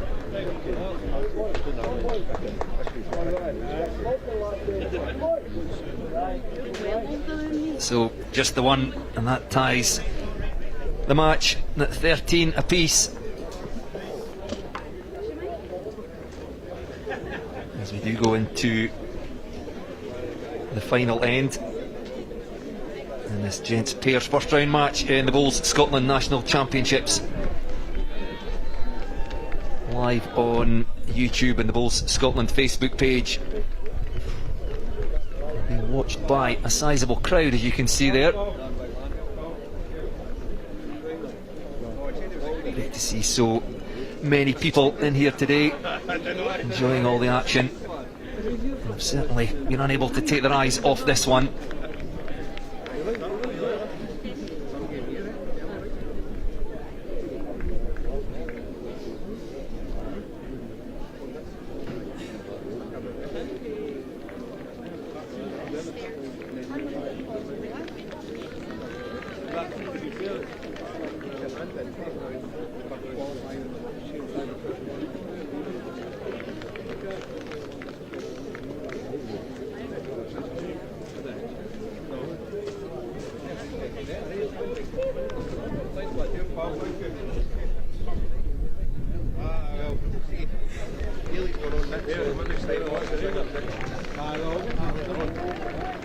How's things anyway?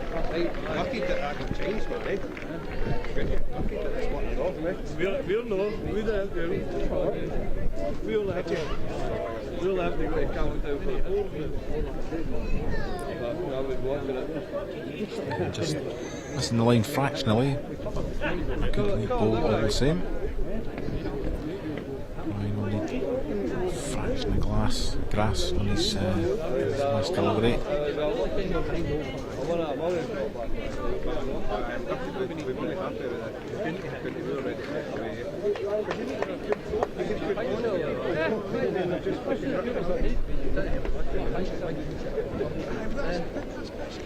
Something's a John, but Then they said it was going to be wet weather. Somebody sent a picture of the Just overcorrecting the line.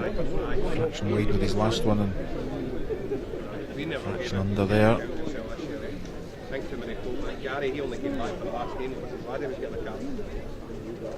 Ryan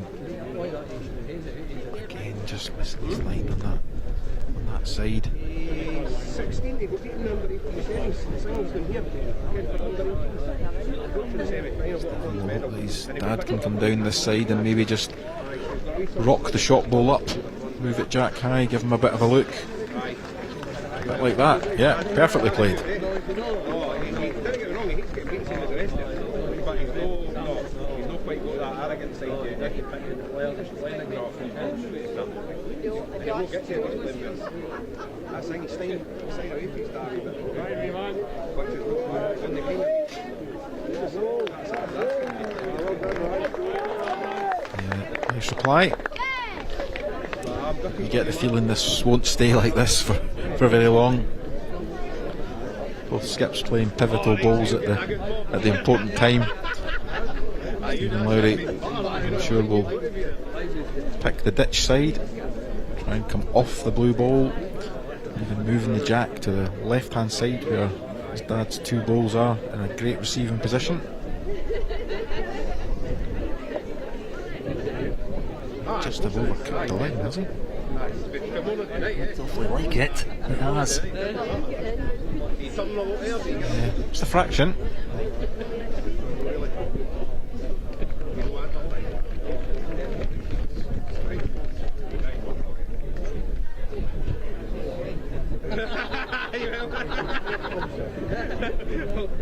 Interesting to see what Bobby elects to play.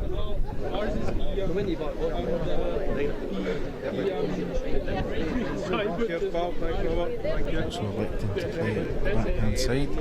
I didn't know what pink it is, I'm not checked. I don't like to look too far. I want a clean road if you can get one.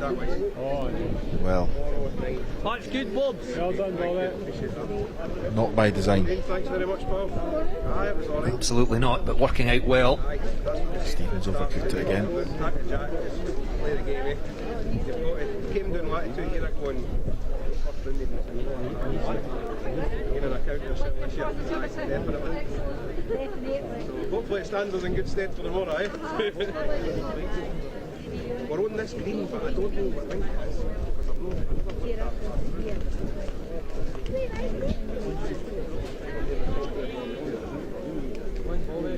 Oh, he doesn't want that one.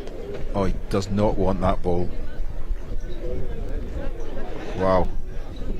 Bobby DL just rolls over the red ball. Pollock Shaw's he's into shot position as it's all come down to this, two balls each remaining, tied at 13 shots apiece in this first round match in the gents pairs. Yeah, Ryan's just had a long hard look at the ground. Stephen will just want to make sure. It's the same for all four of us, so The body language all round suggests Pollock Shaw's hold shot, but obviously this is a camera angle that is almost impossible for us to say who holds.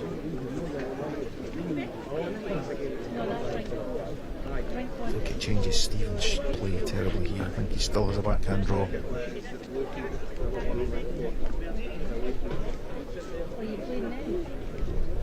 He's certainly on a narrower line than he's been.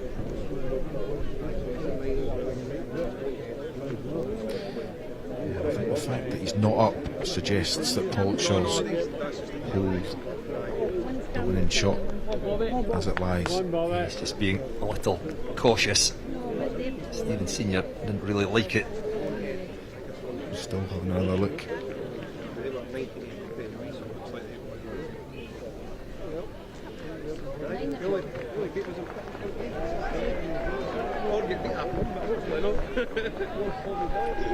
Close. Just under.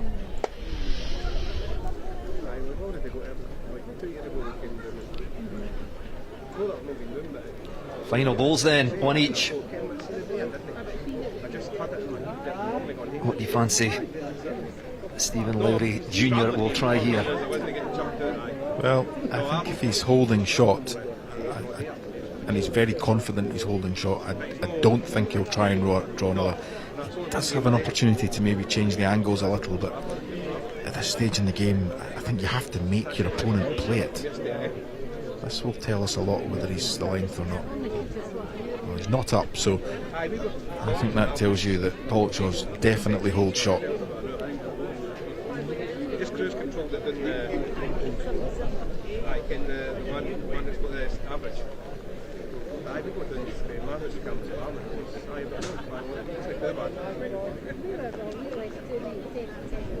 So what do you play if you're Bobby DL here? Do you continue with that backhand runner, the one that Stephen has failed and most people have failed to play, or do you go firm? He's looking for the backhand runner. Oh, he's just nipped it out. So it's Pollockshaw's who signal the victory salute. The Campbelltown pair will be absolutely devastated by that finish, but again it's the Pollockshaw's pair who get through a very tight game here at Northfield in the first round of the gents pairs and march on to the second round. Well, an absolutely engrossing first round match in the gents pairs, tied at 13 shots apiece as we went into the final end, and it all came down to the final ball. And it's Pollockshaw's who pick up the shot that they needed and they march into tomorrow's second round in the gents pairs. Yeah, not a nice way to finish really. You know, you never like to see somebody give the shot away in that way. Lots and lots of good balls played throughout the game, lots of nice conversion shots, and well done to all four players for putting on such a good show. Yes, a fantastic match, our second live match of the day. We still have one more to come,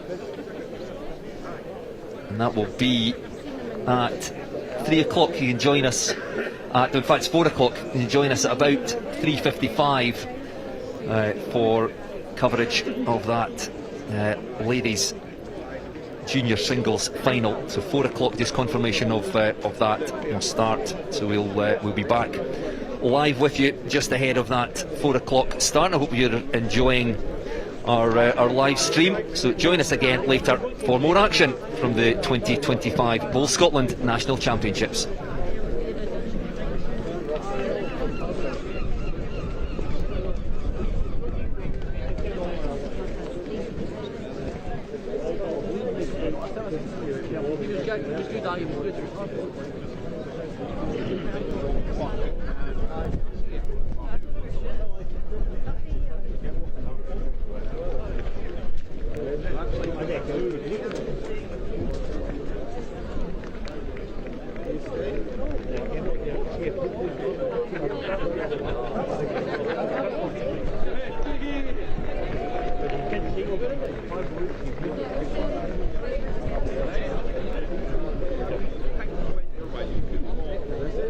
Yeah, we get changed.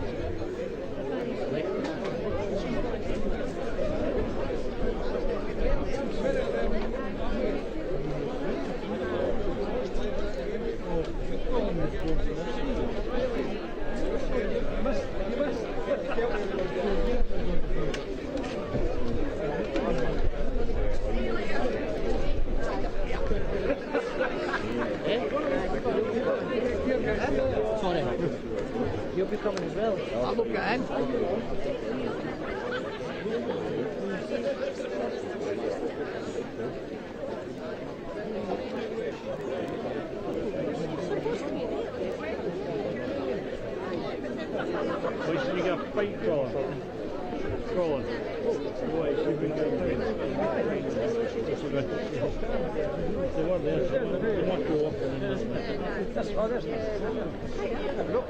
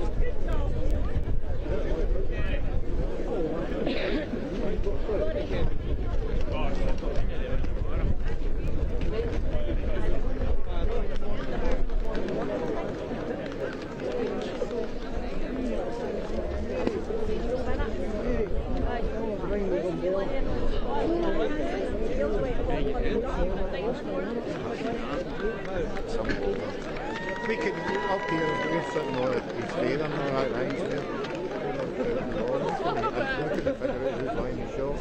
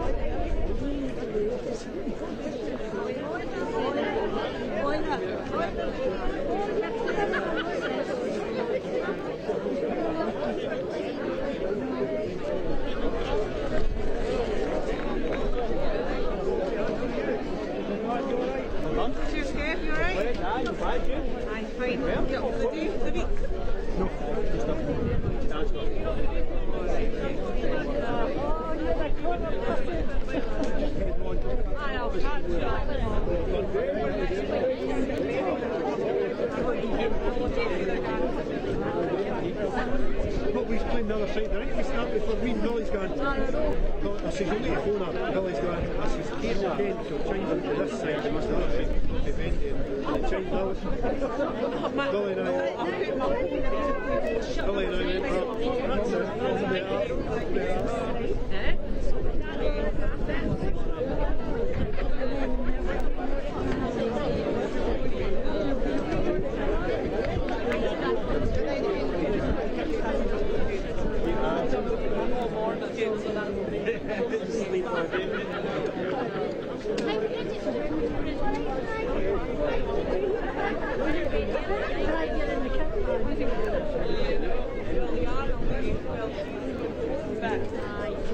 It's nice earlier on, but it's turned.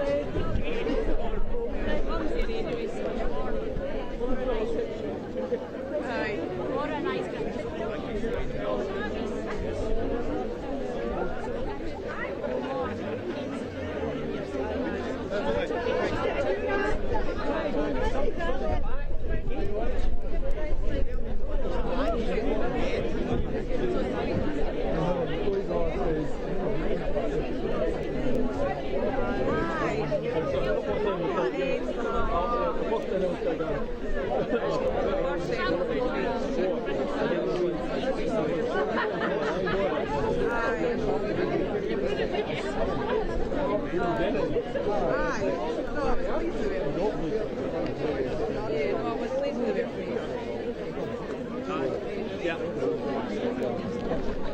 Well, one's better than none.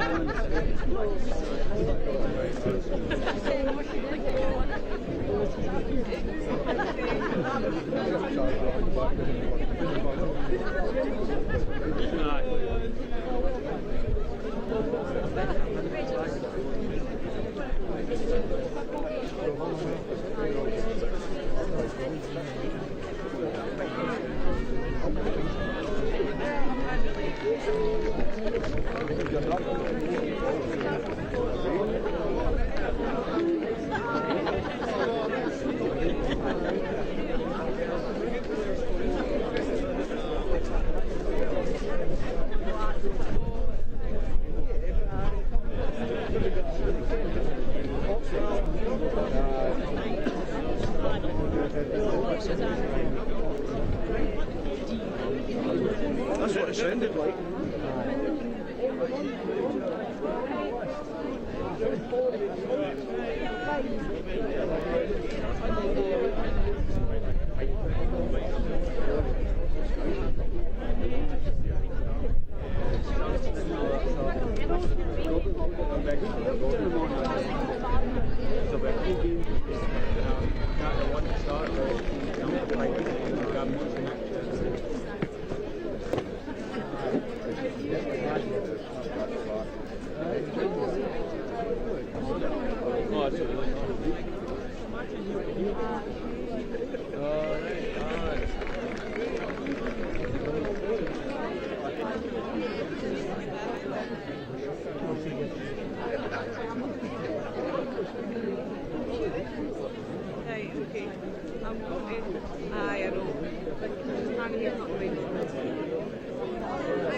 Bobby, it's on your way. Aye, we're just going.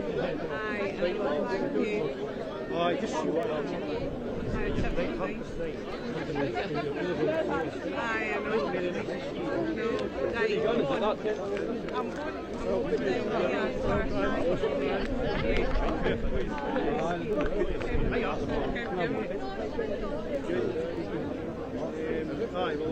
You see them in the thunderbolts are leaning over their feet. Right, we got to go and maybe see the game.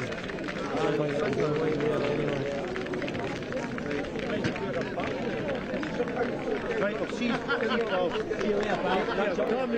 come here.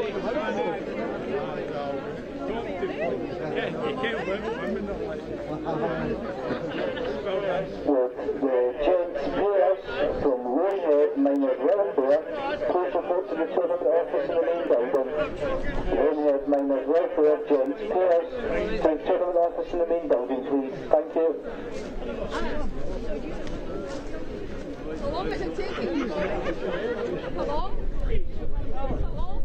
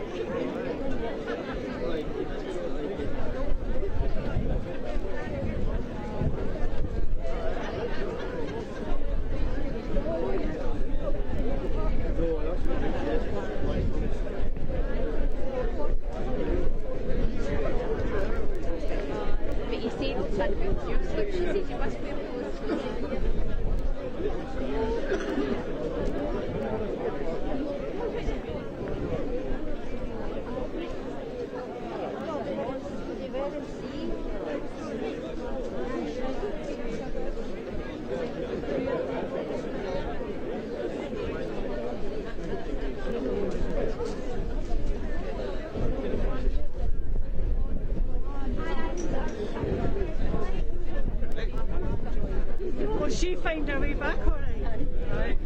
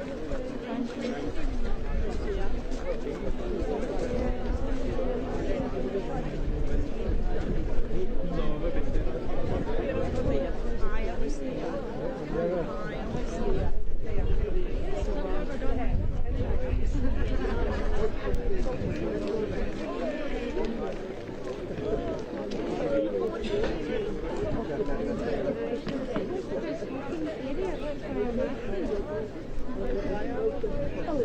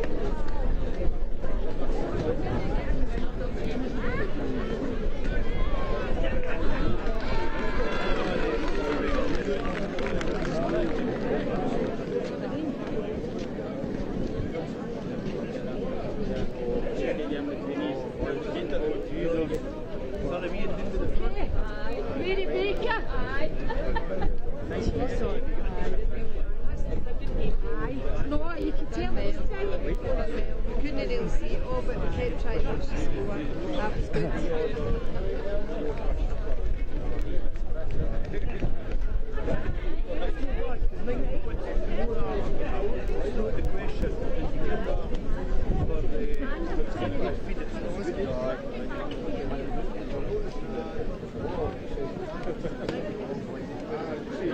That might be sweet. No, I don't even know him here. Aye. How's John doing, alright? Aye, he's alright. He's been ironing again. How's friends? Yes, he's back shift.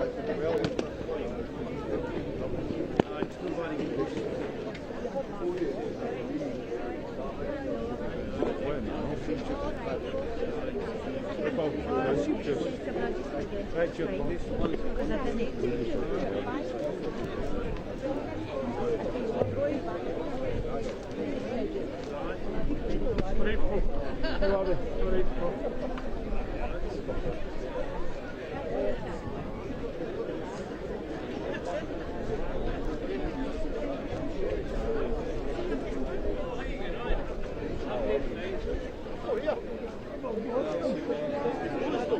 Okay, you're in there, right? Hey, well, look, really boy.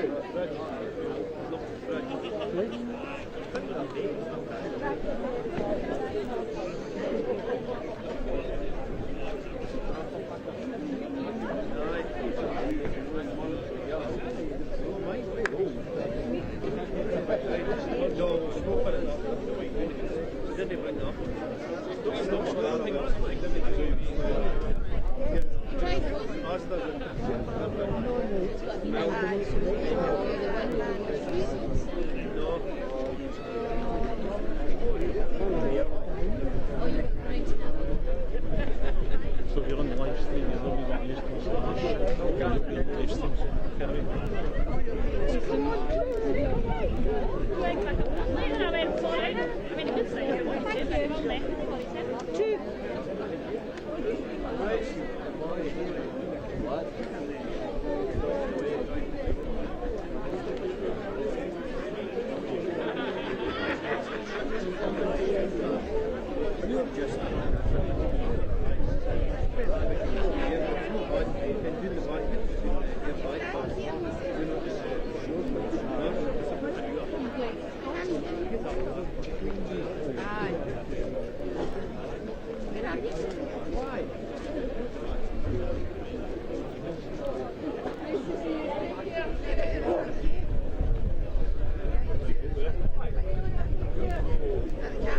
He would need surround himself with a good senior force. I think he needs to thrive in these two.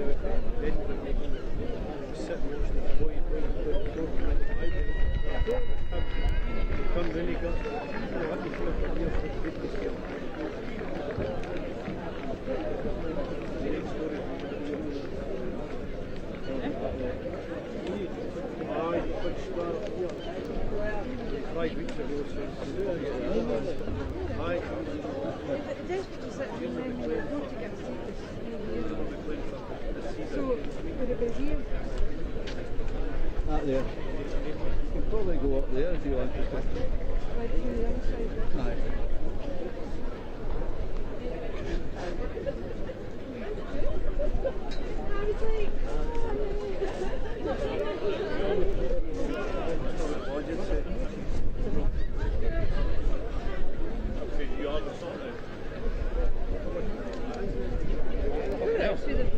He's got decent water here, and I always did one though. You want to use my phone?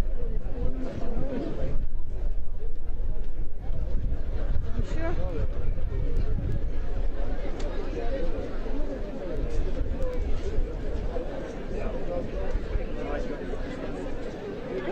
Good, mind you.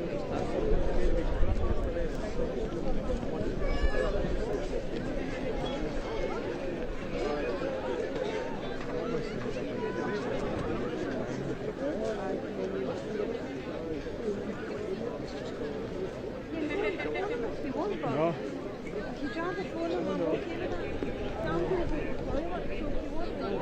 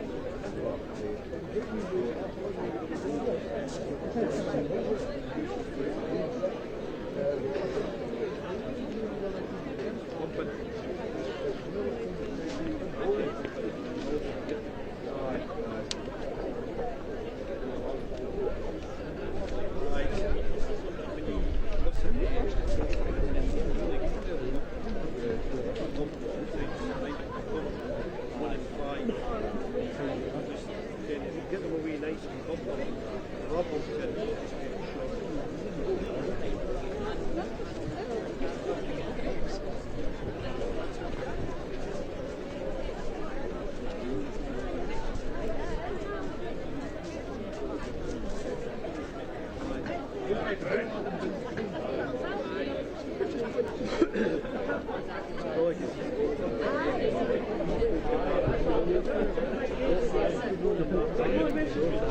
I just saw something go through my watch.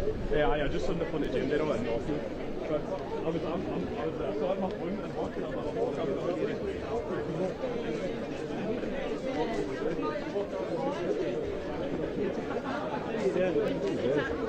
Hi. Sure, how you doing? I'm doing okay, pal. Good.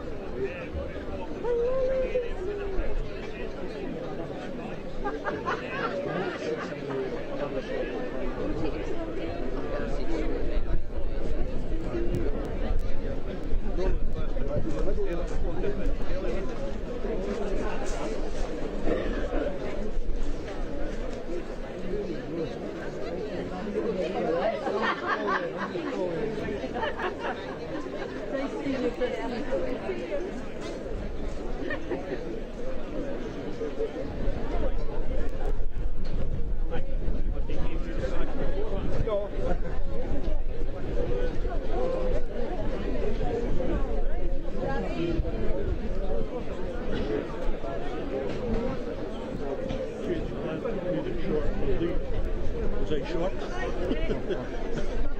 First goal was out short.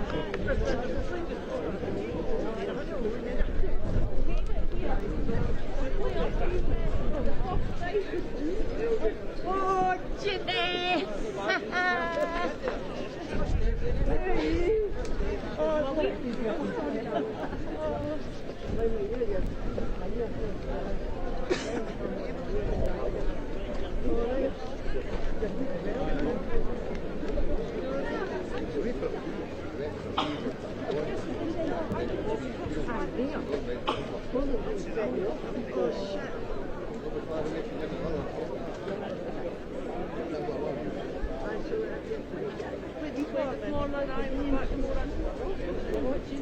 But see, like, that end.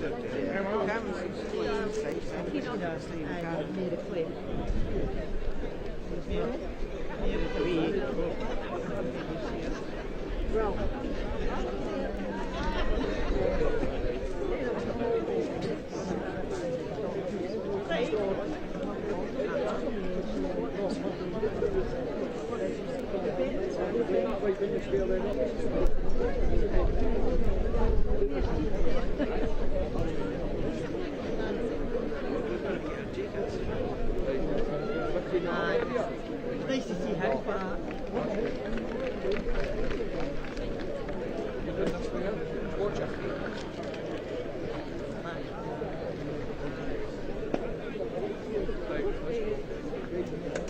I don't know if she know we entered it.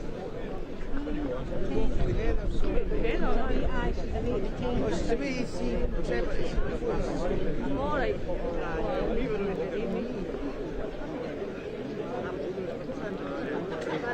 What, in this end or that end? There's only two, it's over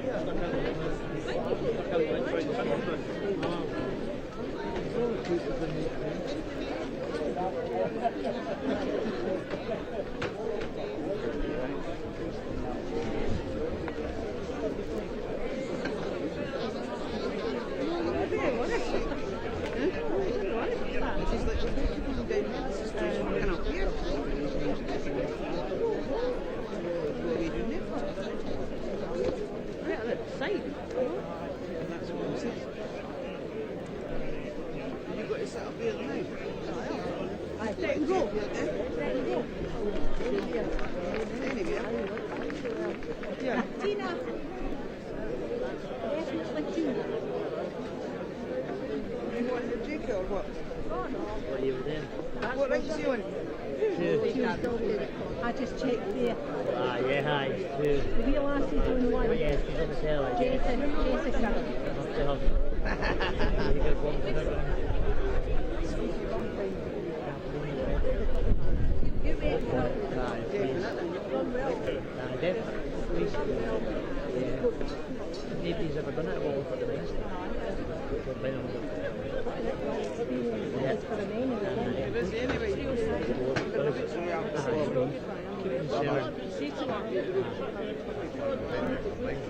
And then again.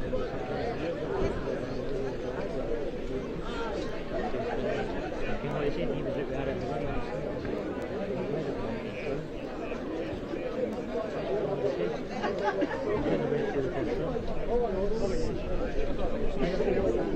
my lad is on there, I just saved me going on there.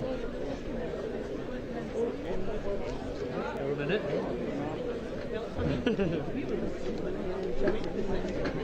We can either sit it this side. Well, I came through with 200 flags. On Sunday. That's in 40 hours, but obviously it's been mainly me. What was the beer the time we played Monday? Aye. That's what I had 14 minutes before he finished on 14 minutes. And that's terrible. That's your favourite? Aye, well, you come. Did you use one earlier on? Aye, good, well done. Thanks. I seen you play, obviously I didn't get to play the score, was it? So he's back on tomorrow. I've been with 2 games tomorrow, possibly.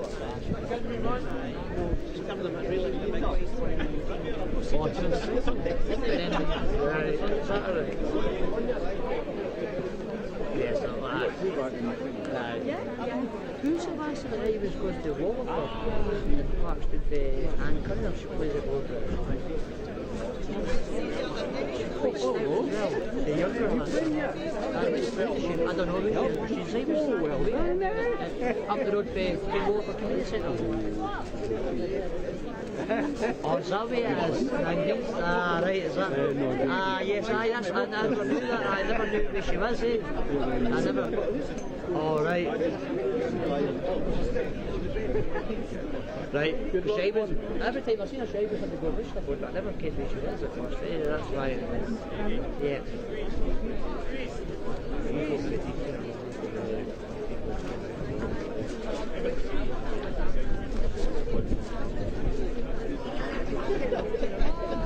But Bella's like, come back to the pub with the trophy. We're going to have a celebration. We'll have a celebration. In what? See if he does one. Where did they get?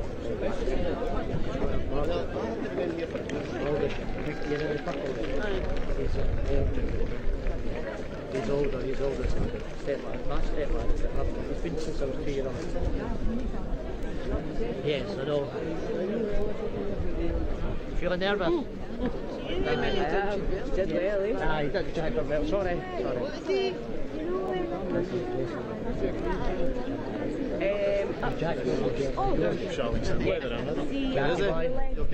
He's just stop. He was coming there. It's hot. They're coming in here. How is he? Is he alright? He's not bad. I've not seen him for a bit. Who's he playing? See him here. He's having a bag. That's where he's playing, but he's seemingly he's only halfway to the first round. He was with Adam last night. He was with Adam last night? I was with Adam last night. I said he's halfway to the first round. Oh, but Adam got him first in touchdown. I can, I know. Tactics, I like that. What rank do you? 2. Yeah. Spite the opposition. He's on rank 2. Yeah. Yes, I've done 1. Oh, they just get through? Yeah, I just 121, don't I? She's done well to come back. Definitely been that. That's what I was saying. What did she say about it?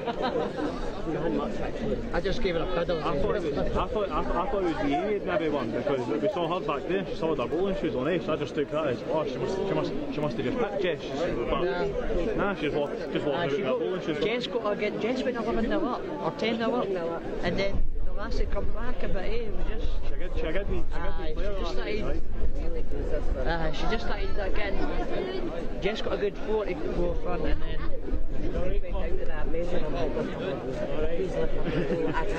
See when I seen Jack shaking his head because it had the measure for the knee to get to win the game. Oh, it was 20-19. I was watching him, I was sitting there, watching it, I got up just for it, mate. I'm looking 4 rows of seat for him, so I fucking win it, mate. You can tell. With 4 rows of seat, I've just drove 2 hours to get here. If he jumps in here, I'm going to slaughter him. Aye, because I was in the car, aye. I was like, I heard you, we're coming through. Maybe he's done it, McGovern. Nah. Maybe he's done it. That's one thing Paul Innes couldn't do, mate. Aye, exactly. Knows how many times he got here. Exactly, you only got to semis. Raywan could do it. It's just a little first team. Aye. Brilliant. That's my boy. That's what I've got my phone, Jack, my boy. Every time he phones me. It's Jack. Aye. That's what happens when he phones you. Yeah, so you've got to go. That's good. Everybody's here, everybody from Midlothian should be watching. Everyone that's through the night from Midlothian everyone should be watching. I'll be very annoyed. Annoyed that 3 people from Waterford just like because they're watching those nights. Can't believe that, eh? And I said to him, I said, what were you doing watching Jack? Oh, I was watching Bay. Surname begin with M by any chance? Aye. I thought so. I was watching Bay. I've not actually seen him today. I see him. I saw him on the live stream this morning, he was stood at the back. I've seen him. See me on the live stream? I've seen him this morning. I seen you. What were you like? Eh? What were you like? I was fine, I was sitting beside my wife, she was shaking like anything, her legs were gone. Aye, she was. She's never watched books before. No, this is the first week she's ever watched books. She's never watched books at all. So maybe that's been the difference. Maybe that's why Jack's been shite everything apart from this week. Aye. This is it. His school bag. He's fucking howling at Bolton another time of the year. In the walking bag. He's wanted to keep it safe. Yes, I saw her really quick. His school bag.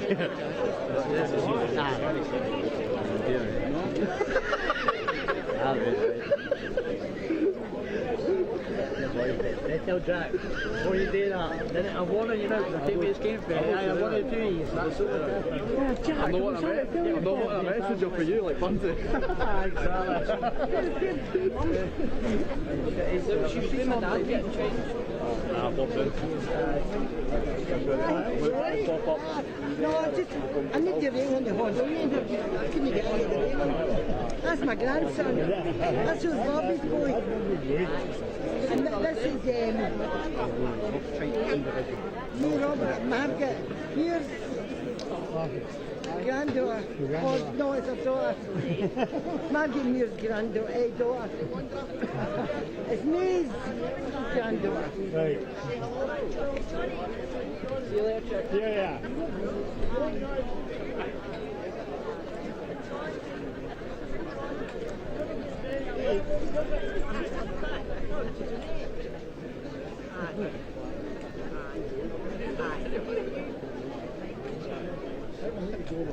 You're going to be right behind the camera. Where do you want to go? That's not Ron Kelly. It's not Ron Kelly.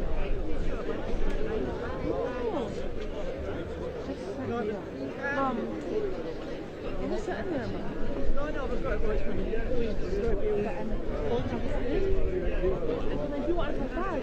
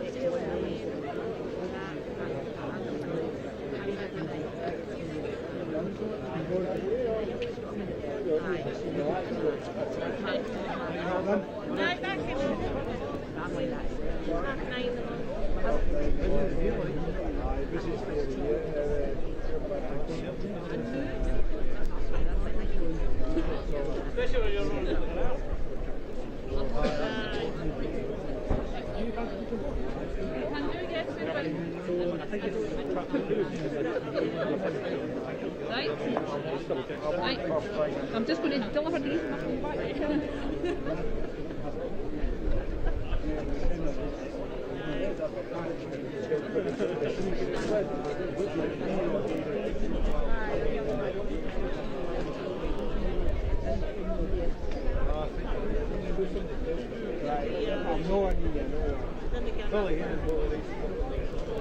Nah, Bob, mate. Don't stand in the other bar or another. He's on there because his balls are there, eh?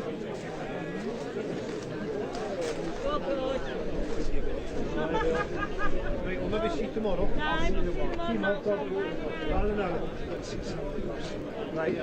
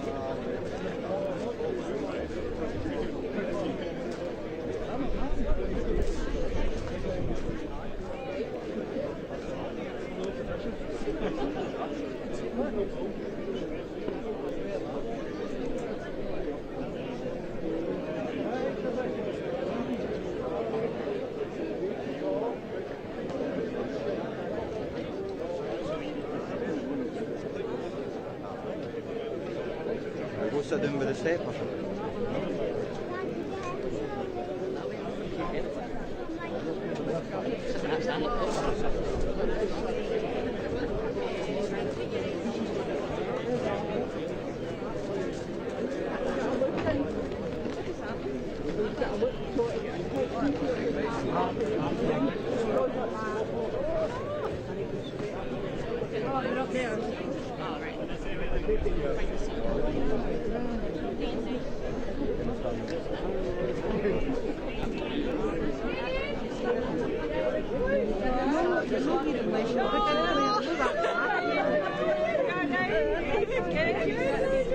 Going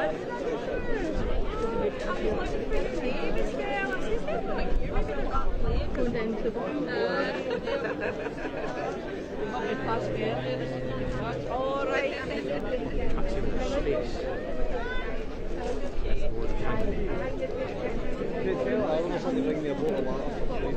I can think of a milestone.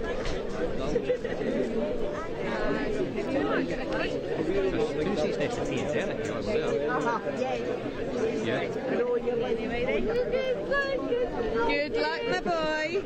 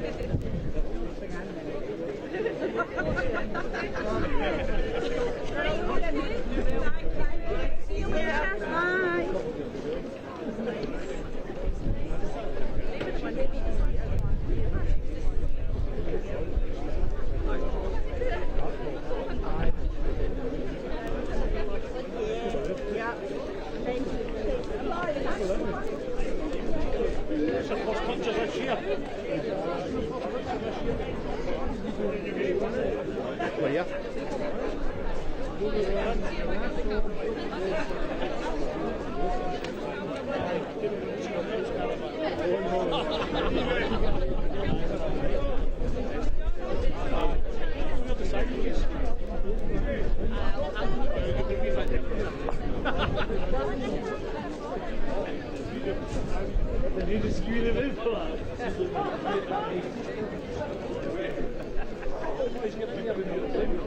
I'll double with the red line. Can you come here, tell me you got the weekend on that I missed my train? You'll be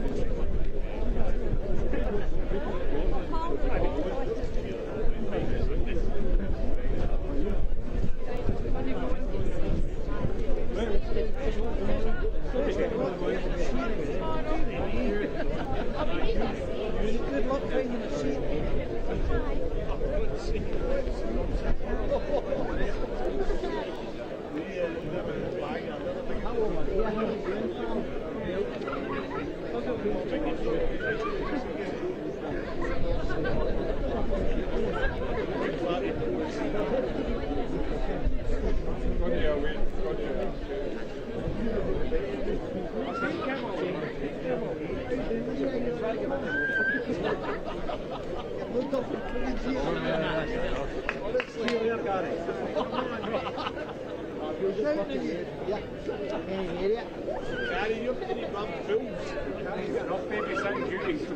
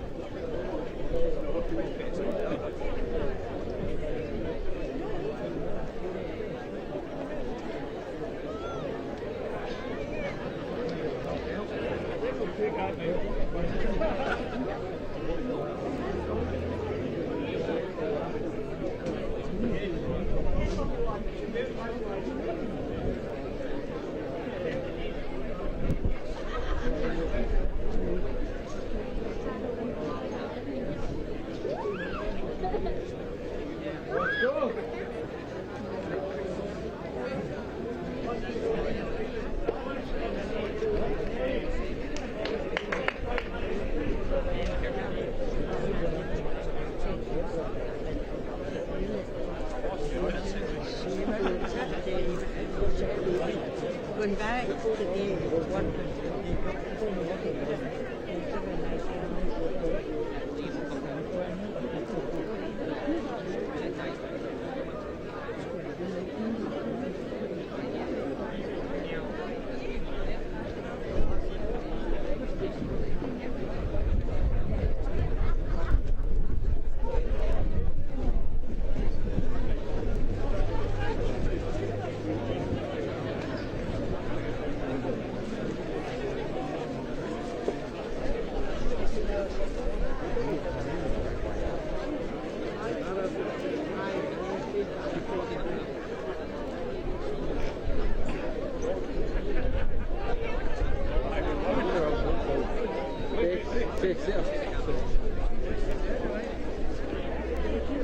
No, it's Jesse's balls on two, on one. Must be there.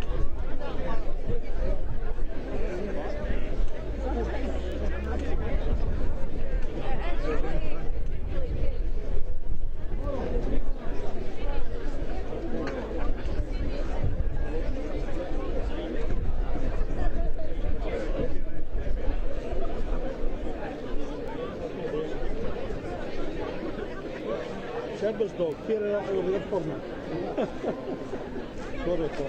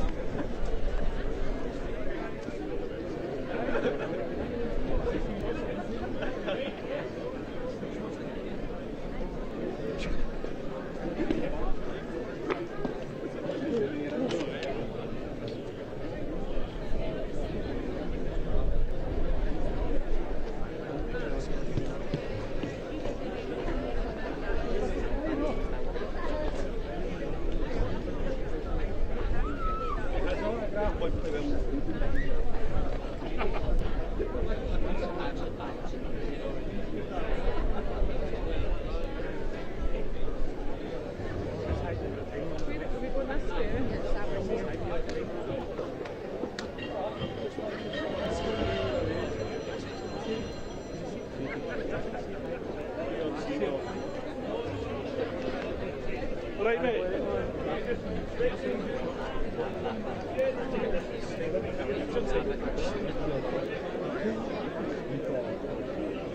Next year. Oh yeah, next year.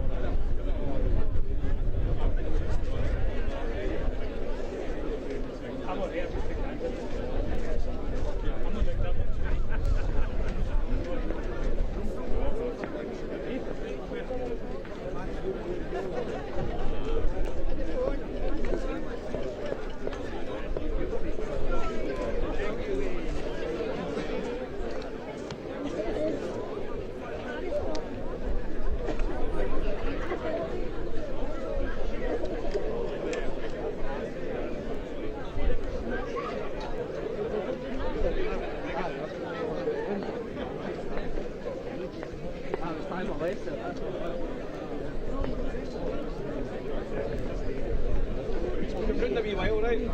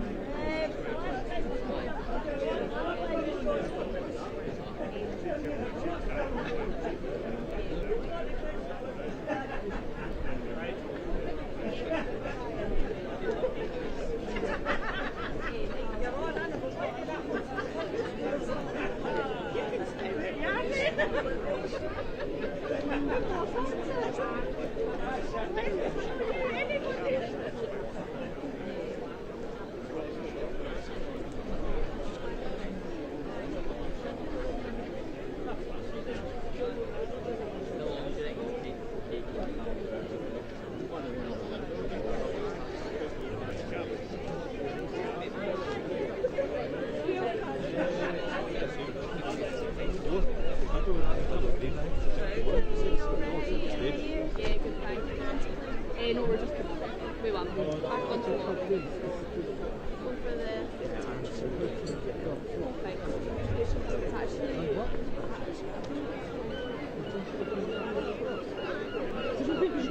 oh, the benches are yes, I was just going to say.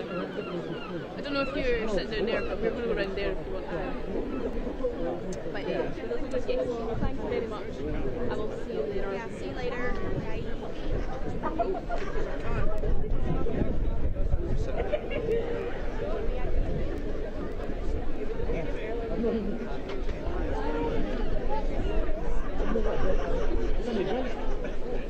Bye.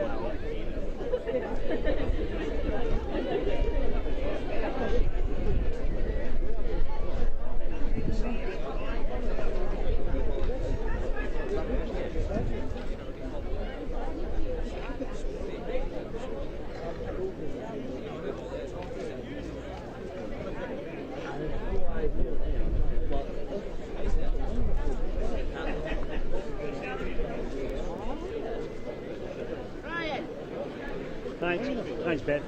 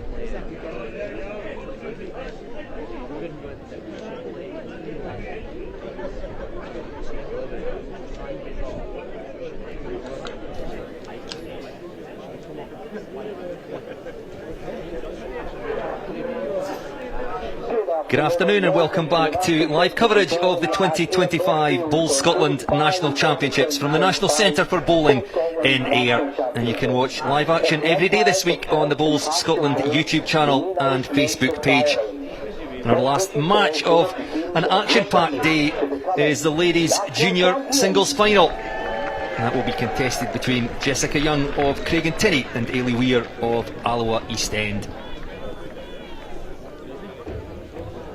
Colin alongside me again, been in this seat for what, 5 days now, Colin, 3 to go, but you're heavily involved in the junior games as the players go through their trial end here. Let's just have a quick chat about the junior game. And it was striking to me when I went out for a wander round earlier that well, I think I could be forgiven for saying that people probably associate bowls with an older generation, but it's striking how many youngsters are going around here.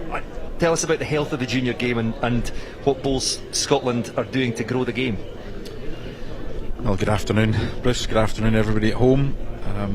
Yeah, to answer the question, the strength of the youth game and junior game. So youth, as we would call it, is under 18. Junior is what we would term under 25. Is healthy in the country, and we are so fortunate to have so many talented players coming through the ranks, 2 of which you see in front of you this afternoon.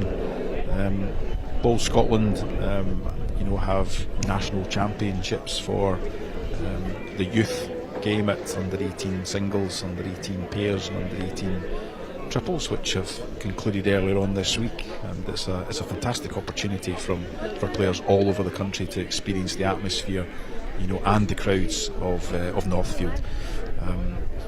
At under 25 level, we're also doing really well. We are, as a nation, we're the current holders of both the British Isles gents and the British Isles ladies team event, and the next series actually comes up on the 13th and 14th of September, and we have a home series this time on these very greens at Northfield.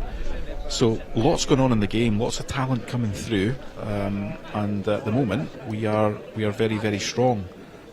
At under 18 level, we've just come out of the international series last weekend, or the weekend just prior to last weekend, where the team, including Jessica, who you see on screen at the moment, got a silver medal. And whilst of course we were disappointed not to get gold, then we were runners up to a very, very strong England team who had just that edge on us over the weekend. But we were the holders going into that series, so it bodes well for the future, and it's nice to see a lot of our junior players coming up through the ladies and the gents ranks too, so they will get their opportunity in the future, and it just bodes well for the future of our nation at senior level, never mind junior level.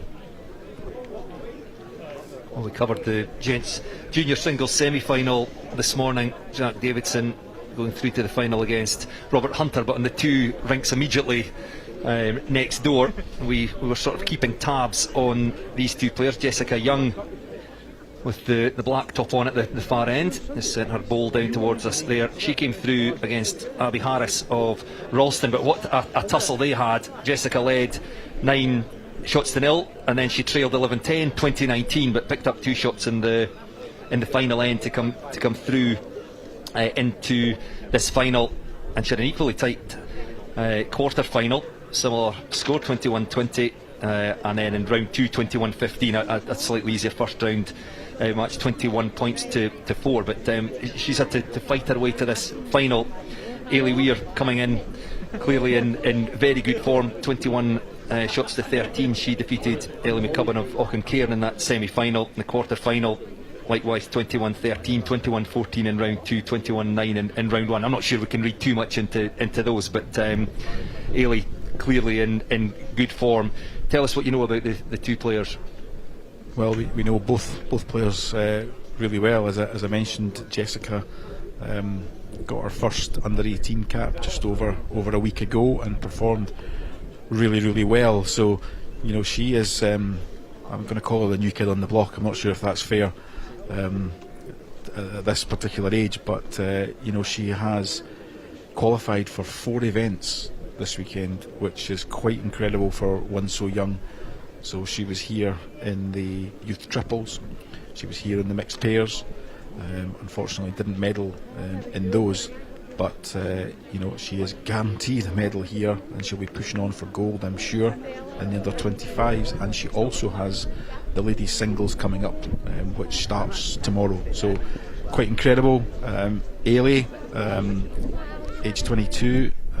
Ailey's been around the junior and the youth scene for some time now, and has a very good record also. She's here in the under 25s. I think she's also here in the triples, and is a former winner here. So Ailey skipped the rinks to victory from her club in 2019 at quite a young age, and went on to win the British Isles the year after. So Ailey has a pedigree. She's a current under 25 cap.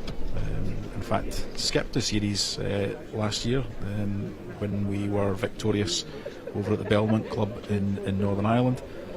So both players have good pedigree. Ailey perhaps with the edge on experience, but this is anybody's game. Both players come in good form, and we're looking forward to a great game this afternoon.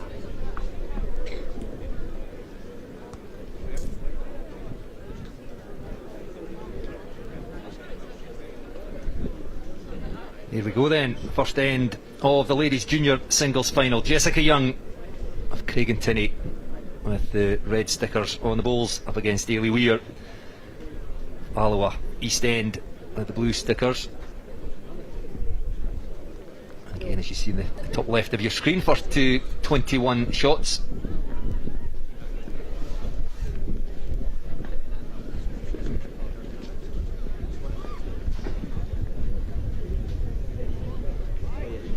Ailey Weir there, wearing the blue top, thankfully matching her sticker colour, so that should keep things reasonably straightforward for us. And a nice bowl there by Ailey.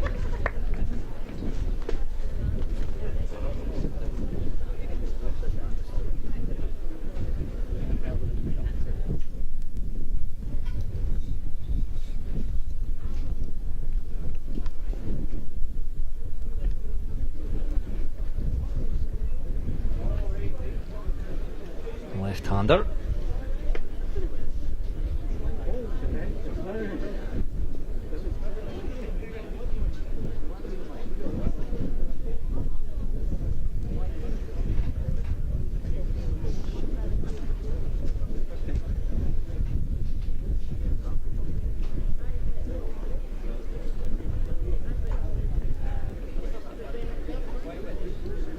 Jessica just missing the line with her last delivery there, but managed to pick out a good weight, so she'll look to correct that with her last one.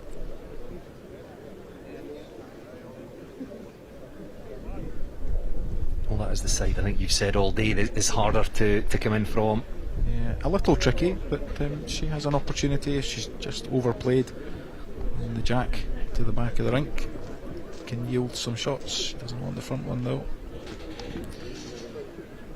Maybe just a little unfortunate to get dragged onto the front bowl. I don't think she's done any damage.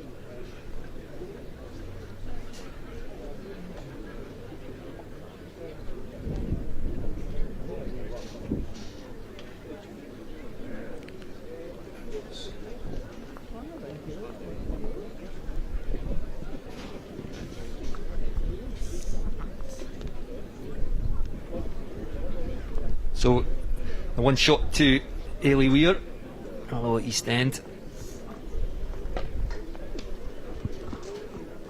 22-year-old Jessica Young, we mentioned, just 17 years old, took up the game about 4 years ago, only really started taking it seriously 2 years ago.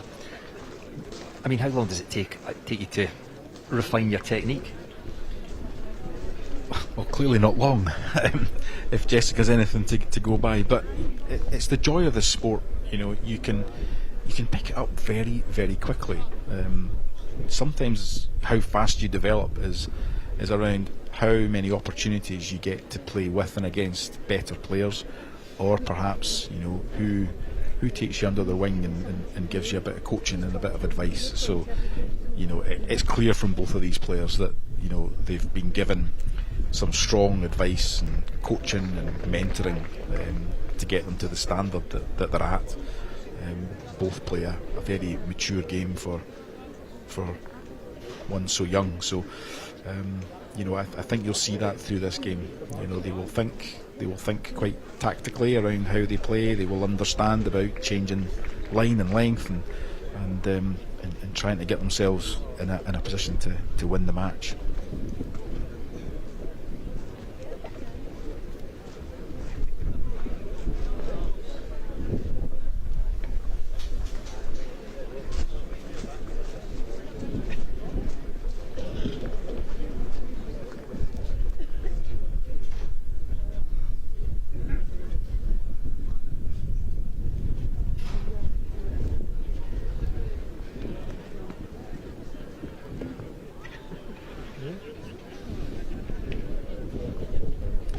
Looks like a better line from Jessica. How's your weight? Very good.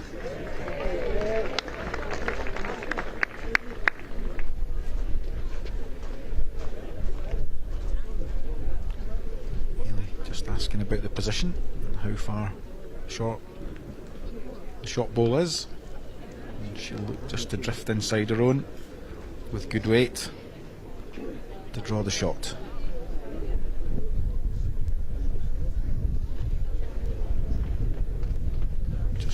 Just on the inside, so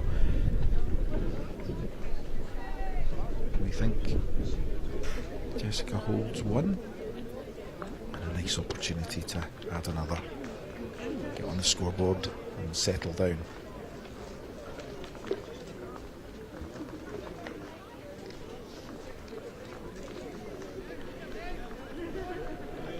Unable to add a second, but I assume, unless that camera angle is deceiving us again, this will be one to red. Yeah, certainly is. It is indeed. One apiece.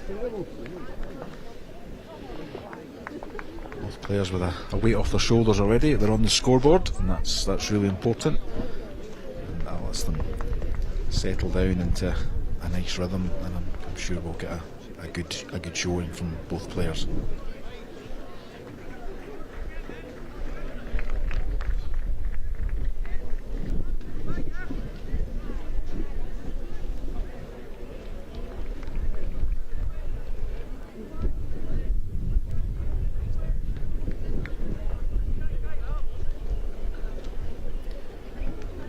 Jessica opting for a much shorter jack length.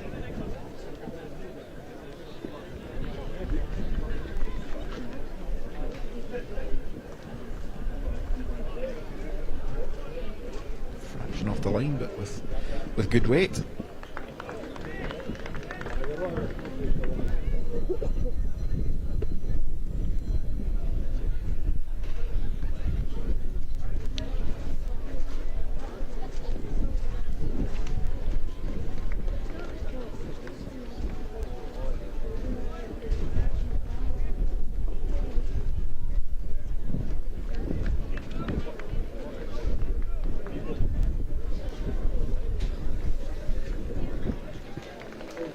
Quite a nice adjustment from Jessica.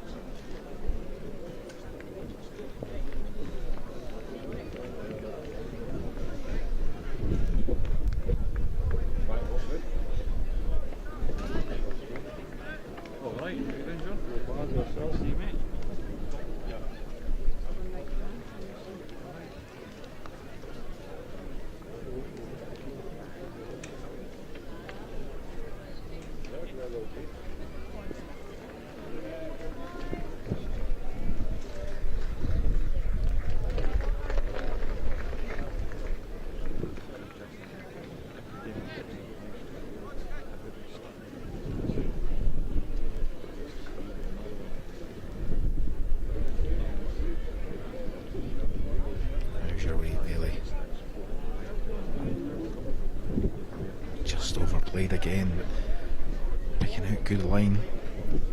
Jessica looks like she's lying 2 though. 1 ball each remaining. Yeah, she's missed the line this time, however.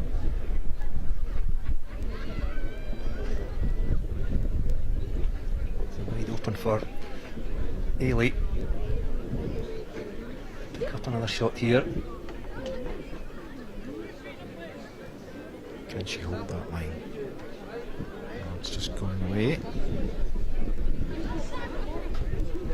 2 shots for Jessica. And, goes into a 3-1 lead.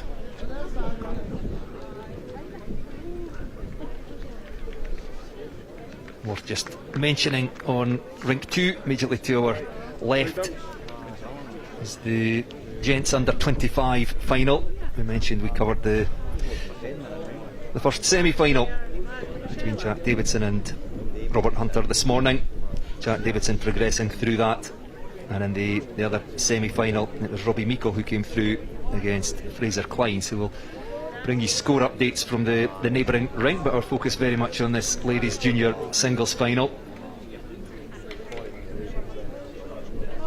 And Jessica Young of Craig and Tinney picking up 3 shots over the last 2 ends, so she leads by 3 shots to 1 in the early stages of this, live from the National Centre for Bowling in Ayr.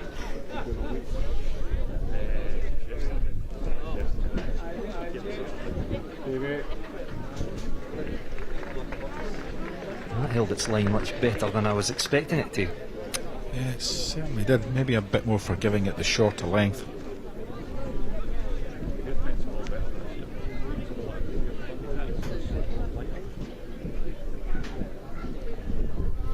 I expect this to do the same.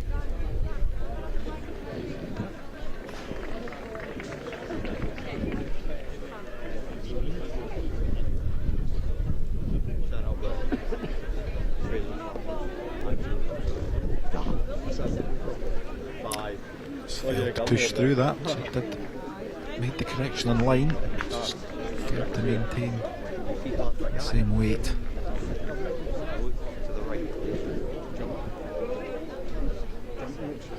Really this time looking on a very good line, but she pushed through it too.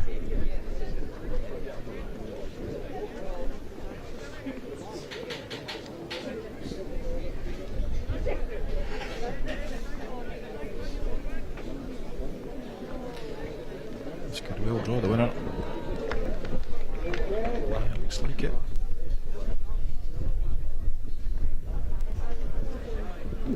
Marker indicating still 1 to Ailey Weir, the blue lollipop. Really just trying to establish how the balls are lying down there to allow her to choose her hand for the next delivery. Looks good.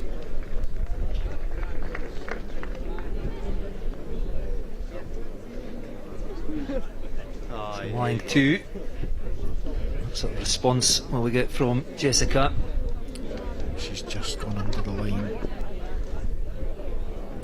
Yeah, she picked out a good weight, trying just to promote her own, but just drifted off on the tight side. So a chance for Ailey to add another. Just needs to give it enough green to get past the front red sticker ball, which she has. May still be 2.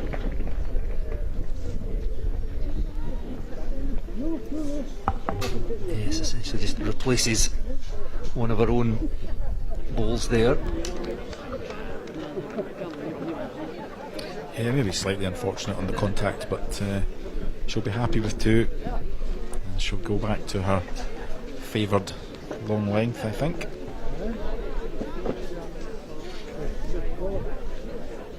So 3 shots apiece after 4 ends in the ladies junior singles final.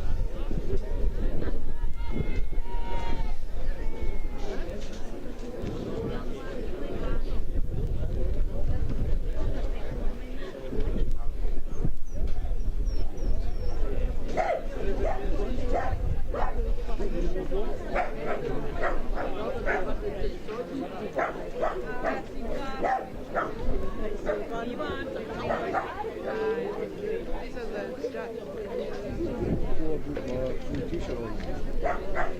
Okay.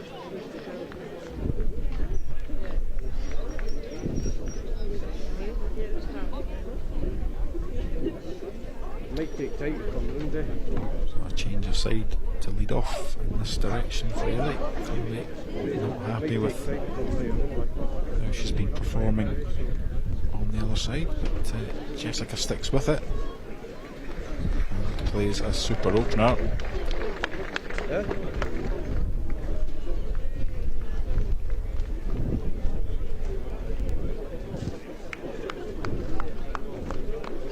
That'll be then going up the way, I think.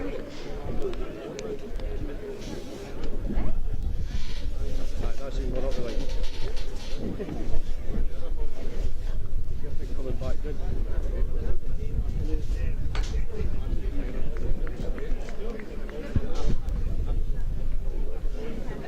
That could be a couple of minutes behind.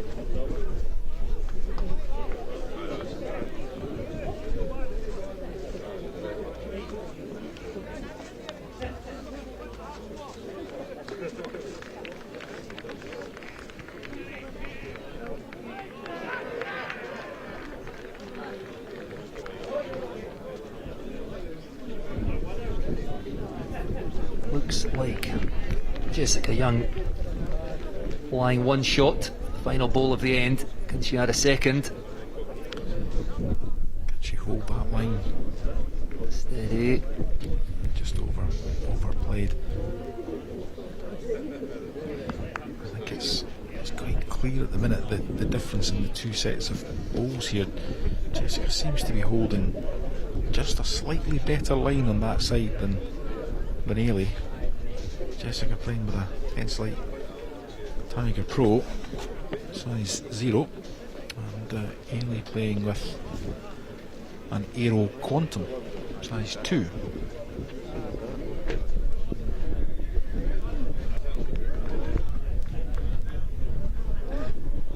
So another shot for Jessica Young.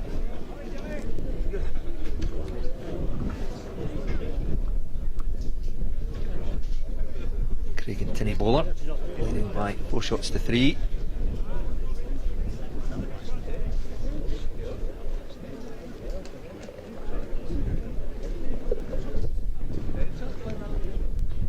And again, not surprisingly, it goes back to our shorter jack.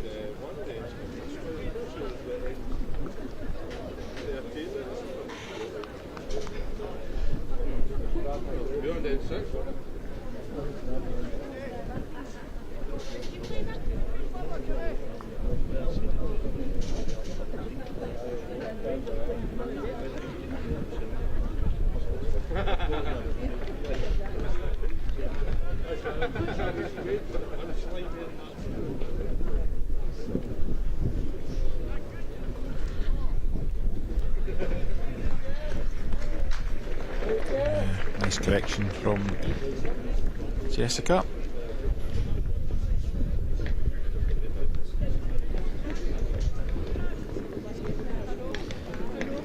He's turned her back on that almost immediately, so clearly didn't deliver that properly. Just to forget about that one now and concentrate on the next one.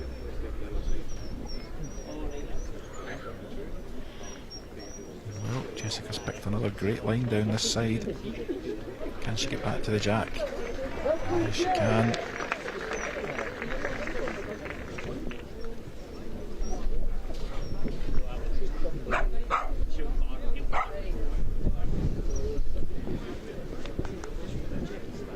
Also picking a great line. She's played it here. Yeah, well done. Just been unlucky in terms of where the jack's gone to, but She was 2 down, she's now 1 down, so an improved position. The players just wisely coming down for a quick look. Jessica's seen enough from halfway, understands the job in hand. 1 shot in her head and off to play it, not messing around.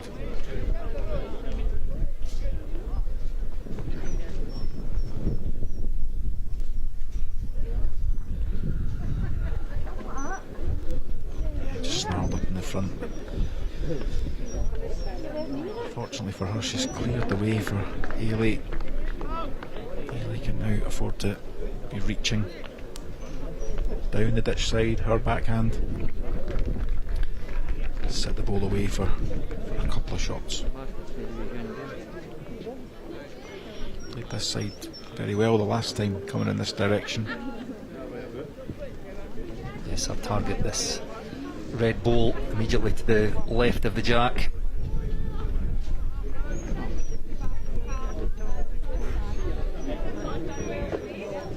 Need to hold the long way. It's gone. Not sure she had the pace to get that either, to be honest, but either way, she faced 2 against as she played her third and only lost a single, so some consolation in that. Jessica Young again picking up a shot. This extends her early lead out to 5-3.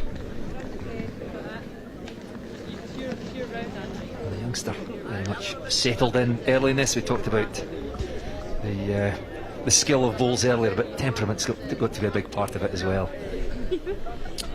Yeah, huge. Both players look relatively calm. I'm sure that's not the case inside. I'm sure they're very nervous, and you can see there's a big crowd round the greens, and the crowd willing them on, willing them to play well. But it's a national final, so understandably there'll be some nerves.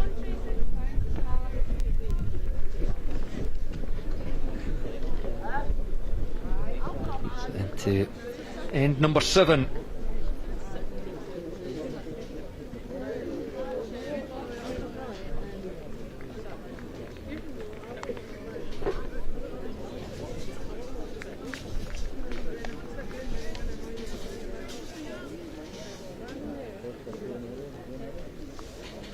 Picking a much better line this time. Grabs the jack on the way past.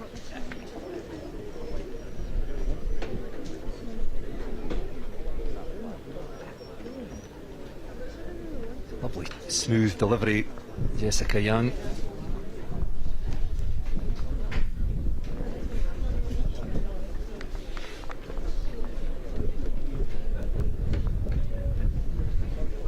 And likewise Ailey.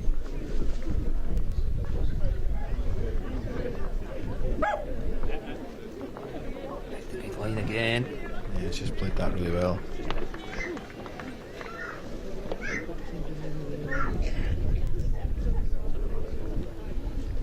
Jessica looks to have picked the right line with this one. Will she hold on? No, just gone.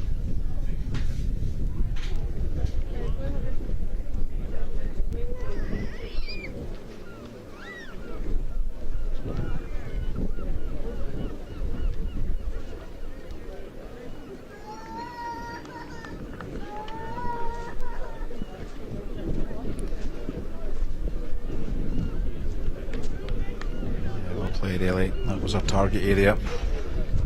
2 chances, set the ball to make a shot. Equally covers the danger in terms of the jack moving in that direction. Now, how's this for weight? Yeah, well played, well played. Chance for Ailey. She keeps the side, almost plays exactly the same bowl as her last.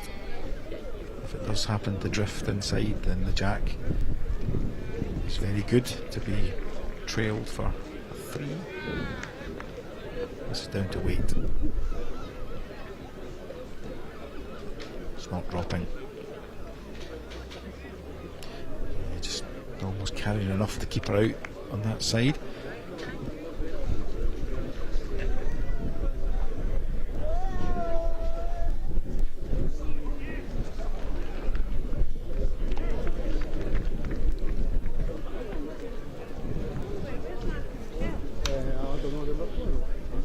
Yes, just the one. Again, Jessica Young picking up shots in each of the last 3 ends. Extends her lead out to 6 shots to 3 after 7 ends.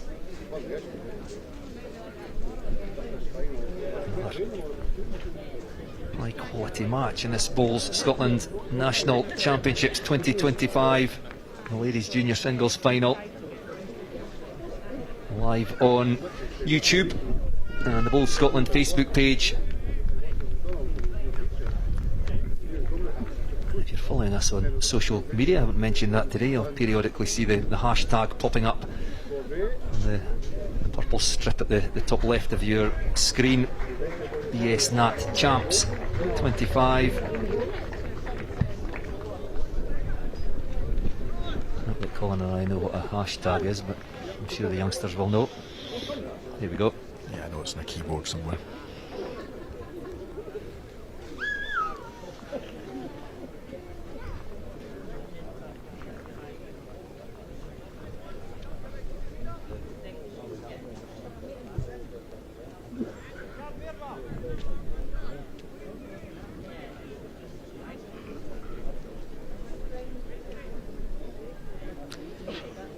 A scrappy opening from both players this time.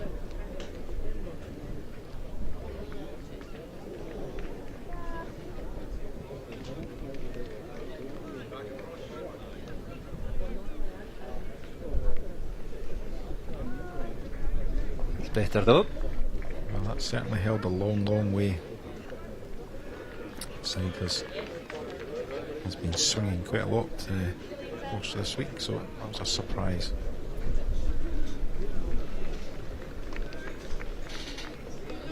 Good reply.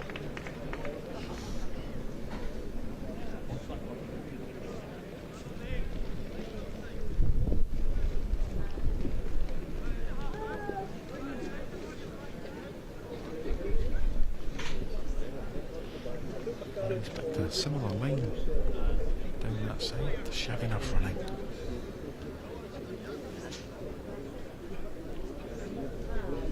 I think that'll force Jessica to the ditch side.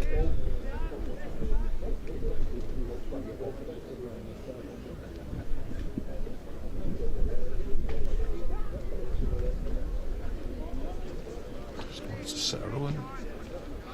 Well, marker shows 1 red.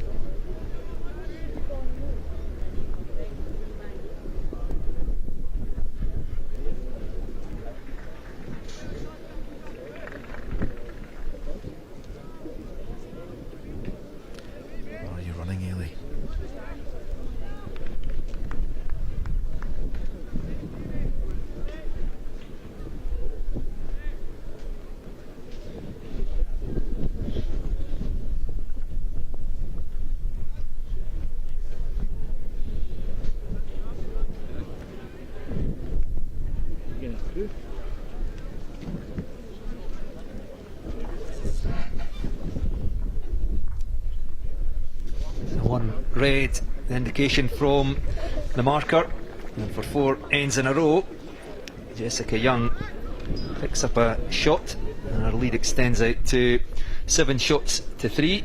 I'll just take the chance to mention the under 25 gents singles final going on in the rink immediately to the right there. You can see play the head at the far end, and it's Walliford's Jack Davidson, who we followed this morning in the semi-final, has got off to a great start, leading 7 shots to 2 against Blaisnock Valley's Robbie Meikle.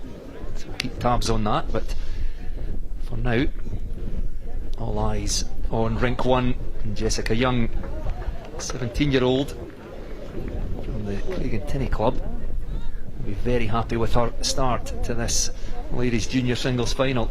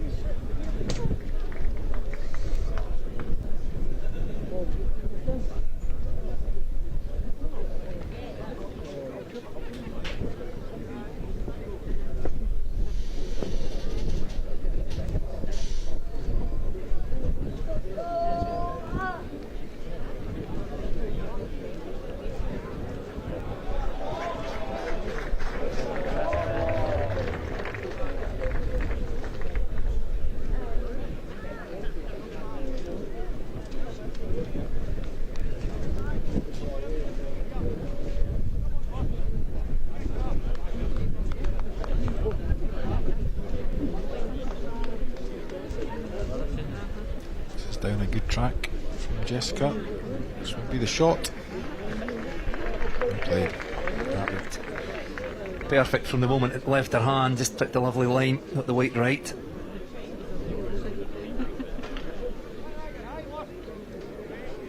And with the change to the other side, also seems to have picked a good line.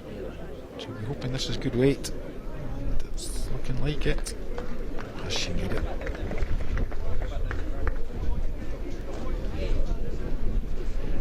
Who knows? Two cracking balls. Yeah, markers indicated one red.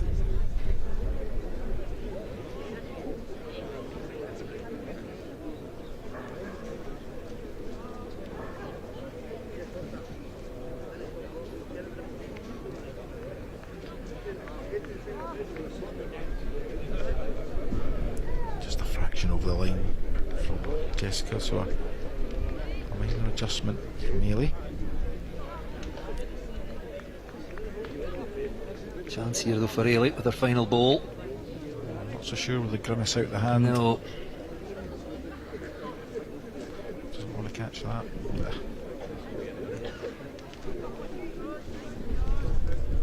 Marker seems confident that it's one to red. Let's see if the players agree.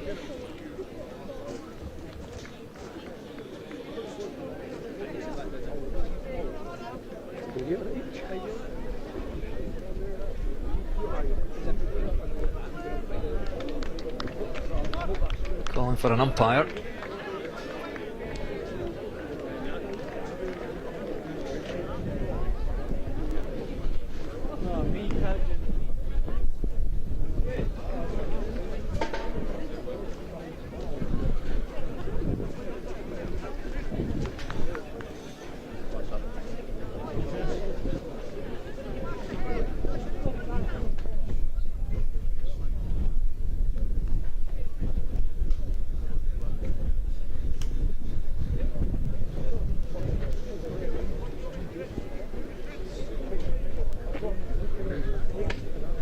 Purple ball on the right, the blue sticker, that of Ailey Weir.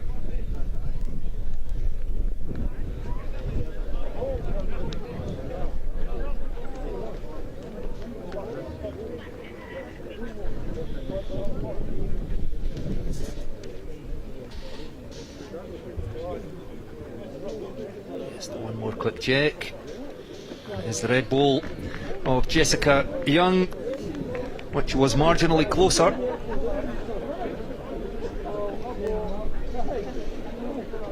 And she continues a great start to this final as she picks up her fifth consecutive shot. And blue skies over here. You see the sun has come out here at the National Centre for Bowling. Not that we're seeing too much of it inside here in our commentary booth.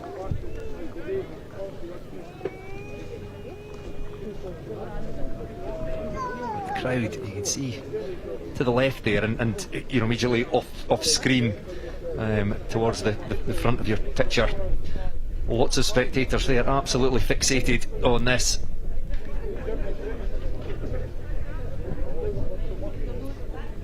A real quality match to finish our day of live action in the National Championships between two youngsters.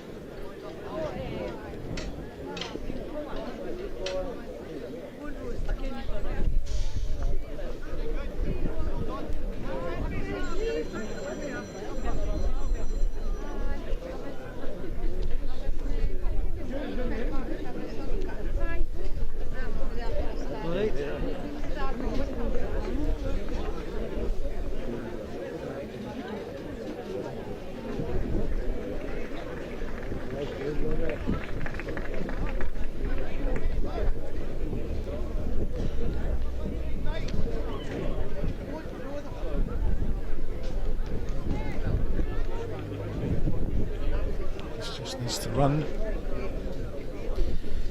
Just pulling up a fraction short again. So, a nice chance for Jessica to step in. She's also pulled this into a tight line.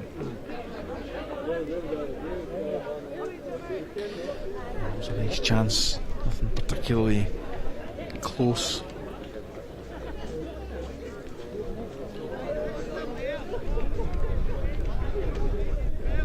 It's not better.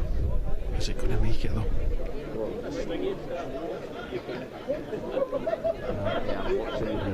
I'm not sure. Bruce, what do you think? We're waiting the marker. I think he showed one blue. I think so. Is it blue being the purple bowls of Ailey Weir? Final chance in this end for Jessica Young. This just needs to be good pace. And that was the problem. Can't help thinking she had a free shot down the ditch side, just to rock her own ball over once. Ailey will be going to add another. Once again, drag tight on the inside hand. So a scrappy end, but it looks like Ailey's stopped the rot.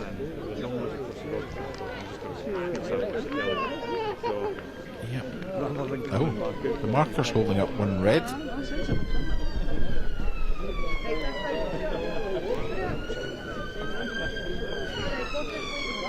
Just waiting. Well, yes, confirmation. And it was, in fact, the bowl of Jessica Young, which was closest.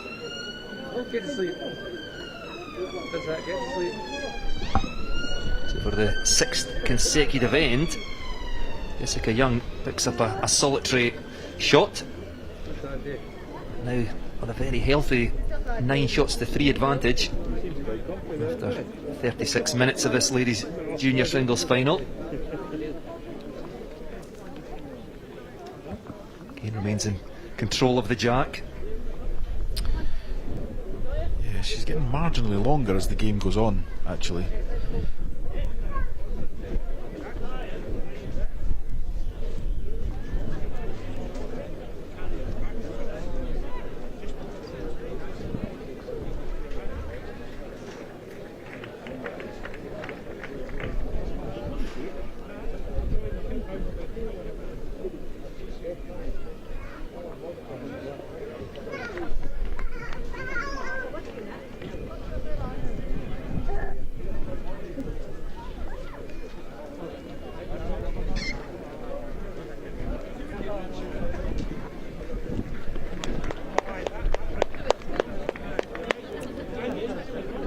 Jessica on the shot.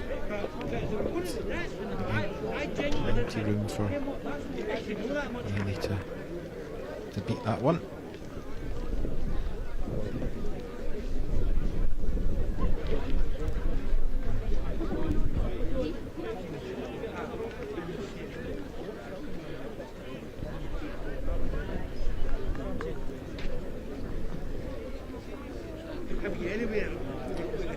Finish on the inside, won't be a disaster. Just needs to hold on. Yeah. For showing 2 red.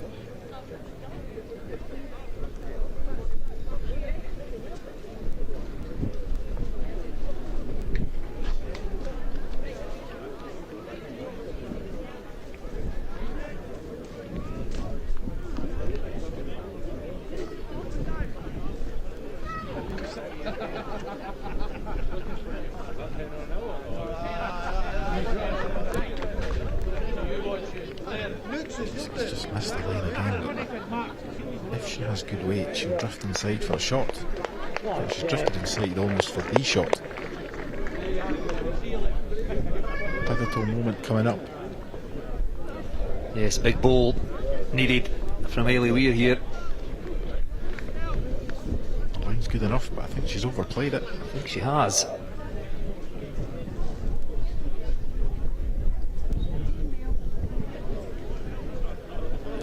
I do wonder if making the switch for Ailey onto the other side is, well, could have been important there, and maybe important to her in the context of the game.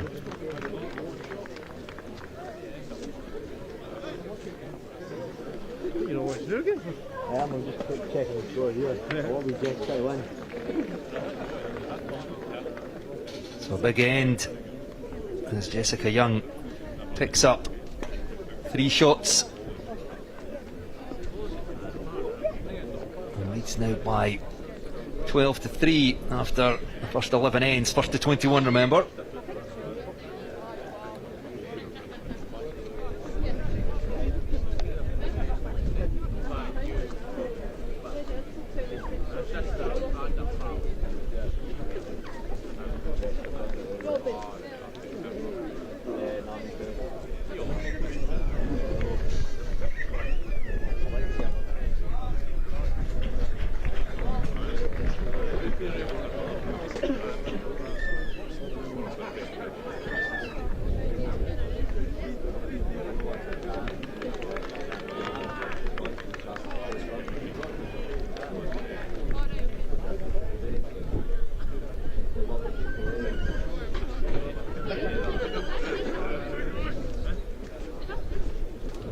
Tighter on the next door rink. You can see Jack Davidson there, just with the purple top with the yellow stripe across it, leading 8 shots to 5 against Glazing Up the Valley's Robbie Meikle.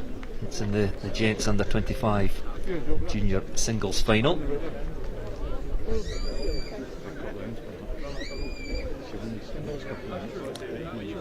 Movement behind the rink, just making Ailey pause, reset. Again.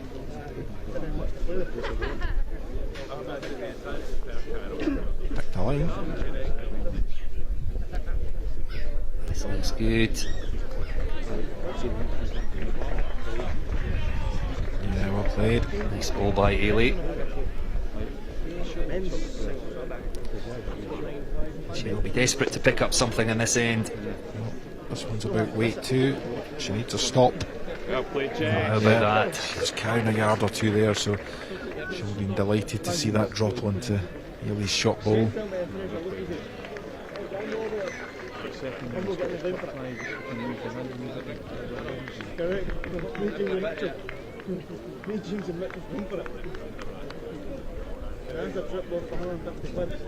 Kelly's just not, she's not sent it.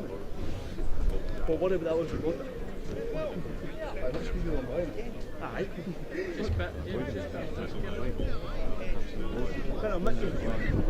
This just needs a clear line. Yeah, I think she's played this.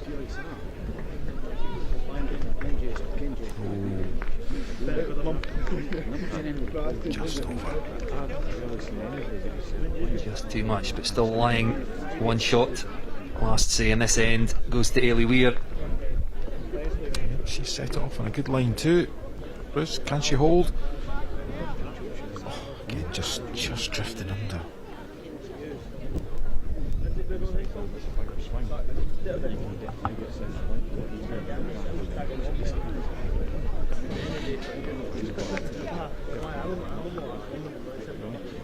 Jessica Young just continues to keep that scoreboard ticking over. Adds another shot to her tally in 13-3 after 12 ends. I don't think she could have hoped for anything better coming into this final. She'll be over the moon with this start, but there's a long way to go. And Ailey's experienced enough, you know, she'll have been in this kind of position lots of times, and she'll know that it's never over till it's over. But I think, you know, in the context of she's going to have to change something, she is, and she's going to have to do it quickly. Does that mean a change of length if she can get hold of the jack, or does it mean a change of side? Because the inside hand at the minute is not working for her.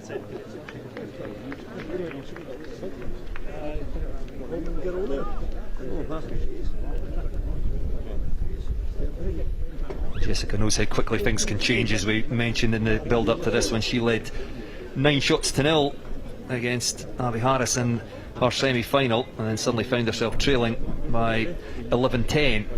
So she'll be mindful of that. Much better. Much better.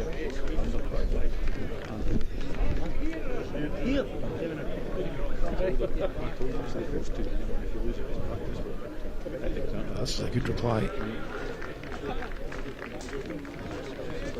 Sitting in a nice position. closer to you, Bridget. He was in 14. I've been on the second team for Eagle. Who are you proud? He snatched her hand back on the delivery there, so I wonder if this is just over the weight. Yep, it is indeed. But also in a good position if there's a contact.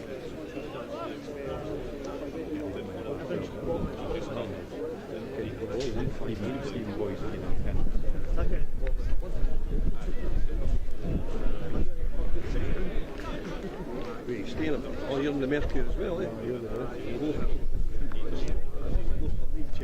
They were getting beat in the Serious line again.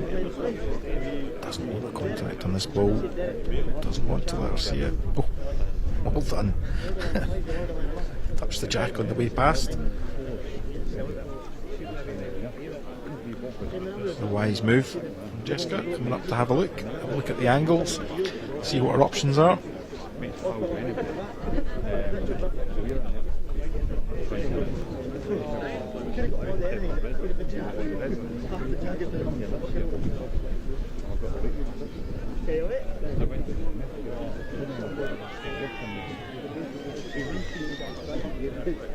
So Jack tucked in tight behind the bowl of Ailey Weir. Two blue bowls and one red bowl immediately in behind. If there's any movement here, what are the options for Jessica? I would think she'll just be looking for a contact on it. She can't really afford to push it too far, otherwise she may give Ailey free shooting for a 3 at the back, but she's just missed the line. Oh, well, if there was any doubt, and if it was only one, then there's none now. Ailey might also have to be a little cautious with this delivery. She won't want to give the shot away, she'll want to get the shot and get back to playing a length that she can dominate. Inside the post, after the ramp, I was like, I wouldn't be playing that power. I wouldn't be playing either. She's too close to this for her own liking. Wow. A great effort to draw, and a brave ball. But you can see with that pace, she would likely have given the shot away.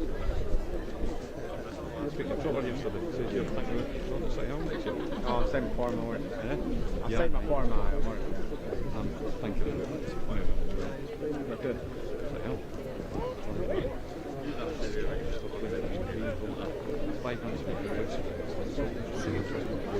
Just the one shot for Ailey Weir, which she will be very grateful for that. And as you said, Colin, that gives her back control of the jack. She can put a bit more length on that. I'm sure she has. I don't think she stretched it too far, maybe a little.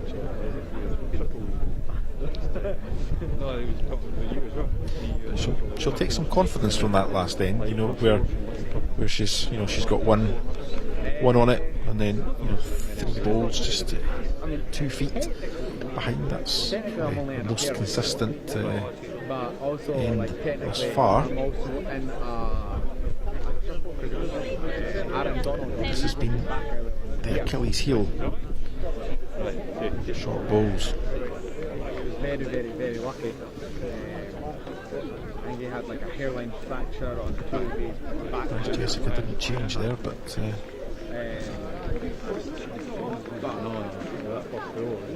she got by just with a flick. Aye, so he was playing with his dad. Now no playing with his dad because obviously he broke his back. So then now I'm playing with him there.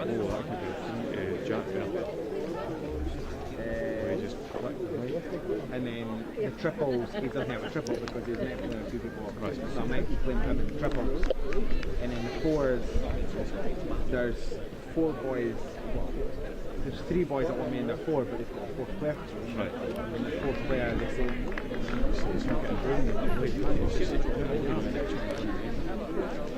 it's a shot for now, but I would be surprised if that maintains that position at the end. And they stopped again.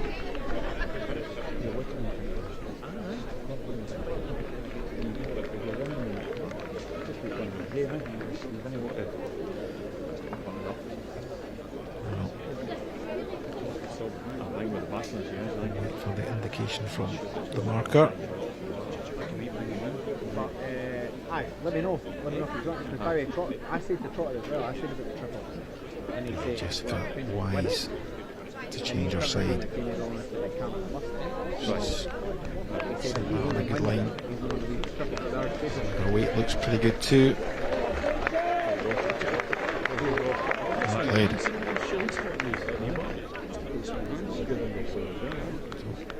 Amy also coming down the ditch side. Her backhand for the left-hander. She's on a narrow line, but it's holding. Can she make it? Just feeling. She cuts it to 1. So, how good's your memory, Jessica? Final ball of the end, Jessica. Line 1, can she add a second? She needs to hold. She also needs to keep off that front ball. Oh, she's just got past. Well done. Slightly narrow line. Got away with it. And adds a shot. So moves on to 15. Jessica Young of Greenton leads by 15 shots to 4. No doubt we'll be starting to think about the finishing line. Our section is Elgin, Para, Arbroath, Buchan. Camera operator trying to make us dizzy. That's a good view though. This final ball. 4 very, very north teams in. I'm sure halfway down she'd be slightly concerned that she was on the back of Haley's ball, but did just enough to get past. I didn't really fancy playing 4 weekends of 12-hour balls.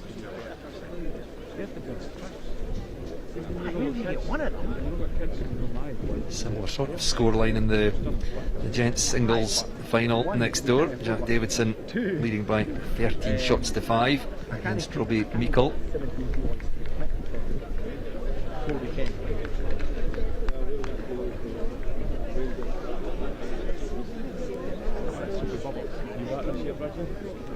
I don't think so. But it's made a feeling. I didn't like coming into a double one team. It's like first time you lose anything, you get played. Wait till you fail. No, we failed, huh? No. 2 years before we won the league in double.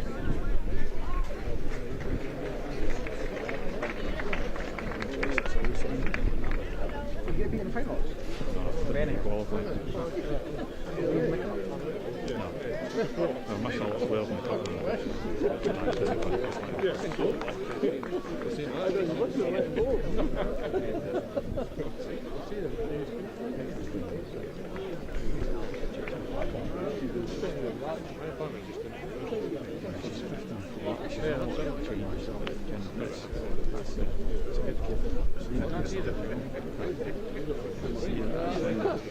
Okay, chop shop.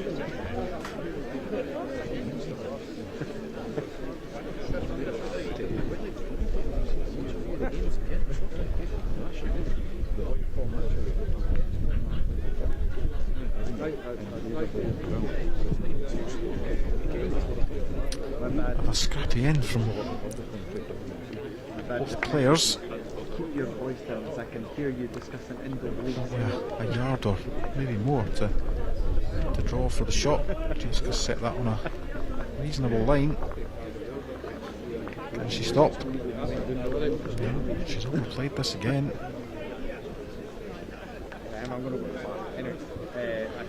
Hayley Weir, line 1, can she add a second?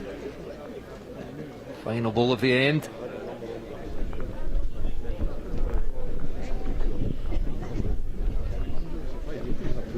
This looks good. Yeah, well played.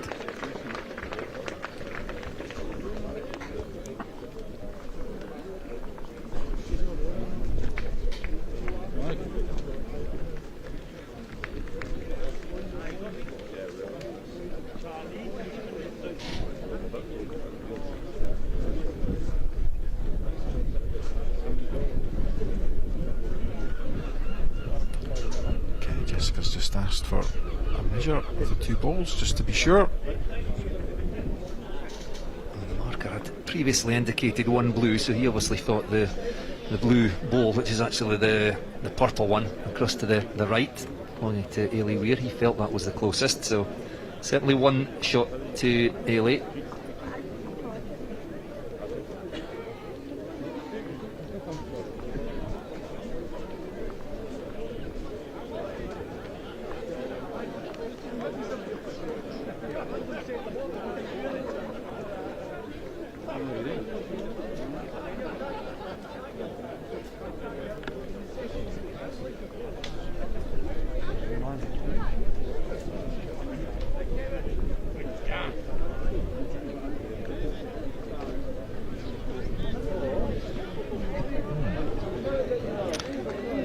It's quite a close measure.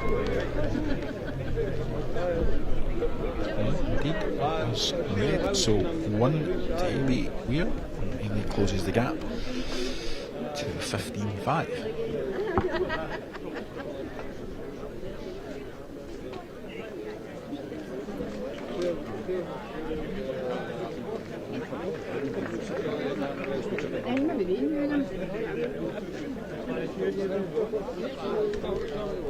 Approaching the hour mark in this ladies' junior singles final. It's Jessica Young, still with a very healthy 15 shots to 5 advantage over Alloa East End's Ailey Weir.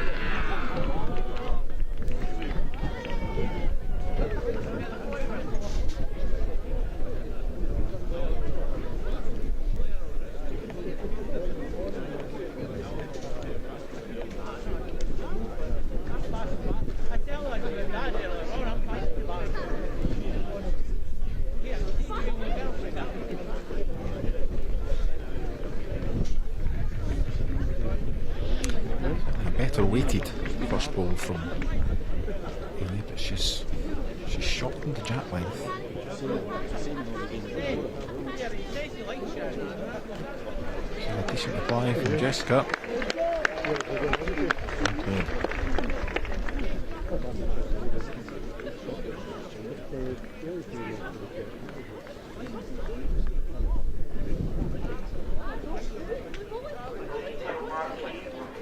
The retail marquees will be closing at 5:32. Be sure to visit to view a large selection Very of good assortment response from Ailey. products and avoid any disappointment.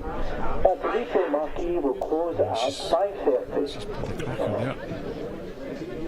Jessica will want to be just beyond if she can, and she is. Sitting in a good position.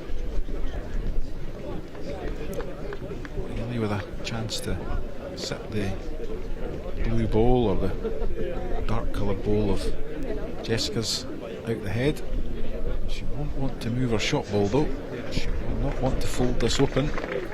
So a great bowl, but has she given Jessica just enough of a look?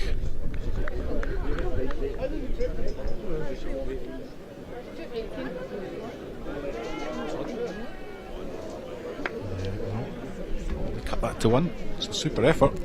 Jessica has some play though.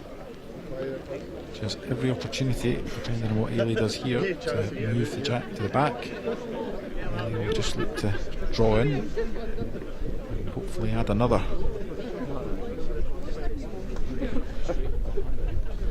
Yeah, good head of balls from both girls. Jessica will need a bit of weight. She's very close, you know. Just unlucky.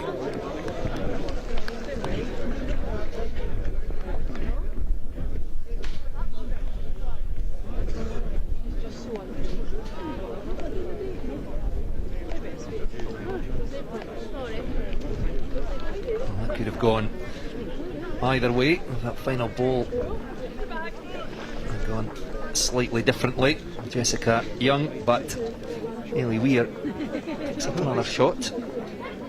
There's the gap again to 15-6. Just watching the game next door as well, Bruce. I think I just caught sight of the scoreboard there, and it looks like the score was moved on to 14 shots to 7 in favour of Jack Davidson over Glazenick Valley's Robbie Meikle.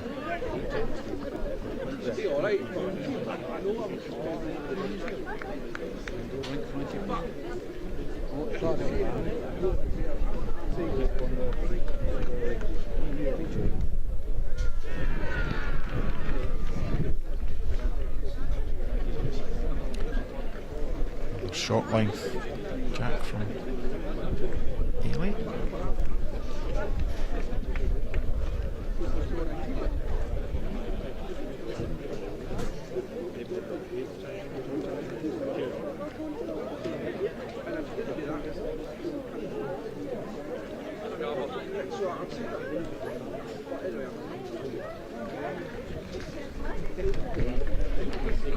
Pretty decent line with this one. Well, he stopped for Ely if she can grip the ball or the jack.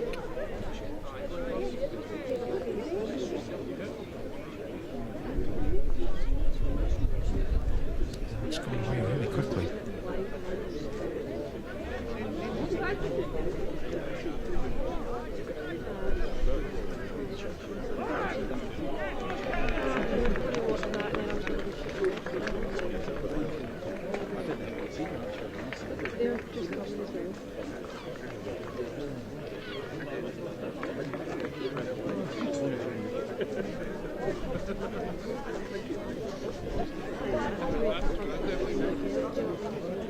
I see Ely's ball's dipping away really quite quickly there. Previously we talked about was that the balls. I wonder if it's just the difference between a right-hander and a left-hander playing up this side of the rink.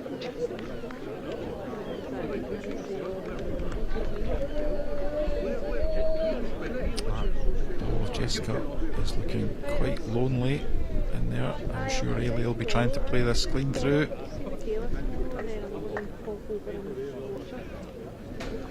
It's a corner of her own. Oh, she's just missed it. Right shot to play. Final shot of the end though goes to Jessica Young, already lying one. If she's settled her weight down, she's got a chance. I think she has, it's maybe just not got enough on it. Understandably cautious. She's overplayed her last two, just overcorrected with her last delivery, but she has been quite keen to stop really clawing back any more, so maintains the 10-shot gap.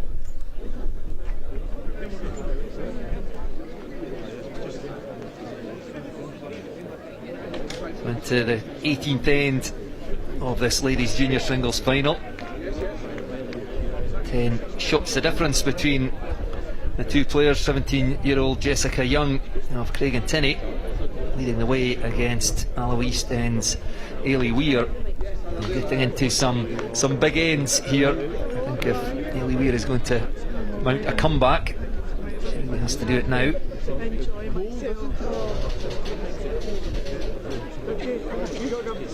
Nothing was going on. We were lying in 8, class 4. Right? She's out past the pin. Skiddles in for shot. I was like, Picks up a few shots, I guess it starts to get into the head of the player that's been out in front the whole way, and if you start to feel stuck on a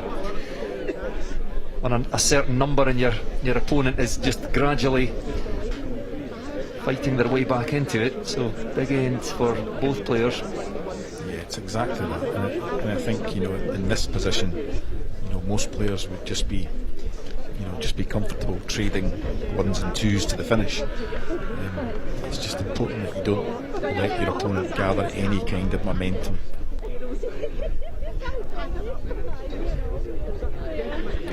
Doing for Ailey. I'm slightly surprised she didn't open on this pitch side the last time she played. She played 3 great balls in it at the shorter length. Elected to go back to the side that she's probably, in fairness, been struggling a bit on the whole game.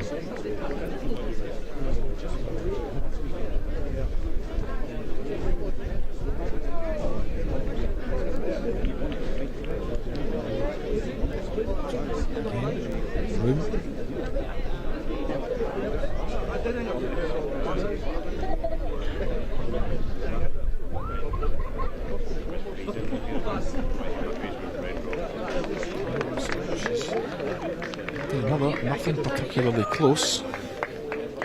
Jessica's switching. Doesn't want to contact that front one. She's going around it. She's just overplayed though.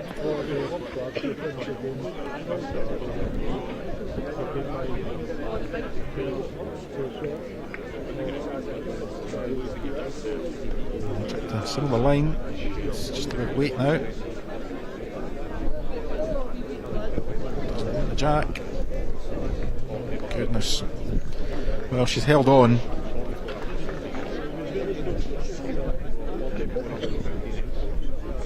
Held on for one. Yes, I think one. I think she was probably had more than that.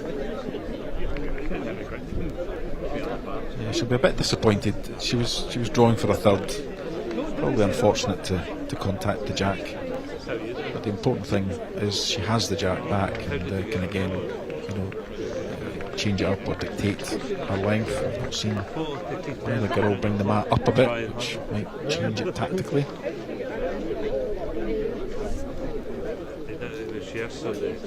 Interestingly, Hayley started with a longer jack length and has shortened it to match that of Jessica Young's. You wouldn't have seen it coming if he was playing well. Actually, longer here though. She's gone back to 3/4 to long. It's the first bowl, I think, that just needs to improve a bit for Hayley to give her that opportunity to build a good, strong head of bowls and count multiple.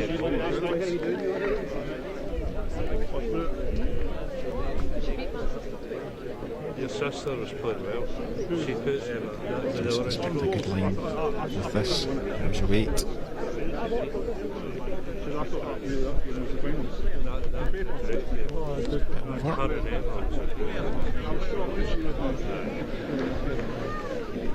How did that? Did she play alright still? Not as good as she played in that game.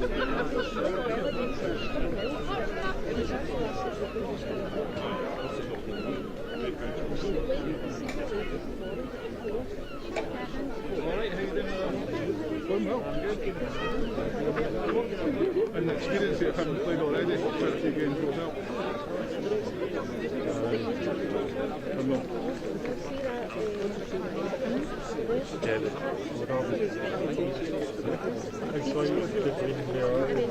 Oh, aye, I've seen a ball go like that. Moving on again.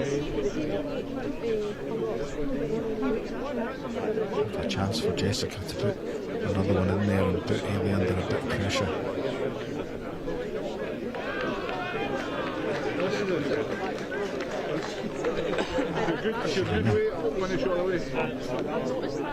Oh dear. Most people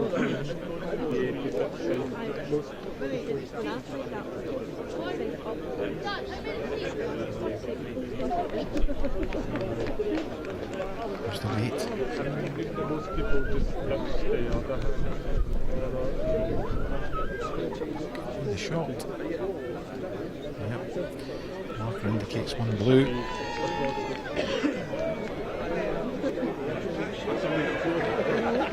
This just has to run. It's gone. Well, very scrappy end from both players.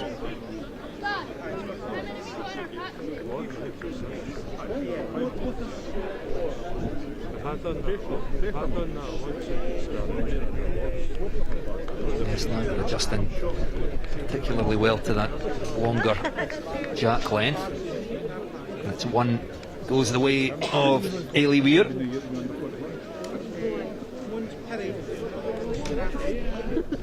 (16 shots to 8). Jessica Young leads, playing almost 70 minutes into the 20th end.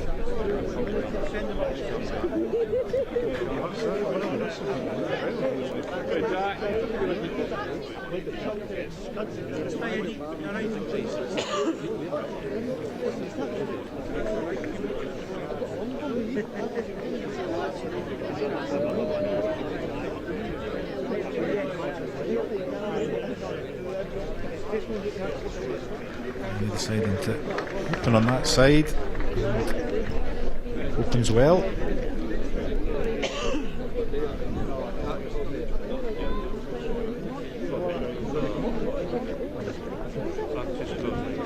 Through the hole, I believe.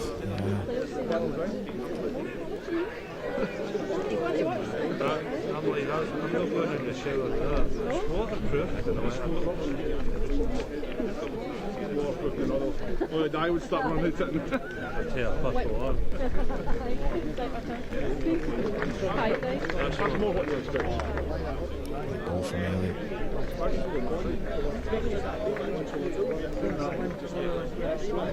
Persisting on this side. She's close again. She's made it better for herself.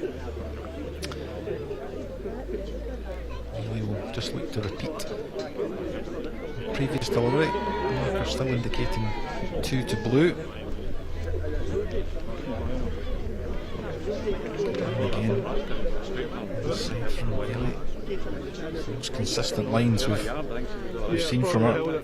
She won't be unhappy with that. It's potentially just sitting in Jessica's way. That's on a really good line. Right to the jack. This looks good. Well played, Jessica.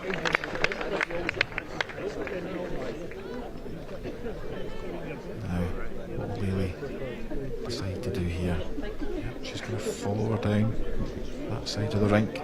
She'll be looking for a stop on the blue ball to make 3. Just drifting away.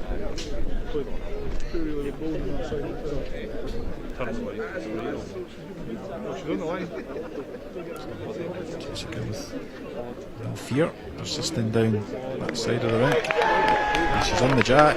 Oh, she's made a 3. What a ball from Jessica Young.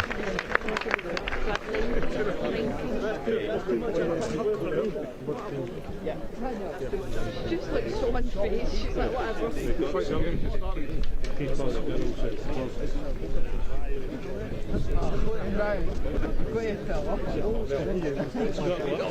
Really weird. Picking up shots in each of the last 2 ends and going to just chip away at that lead, and then suddenly Jessica Young picking up 3 shots in the 20th end. That puts her in a very strong position, as if she wasn't already, leading by 19 shots to 8.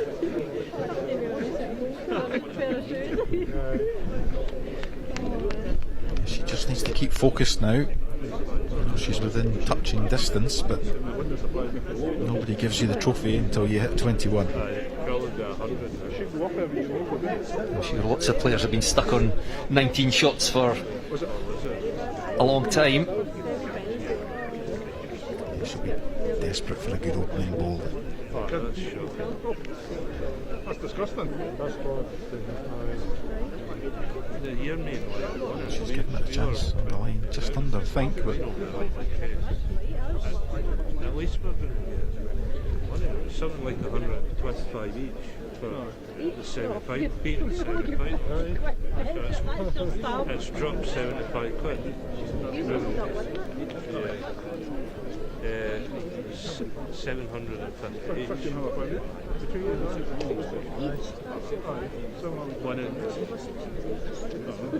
One of my checks bounced. Either that or the numbers were way down, but The numbers were down slightly. it's a great line. Still at that. It's a pace too. Not terribly close, but it's one of the 2 that she'll require.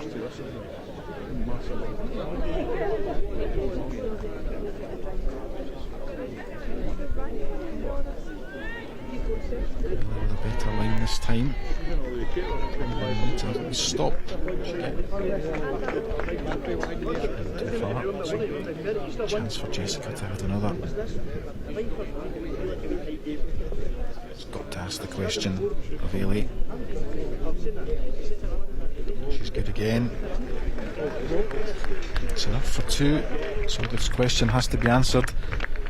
Ailey Needs to draw within a couple of feet to keep the match alive. Picked a good line again.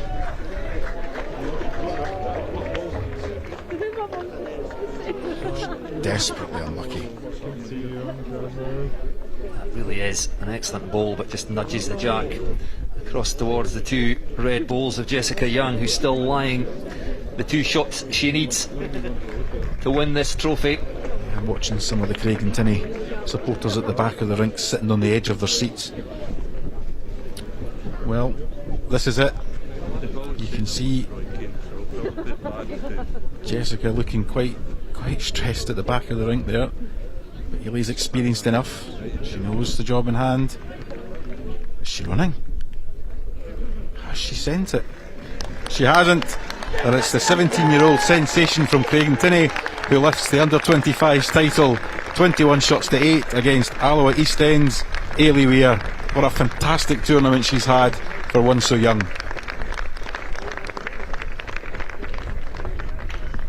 Another quite absorbing match in the Bowls Scotland National Championships. 17-year-old Jessica Young who prevails in the ladies' junior singles final, picking up the 2 shots she needed in the 21st end to take her up to those 21 shots.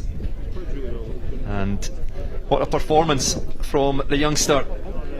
Oh, I think never in her wildest dreams would she have thought that actually she was going to come here and take away the gold medal this week. You know, she's a very humble young girl, and you know, I think just coming here and competing was fantastic.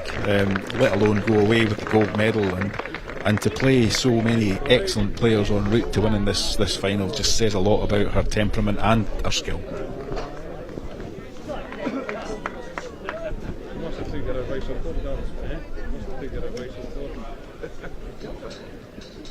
Well, that's it for our coverage today. We still have 3 more days of live action to look forward to. Colin Noon will once again provide insight and expertise as he continues his marathon effort in the commentary box tomorrow, and he will be joined by Paul Mitchell. I hope you've enjoyed our coverage today, and what a fantastic day of action it was. Join us again tomorrow then on day 6 of the 2025 Bowls Scotland National Championships. Until then, from all of us here at the National Centre for Bowling in Air, thank you for watching.